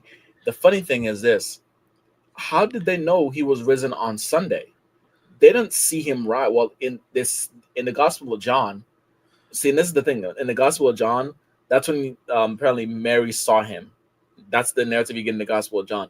But it's in the Synoptic Gospels, you don't get that. You get, well, the tomb is empty. It's meaning they only found out the tomb is empty on Sunday morning. Could he have hypothetically, and this is us using history here, using our critical thinking here, our logic here, he could have actually been gone on Saturday night. The only found him Sunday morning. Like, okay, if I have a little brother, if I told my little brother to, hey bro, I don't like you, stay in your room and don't come out all weekend, right? If I lock him in his room, right, because I'm a terrible brother. If I told him to stay in his room, right, it's Friday, I say stay there until Monday you can come out, right? By the way, please don't try this at home. Of course, no. I don't. Come on, guys. Treat your siblings. No, treat your just siblings telling very the well. audiences, don't try this at home. Treat your Not siblings very connected to well. Islam in We no don't way. We don't endorse any abuse, any family abuse. We love our family members. Treat your siblings well. They are a blessing from Allah Subhanahu wa Taala.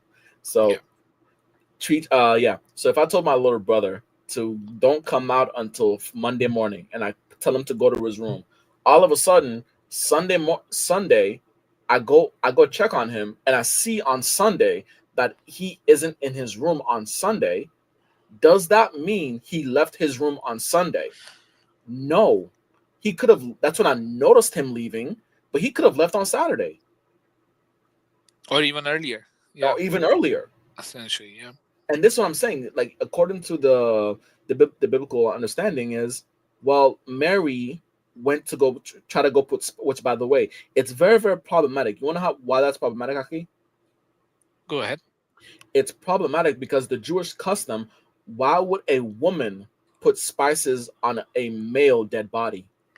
Exactly. Women don't do that. The Jewish custom is women put spices on. First of all, the spices are put immediately, but whatever. Not 3 days after or 2 days after, whatever, because it already starts stinking anyway. Well, whatever. But why would a woman? Because when people are typically buried, they're naked. They're exposed. If they're not wearing covering the private areas, they're at least exposed, right? Why would a woman go and put spices onto a male body? No, the Jewish custom. See, this is why I say they only put Jewish customs when it fits them. But the Jewish custom is that a man is supposed to put spices onto another man's dead body. But no, the story has a woman going there. And when does Mary go there? She goes there Sunday morning. Now, the problem with that is that's when she realizes that the tomb is the stone is, well, Matthew, the stone is already gone, but Luke, she had whatever, different accounts, right? But she notices that the tomb is empty. That's when she noticed it on Sunday. It did not say he was risen on Sunday. So if you're using your critical thinking skills, could he have left Saturday night? Could he have left Saturday morning? Yes, he could have. Exactly. Again, we're just using our critical thinking skills here. So anyway, like this is a part where things start getting into the absurd.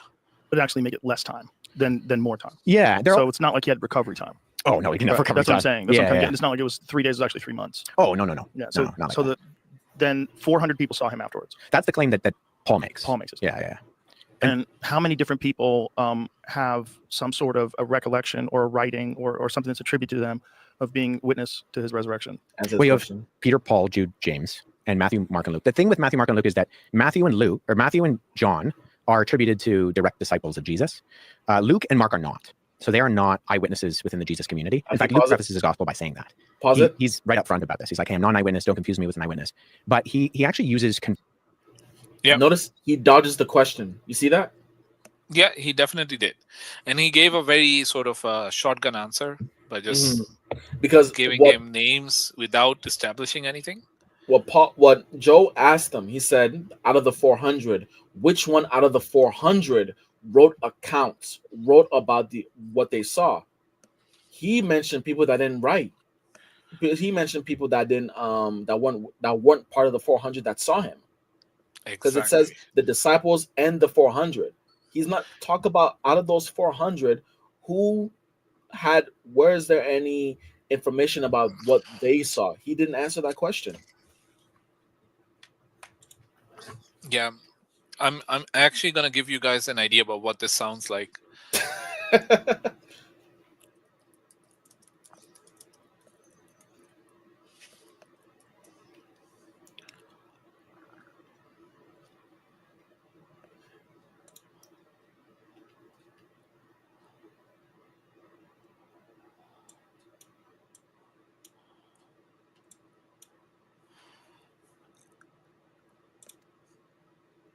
I have many friends. Many friends. All of my friends, so many. Steve, I see over here. Marco Rubio is a very, very good friend of mine. Tom Brady's a friend of mine. My friend Elton John. George Steinbrenner was a good. So yeah, this is really what this sounds like, and just how we respond to him, how absurd we find his statement. This is really how absurd we should look at. The same level of skepticism we should have to these Christian so-called scholars. The total absurdity of that claim.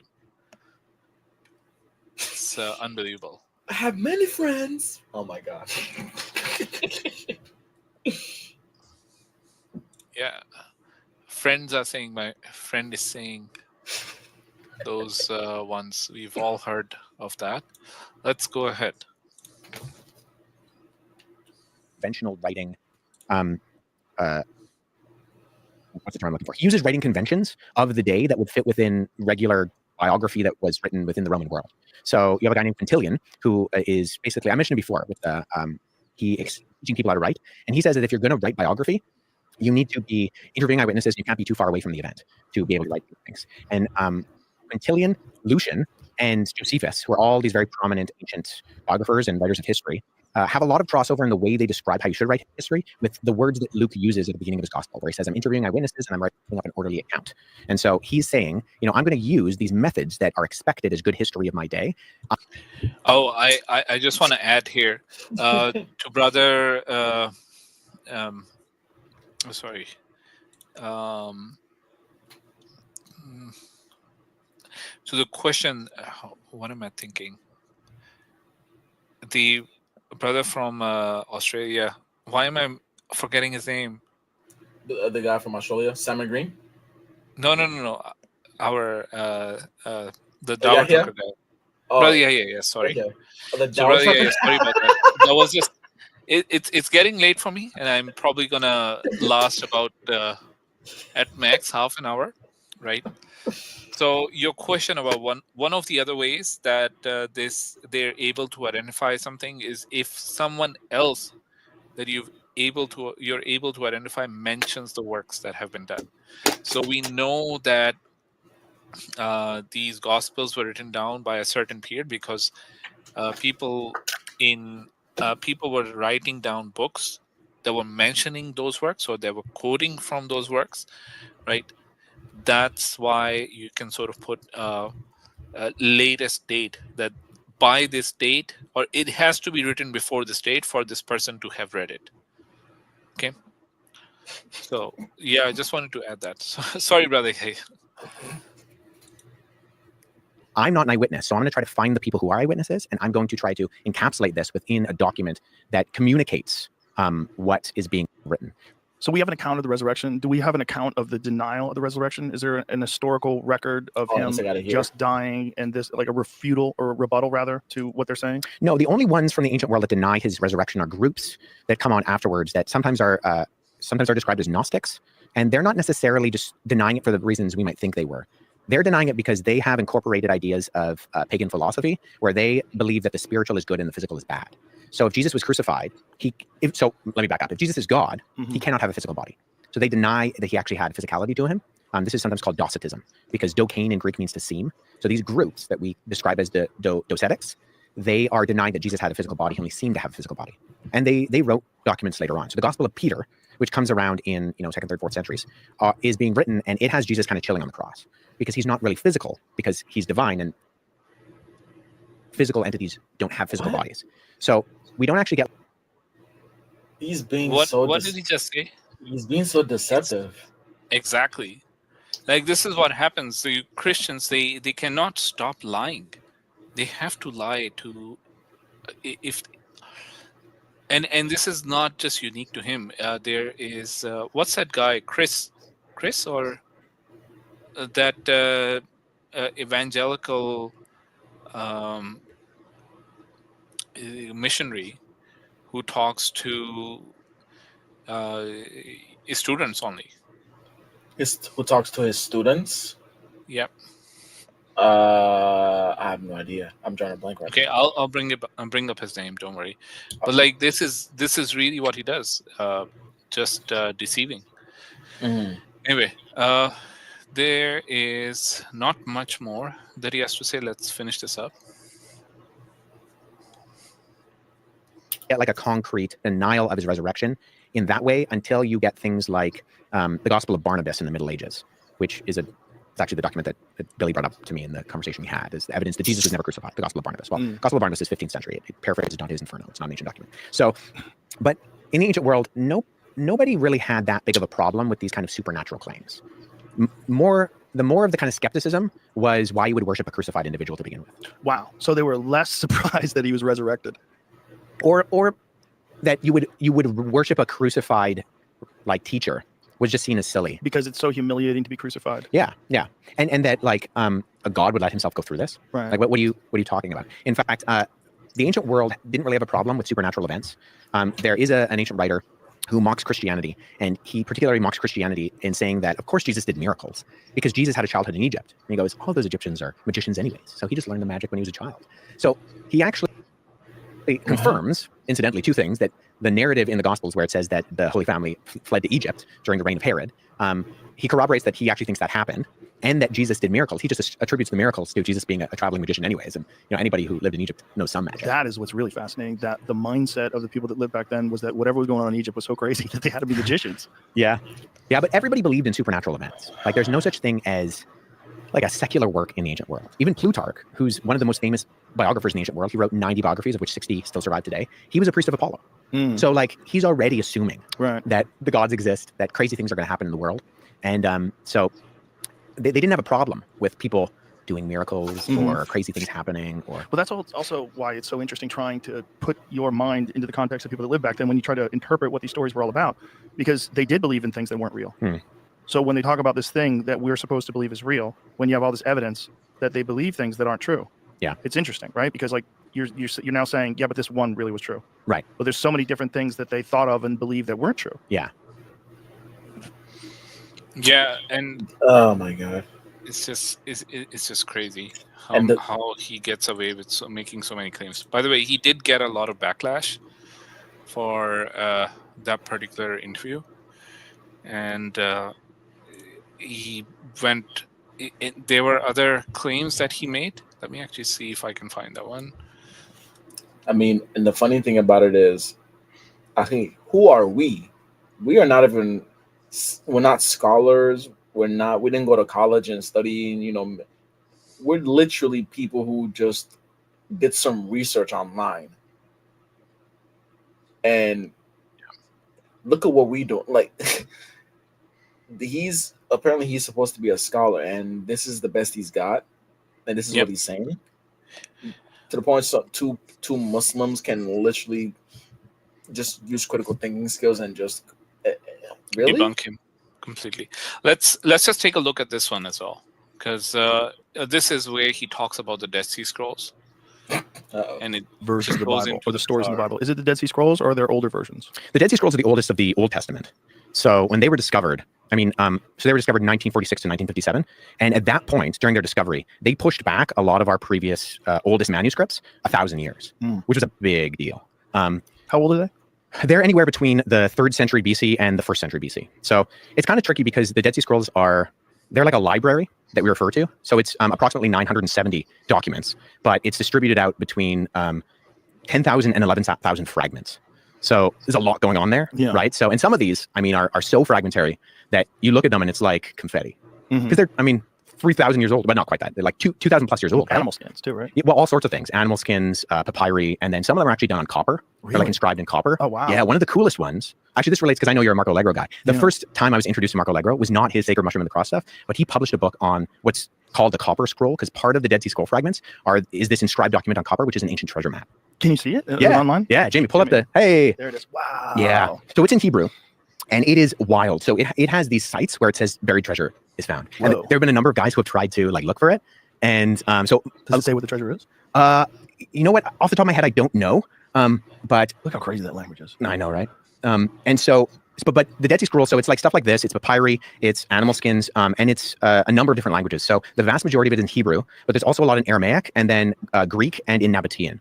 So it's like an umbrella term to just describe a whole bunch of literature. So a lot of it is biblical because it was written by this group out in the desert called the Essenes who lived at Qumran. So, but then other stuff of it is just, it's just Jewish literature of various stripes that is. Yeah. And that's just one of the theory. It's not necessarily the Essenes. There are other theories as well of who the group who was responsible for keeping them were. And maybe there was more than one group. I mean, he's also not mentioning the fact that Jews don't accept that. Yeah, exactly. Jews don't accept the Dead Sea Scrolls. So we're hidden. Sorry, do you want to add anything? No, you're fine. Go ahead. In caves all around the Dead Sea. So the scrolls, as it were, aren't all biblical. Some of them is just a counting of the times. Yeah. Oh, Jamie, look at that. 65 tons of gold and 26 tons of silver. 65 tons. That's a lot. That's a lot. How many Cuban links can you make out of that? You can see why someone would try to track that down. Boy. Yeah. Wow. And when we're talking about the Dead Sea Scrolls, like you have ones like the Great Isaiah Scroll, which is fully complete. Like it's a copy of the book of Isaiah, and it's a full complete scroll. But then other ones are so fragmentary that we think they're written in Hebrew, but we can't actually tell. Oh wow. Because no one's willing to like piece these. And this is true for a lot of stuff. So the largest grouping of papyri literature in the world is the Oxyrhynchus collection, which we get a good portion of our oldest manuscripts of the New Testament from. But if you go to Oxford and you look at the Oxyrhynchus collection, you pull out that drawer, it's like a jigsaw puzzle. And you're like, right. Like most of it is untranslated, untranscribed, because the amount of man hours that it would just take to even put it together, never mind, then go to the effort of transcribing and translating it. And most people are not willing to do that. And if you're missing chunks, how do you even make that puzzle connect? Well, that's part of my area of speciality and research is in regards to that. So I study paratextual features. We're really going to get nerdy today. Let's get nerdy. So you look at the features of the manuscripts, not necessarily the words, but things like the spaces between the words, the development of punctuation, indentation or outdentation. And I look at the margins, and I try to, based on the average size of manuscripts in and around that time, and also the average spacing of words and the margins on top, bottom, and the side, recreate what the manuscript could have possibly looked like. Whoa. Yeah. So when you say the book of Isaiah is intact, how? Yeah. So if you guys have your ears perked up, you would have understood what he said. Mm-hmm. And this is what Vassam has brought up a few times on when he's been here, that these people, they insert words into these old texts. They don't know what's there because it's not there. They're inserting words in those old texts, right? I'm going to continue this, and after this we'll just have a very quick look at what type of evidence we have for the Dead Sea Scrolls. Similar is it to the book of Isaiah that's in the Bible? So that one is fascinating. So this isn't true for all of the Dead Sea Scrolls, but when we discovered the Great Isaiah Scroll, previous to that, the earliest copy of Isaiah that we had was in the Masoretic text, which is in the Middle Ages. Whoa. Yeah, so it was literally 1,000 years. We literally pushed back our understanding of Isaiah 1,000 years. And the thing that really shocked scholars, like I said, this isn't true for all the Dead Sea Scrolls, but one of the things that shocked them about Isaiah was that it was word for word identical to the Masoretic text. Word for word. Word for word. Wow. Yeah. Is So this is the Great Isaiah Scroll. So if you go to Israel and you go, is that papyrus? Yes. No, I think that one is vellum. What is vellum? So I should be more specific. So parchment is animal skin. Vellum can be used synonymously with the term parchment. Technically, parchment is like baby animal skin, like calves or lambs. But this is the Great Isaiah Scroll, and you can see like they stitch together the parchment because it's so long. God, it's so beautiful. The way they wrote back then was so beautiful. I mean, maybe it's because I can't read it, but it's so fat. Maybe if I saw English, I would think that's beautiful too. Yeah. Especially script, like cursive. Cursive is very beautiful. But that is so fascinating because obviously coming from a point of ignorance, the letters look so similar. Like so many of this is what I always got about cuneiform. When I look at that, I'm like, oh, it's just one particular sort of character that's this way and that way and up and down. And cuneiform's wild. Weird. It's really, really tricky. And that's the thing when, like, if you're studying ancient languages and you start to study Greek, like the Greek alphabet is similar enough that you're like, okay, alpha looks like an A, right? Delta looks like a D. So you can figure it out. And so it tricks you because you start off and you're like, oh, this is phobios, fear. I know what a phobia is. And you get this false sense of like encouragement. And then, you know, the further you go down the rabbit hole, you're like, oh, I'm screwed. So, but Hebrew is completely the opposite because the like writing system is so different. The learning curve is hard at the beginning. And then you're like, everything is just 3 letters with a suffix added to it. And so it feels like, whereas the opposite is true with Greek. I can see why you got pushback. Yep. Yeah. But his initial claim that he actually claimed that we can actually trace back most of the Old Testament to the Dead Sea Scroll. That's what got him a lot of heat from actual scholars. Yep, because him trying to link up Isaiah, so it's word, but he's not mentioning it's not the full Isaiah. Oh, that's probably one of the most complete scrolls out there, Ali. It may be missing a few words here and there, but that's probably the one scroll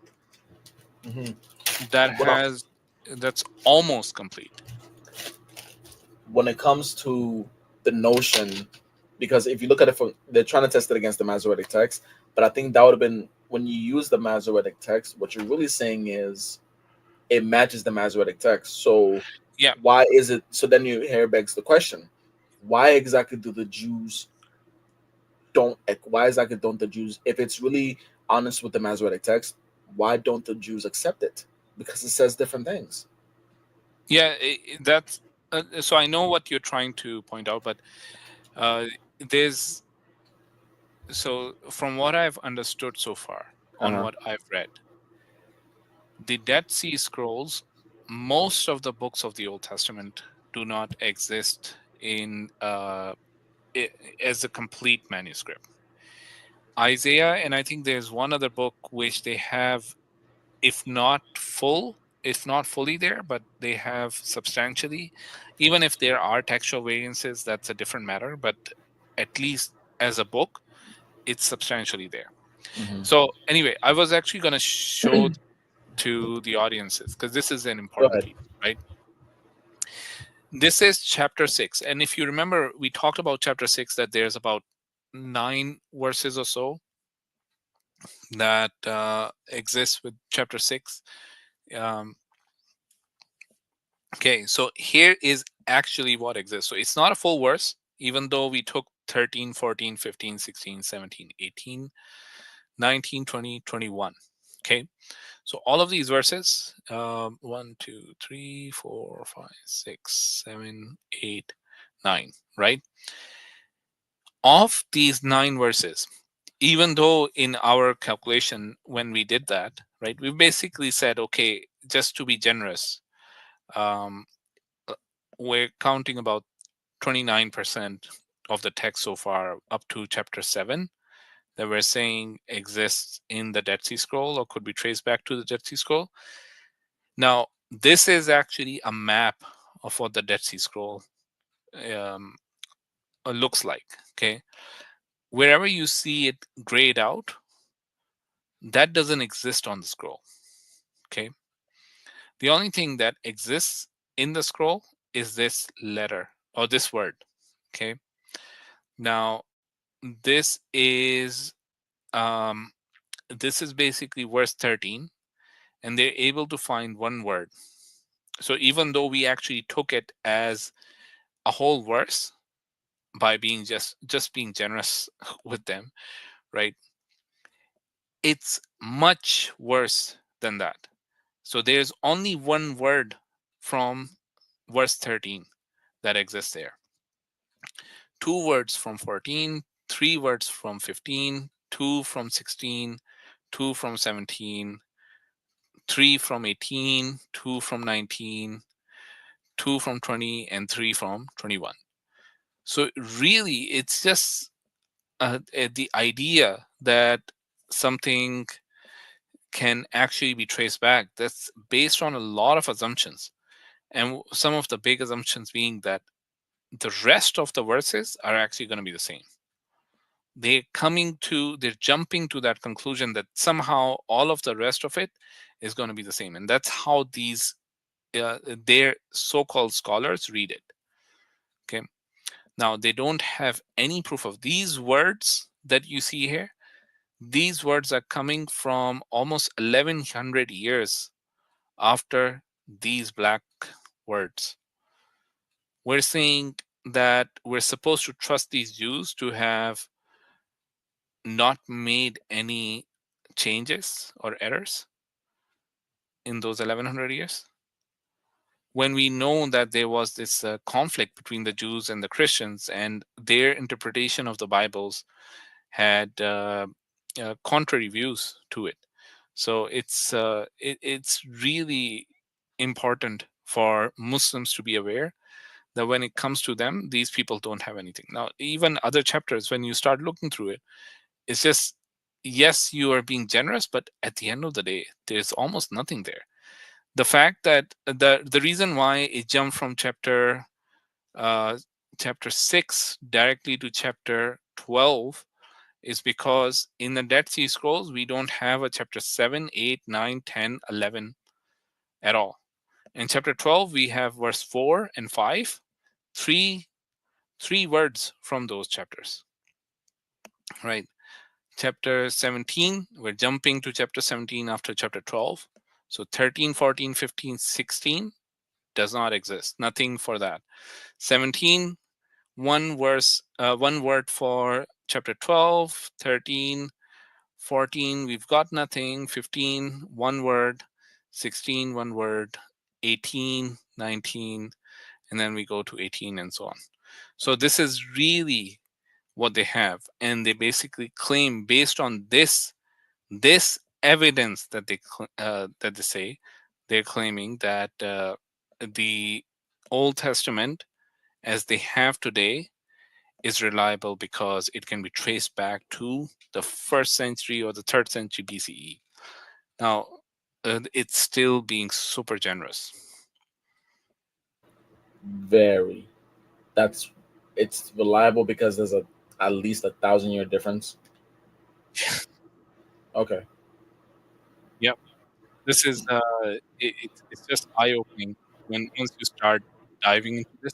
And here's the thing: their scholars are aware of these matters, but they continue lying to these people because there's a vested interest in this whole thing.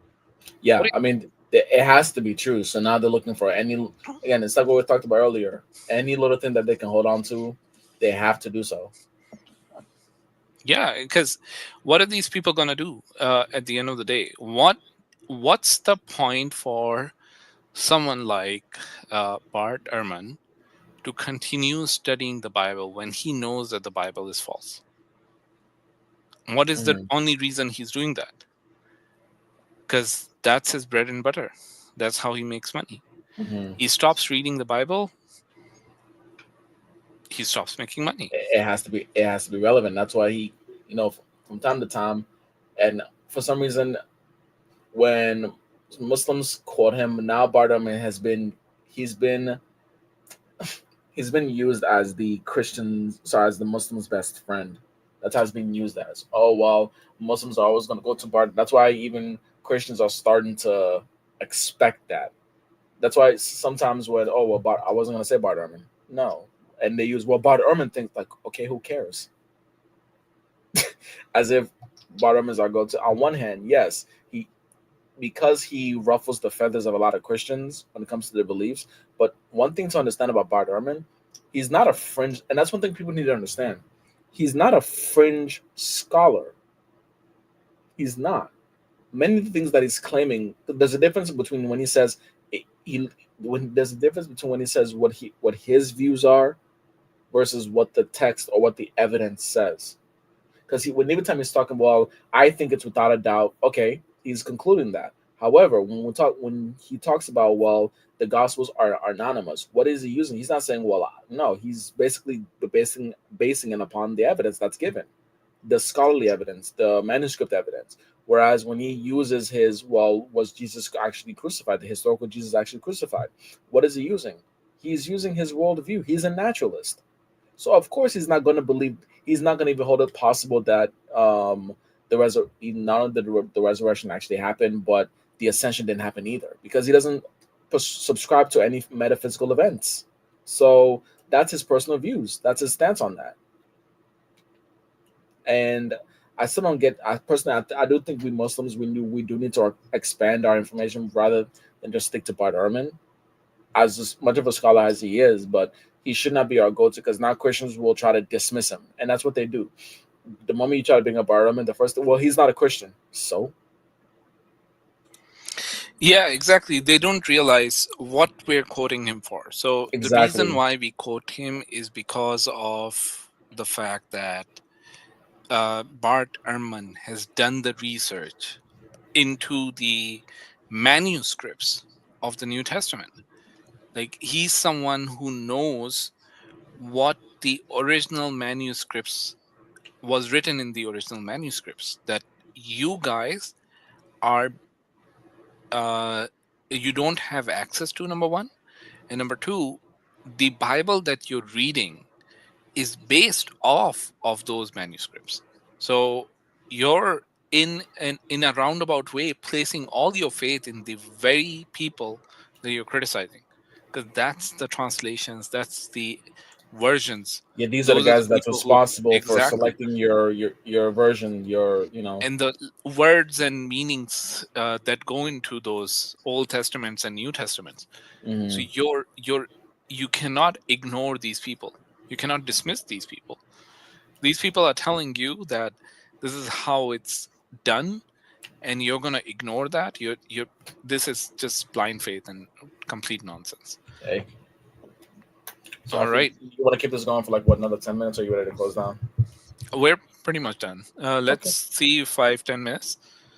But if somebody jumps up, that's well, I don't know if I have it in me to continue going on for long. Let me remove the link just in case. Yeah, because I notice we forget to do that, and then we wonder why people keep hopping on. Oh, the link is still here. Let's fix that. Actually, before we do, there's actually one thing I would like to finish up with. Let me remove the link real quick. Oh, why do I sound like that? My voice is ugh. Anyways.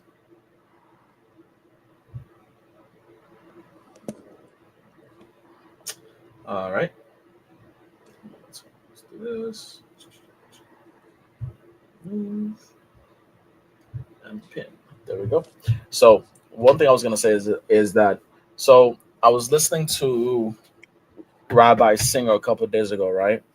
And the one thing I've noticed that he talked about, the prophecy, or the alleged prophecy in Isaiah 7.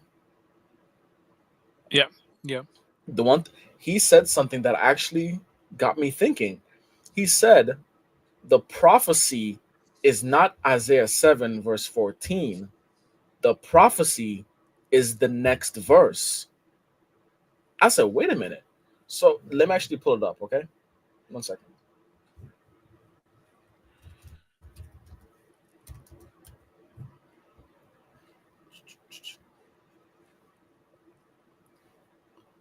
Okay, let me put the ESV. If only I'll put the ESV just in case. But let me see if I could maybe use a Jewish source or something like that. But let's hold it to the ESV right now, okay? So let me share my screen.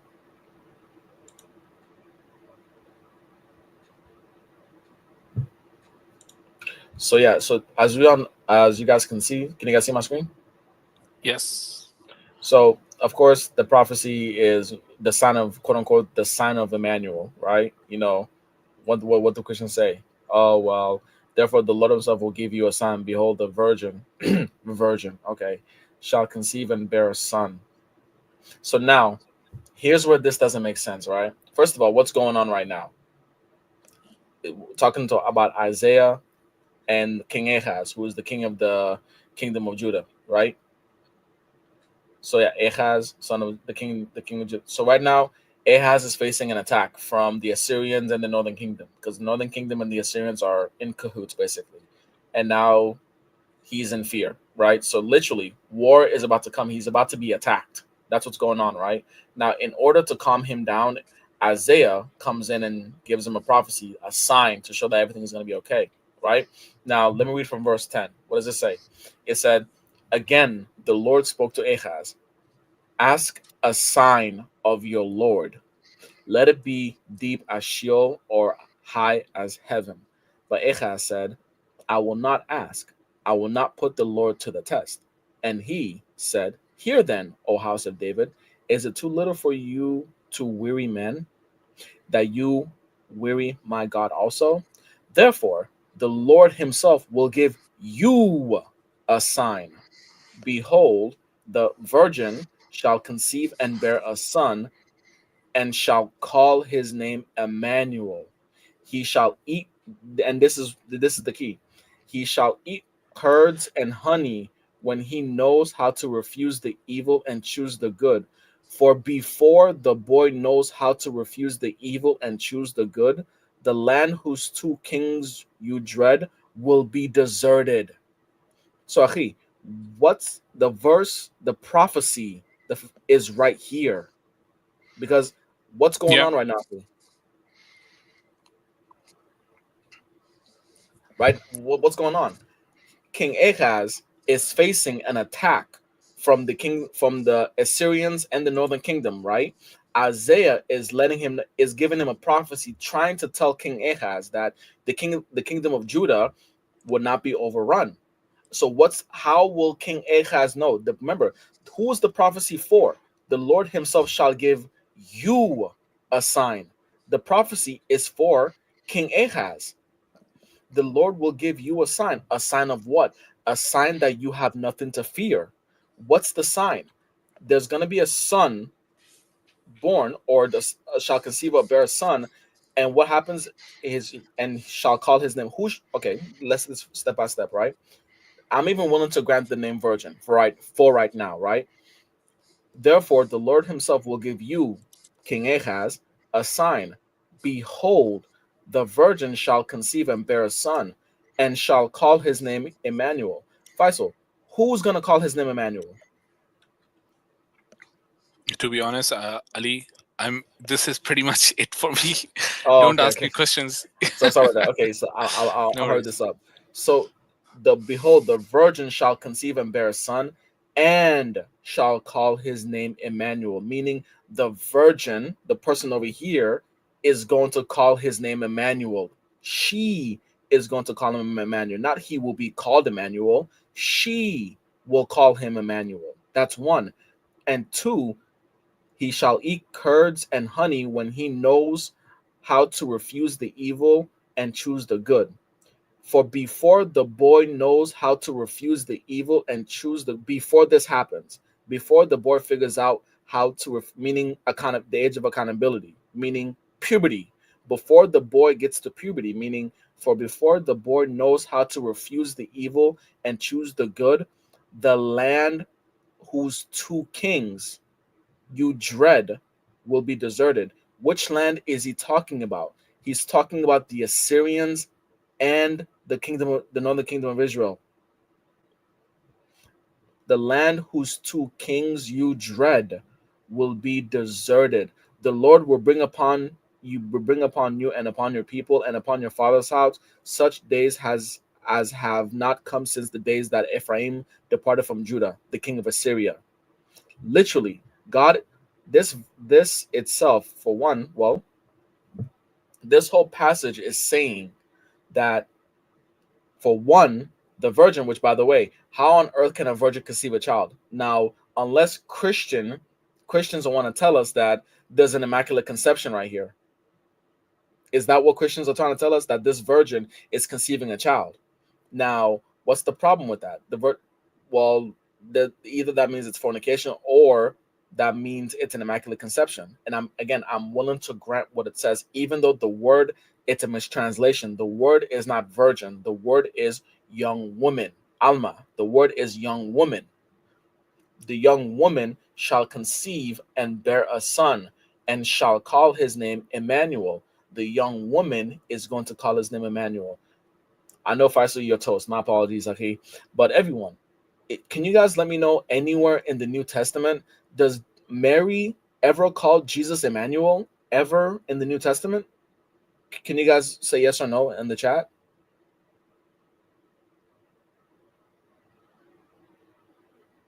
Well, I'll speed things along because Faisal is tired. No, Mary never calls Mary not one time calls Jesus Emmanuel, meaning his name will be Emmanuel. That will be his name. That's one. And two, he shall eat curds and honey when he knows how to refuse. Meaning, when this happens, he's going to eat curds and honey. Curds, it takes a while to curds is basically like butter. He's eating butter and honey when he knows how to refuse the evil and choose the good. The prophecy is verse 16, not verse 14. The prophecy is, for before the boy knows how to refuse the evil and choose the good, the land whose two kings you dread will be deserted. Meaning, the land of which, and what's the land? How do we know what that land is? Let's come earlier. What's going on in the first? And right, where is it? Right here. Not the Assyrians, Syrians, not the Assyrians. My apologies. Right here. When the house was David was told, Syria, not Assyria, my apologies.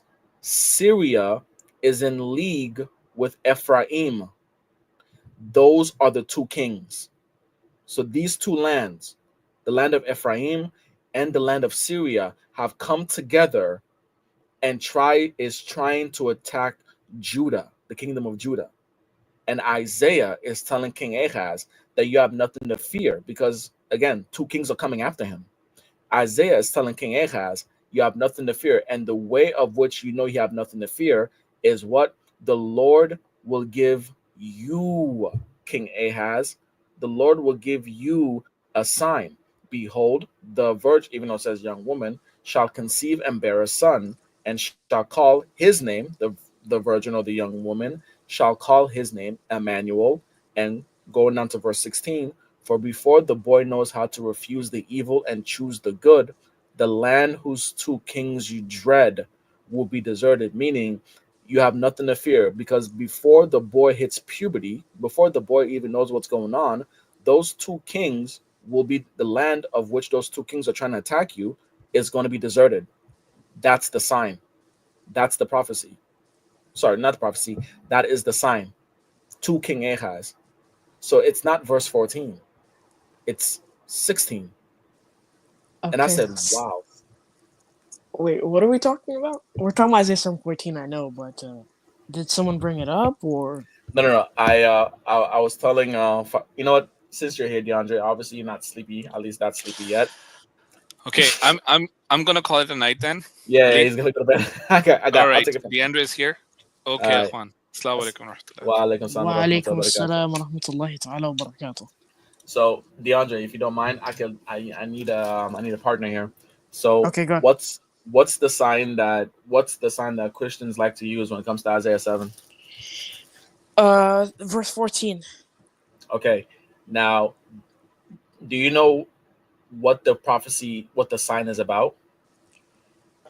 What happened? Do you know what the sorry. do you know what the sign is about?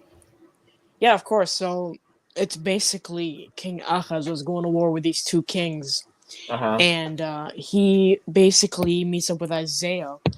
And Isaiah says, ask God. And Ahaz says, no, I'm not going to. And then Isaiah delivers the message to him that we see now. And in verse 16, it states that the land of the two kings will be deserted. And there's going to be a guy who, is born to a young woman now. I don't know how this got brought up, but I will say that, first of all, I did make a video that you guys should definitely go ahead and watch on Islam God Answers. It is about, not necessarily about the prophecy in and of itself, but it's about the Hebrew word that's used in the prophecy, because that is a very big point of contention that is between Christians and Jews and Muslims. The word Alma, virgin. Oh yeah, Batula and Alma, yeah. Yeah, Alma, Batula, and I gave some examples of how Alma cannot be virgin, and Alma cannot be cannot be I mean, virgin, and why use Betullah can. why use alma to mean virgin when there's already a word meaning virgin?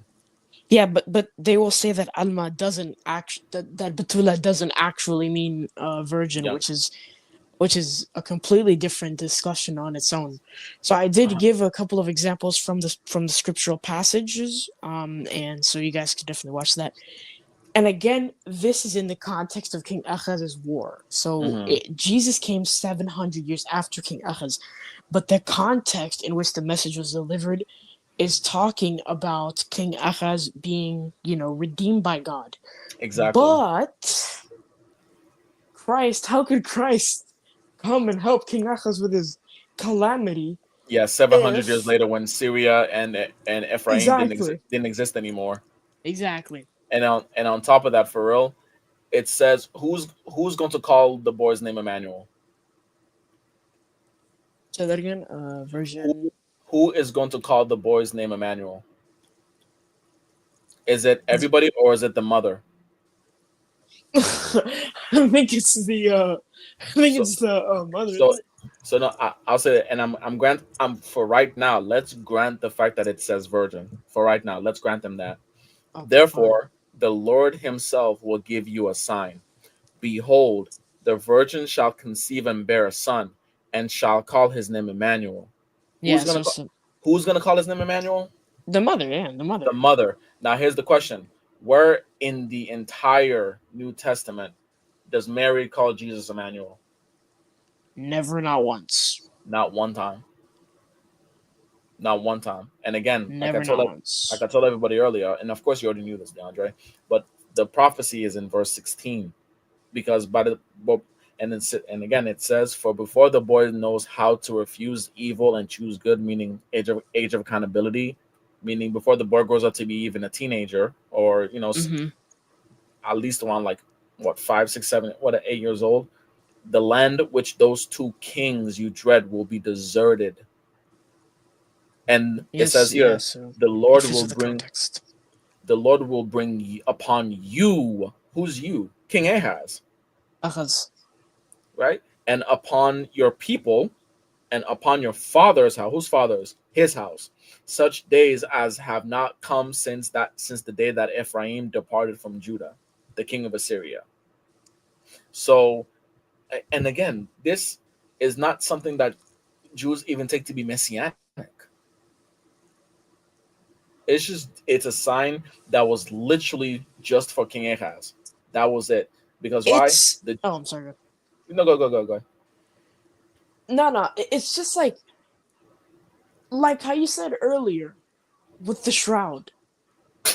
Any like little slight beacon of something, they just take that little tiny centimeter of rope and they turn it to a whole 1.5 feet from nowhere. Got to do something with it, right? They'll take just something that seems familiar. Oh, virgin? Oh, okay. Virgin, Emmanuel, God, Jesus. It's like, what? And by the way, yeah, just because they say, "Oh, what does Emmanuel mean?" Emmanuel means God with us. So that means, okay, cool. Now here's the problem. Okay, do you know what's Isaiah's real name? What is it? What does it mean? No, like what is his name in Hebrew? I don't know actually. Yeshayahu. Oh, Yeshayahu. That's right. Now, what does that mean? You think I know Hebrew, bro? I don't know. It means salvation. I think it means salvation of God or salvation from God, something like that. That makes sense. Let me double check because I don't want to. I would use a different name. Let me see. And I would say Semitic names mean something, and though that Semitic name isn't a claim of divinity. For instance, Ismail or Ishmael. Oh, I'm sorry. Go. Sorry, I just to say that Yeshayahu, which is the Hebrew name for Isaiah, that's would have been more likely Isaiah's real name. It means God is salvation, or salvation is from God. So does that mean Isaiah's God now? And even Ismail. So you're saying about Ismail. Go ahead. Go ahead. Yeah, Ismail alayhi salam, or Ishmael as his name is in Hebrew, means God hears, and even Eli, Mm-hmm. right? In 1 Samuel chapter 3, verse 1, it says that someone named Eli had sons, and Eli was high priest. Eli quite literally means God, God. right? So Semitic names, they meant something, and they didn't mean that the person who has the name is divine.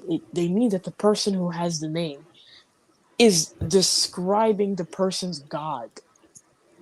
Exactly. You could be named. That does not just. And you can be named in honor of God without being God. It's the same when we talk about Hezekiah. Hezekiah literally means God's strength. Yeah, So you wouldn't say that he's God or anything like that. So, but all of a sudden when oh wait, God is with us, and Jesus is God, so he's with us. So that must mean he's it's the guy, it's even just a though no one Texas is. sharpshooter fallacy. There you go. So it's something that for me, I know you noticed this, DeAndre, but for me, I learned about this literally a couple of days ago. Literally a couple of days ago, and I'm saying, oh You my learned about lord. Isaiah 7 a couple days ago? No, I learned about the 716 a couple of days ago. Oh, Yeah, dude, I've been knowing about that forever. of course you have, you jerk. But a lot of like focus for the people in the context is placed upon the context of the chapter, and this is why I felt the need of course, after doing some research myself, Uh-huh. to make a video addressing the Hebrew word itself. So the Hebrew words Allah and Betullah, their differences, examples from some scripture, and stuff like that, to prove that Alma doesn't mean virgin and Bethula does in fact mean virgin. But again, anything So that they go want to. watch. Oh yeah, go watch. Where do I go watch this? By the way, Oh, you go watch this. You go watch it at Islam God Answers. Islam got answers. What is that? Yep. You see, Islam God Answers. You know that I thought we'd run this infomercial at the end of the stream, but regardless, Islam God Answers is a channel dedicated to providing quality responses to non-Muslim claims pertaining to Islam. Really? That's amazing. And wait, Islam got answers. Wait, how do I get to this channel? By the way, because it seems like it'll be like what $1,000. So how can I have access to this channel? Well, you go to youtube.com, you go to search, you type Islam God Answers, and all of the videos that are on there are yours for no charge to you. Only dua. No, That's it. no charge. Really? Yep. Yep. Get That's out of right. here. That's right. Every single video and all future videos for free. Only dua. That's Wait, it. wait, wait, wait, wait, wait. You mean to tell me I can go to youtube.com, search Islam God Answers, and watch quality videos refuting anti-Muslim claims for free? For free. That's it. Oh, oh my God. And no catch whatsoever. Nope. Nope. Oh my God. Guys, what are you waiting for then? This is amazing for free. Let's go right now to Islam God Answers. It's free. Yeah, it is free. So yeah, guys, go watch that video. It's a really it's not a rebuttal video or anything. It's literally just a video that it goes into the Hebrew and goes into passages and does all of that. So I really enjoy making and researching for that video. But yeah, Isaiah 7, man, it's You know. I've you been know, dealing with Isaiah 7 for months, man. inshallah, by next time we can actually have I would like to open up a stream where we actually start looking at a Christian and a Jewish debate to see, well, wait a minute, why do, because again, the same way how Christians don't like it when Muslims try to find the Prophet Sallallahu Alaihi Wasallam in their book, well, the Jews are like, interesting. You don't like it when other people are going into your books claiming something different than what your book says. That's crazy. And what's real crazy is And everyone knows that I am, as far as on dots, I am a huge proponent of the idea that the Prophet ﷺ can be found in the Jewish and Christian books. I am a huge proponent of that view. I completely hold that view and I have no problem defending it. Mm-hmm. The thing that's crazy is we have more evidence than the Christians as far as like exegesis is concerned. More evidence. As far as like Hebrew and commentary and textualization, as far as context, we have way more evidence. Our arguments are so much stronger. Okay? We don't just take one verse out of context and run with it. We take the entire context into consideration of the passage. So you don't like it when we are going through your books to find the Prophet ﷺ. But you know what's interesting? You go to the Jews' books to find Jesus, which and is your amazing. arguments are worse than ours. Well, he's in 300 prophecies, more than 300. Okay. Well, we just refuted one in literally like 5 seconds. I can literally count 10. That's it. 10. Probably a little bit less than that. Genesis 3:15, Isaiah 7, Isaiah 9, Isaiah 7:14, 9:6, 52:13 or 53:12.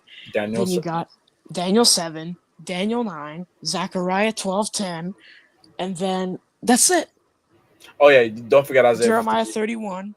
I mentioned 53. You did? Jeremiah 31, which Jeremiah 31 just backfires against them so hard. Jeremiah 31, and that's it. And Psalm 22 That's it. Oh yeah, that one. Yeah. What is that one really a prophecy? They say it is, but it's not. You know what? Never mind. Yeah, they do. But they say it is. Those are the only ones that are quoted. Okay.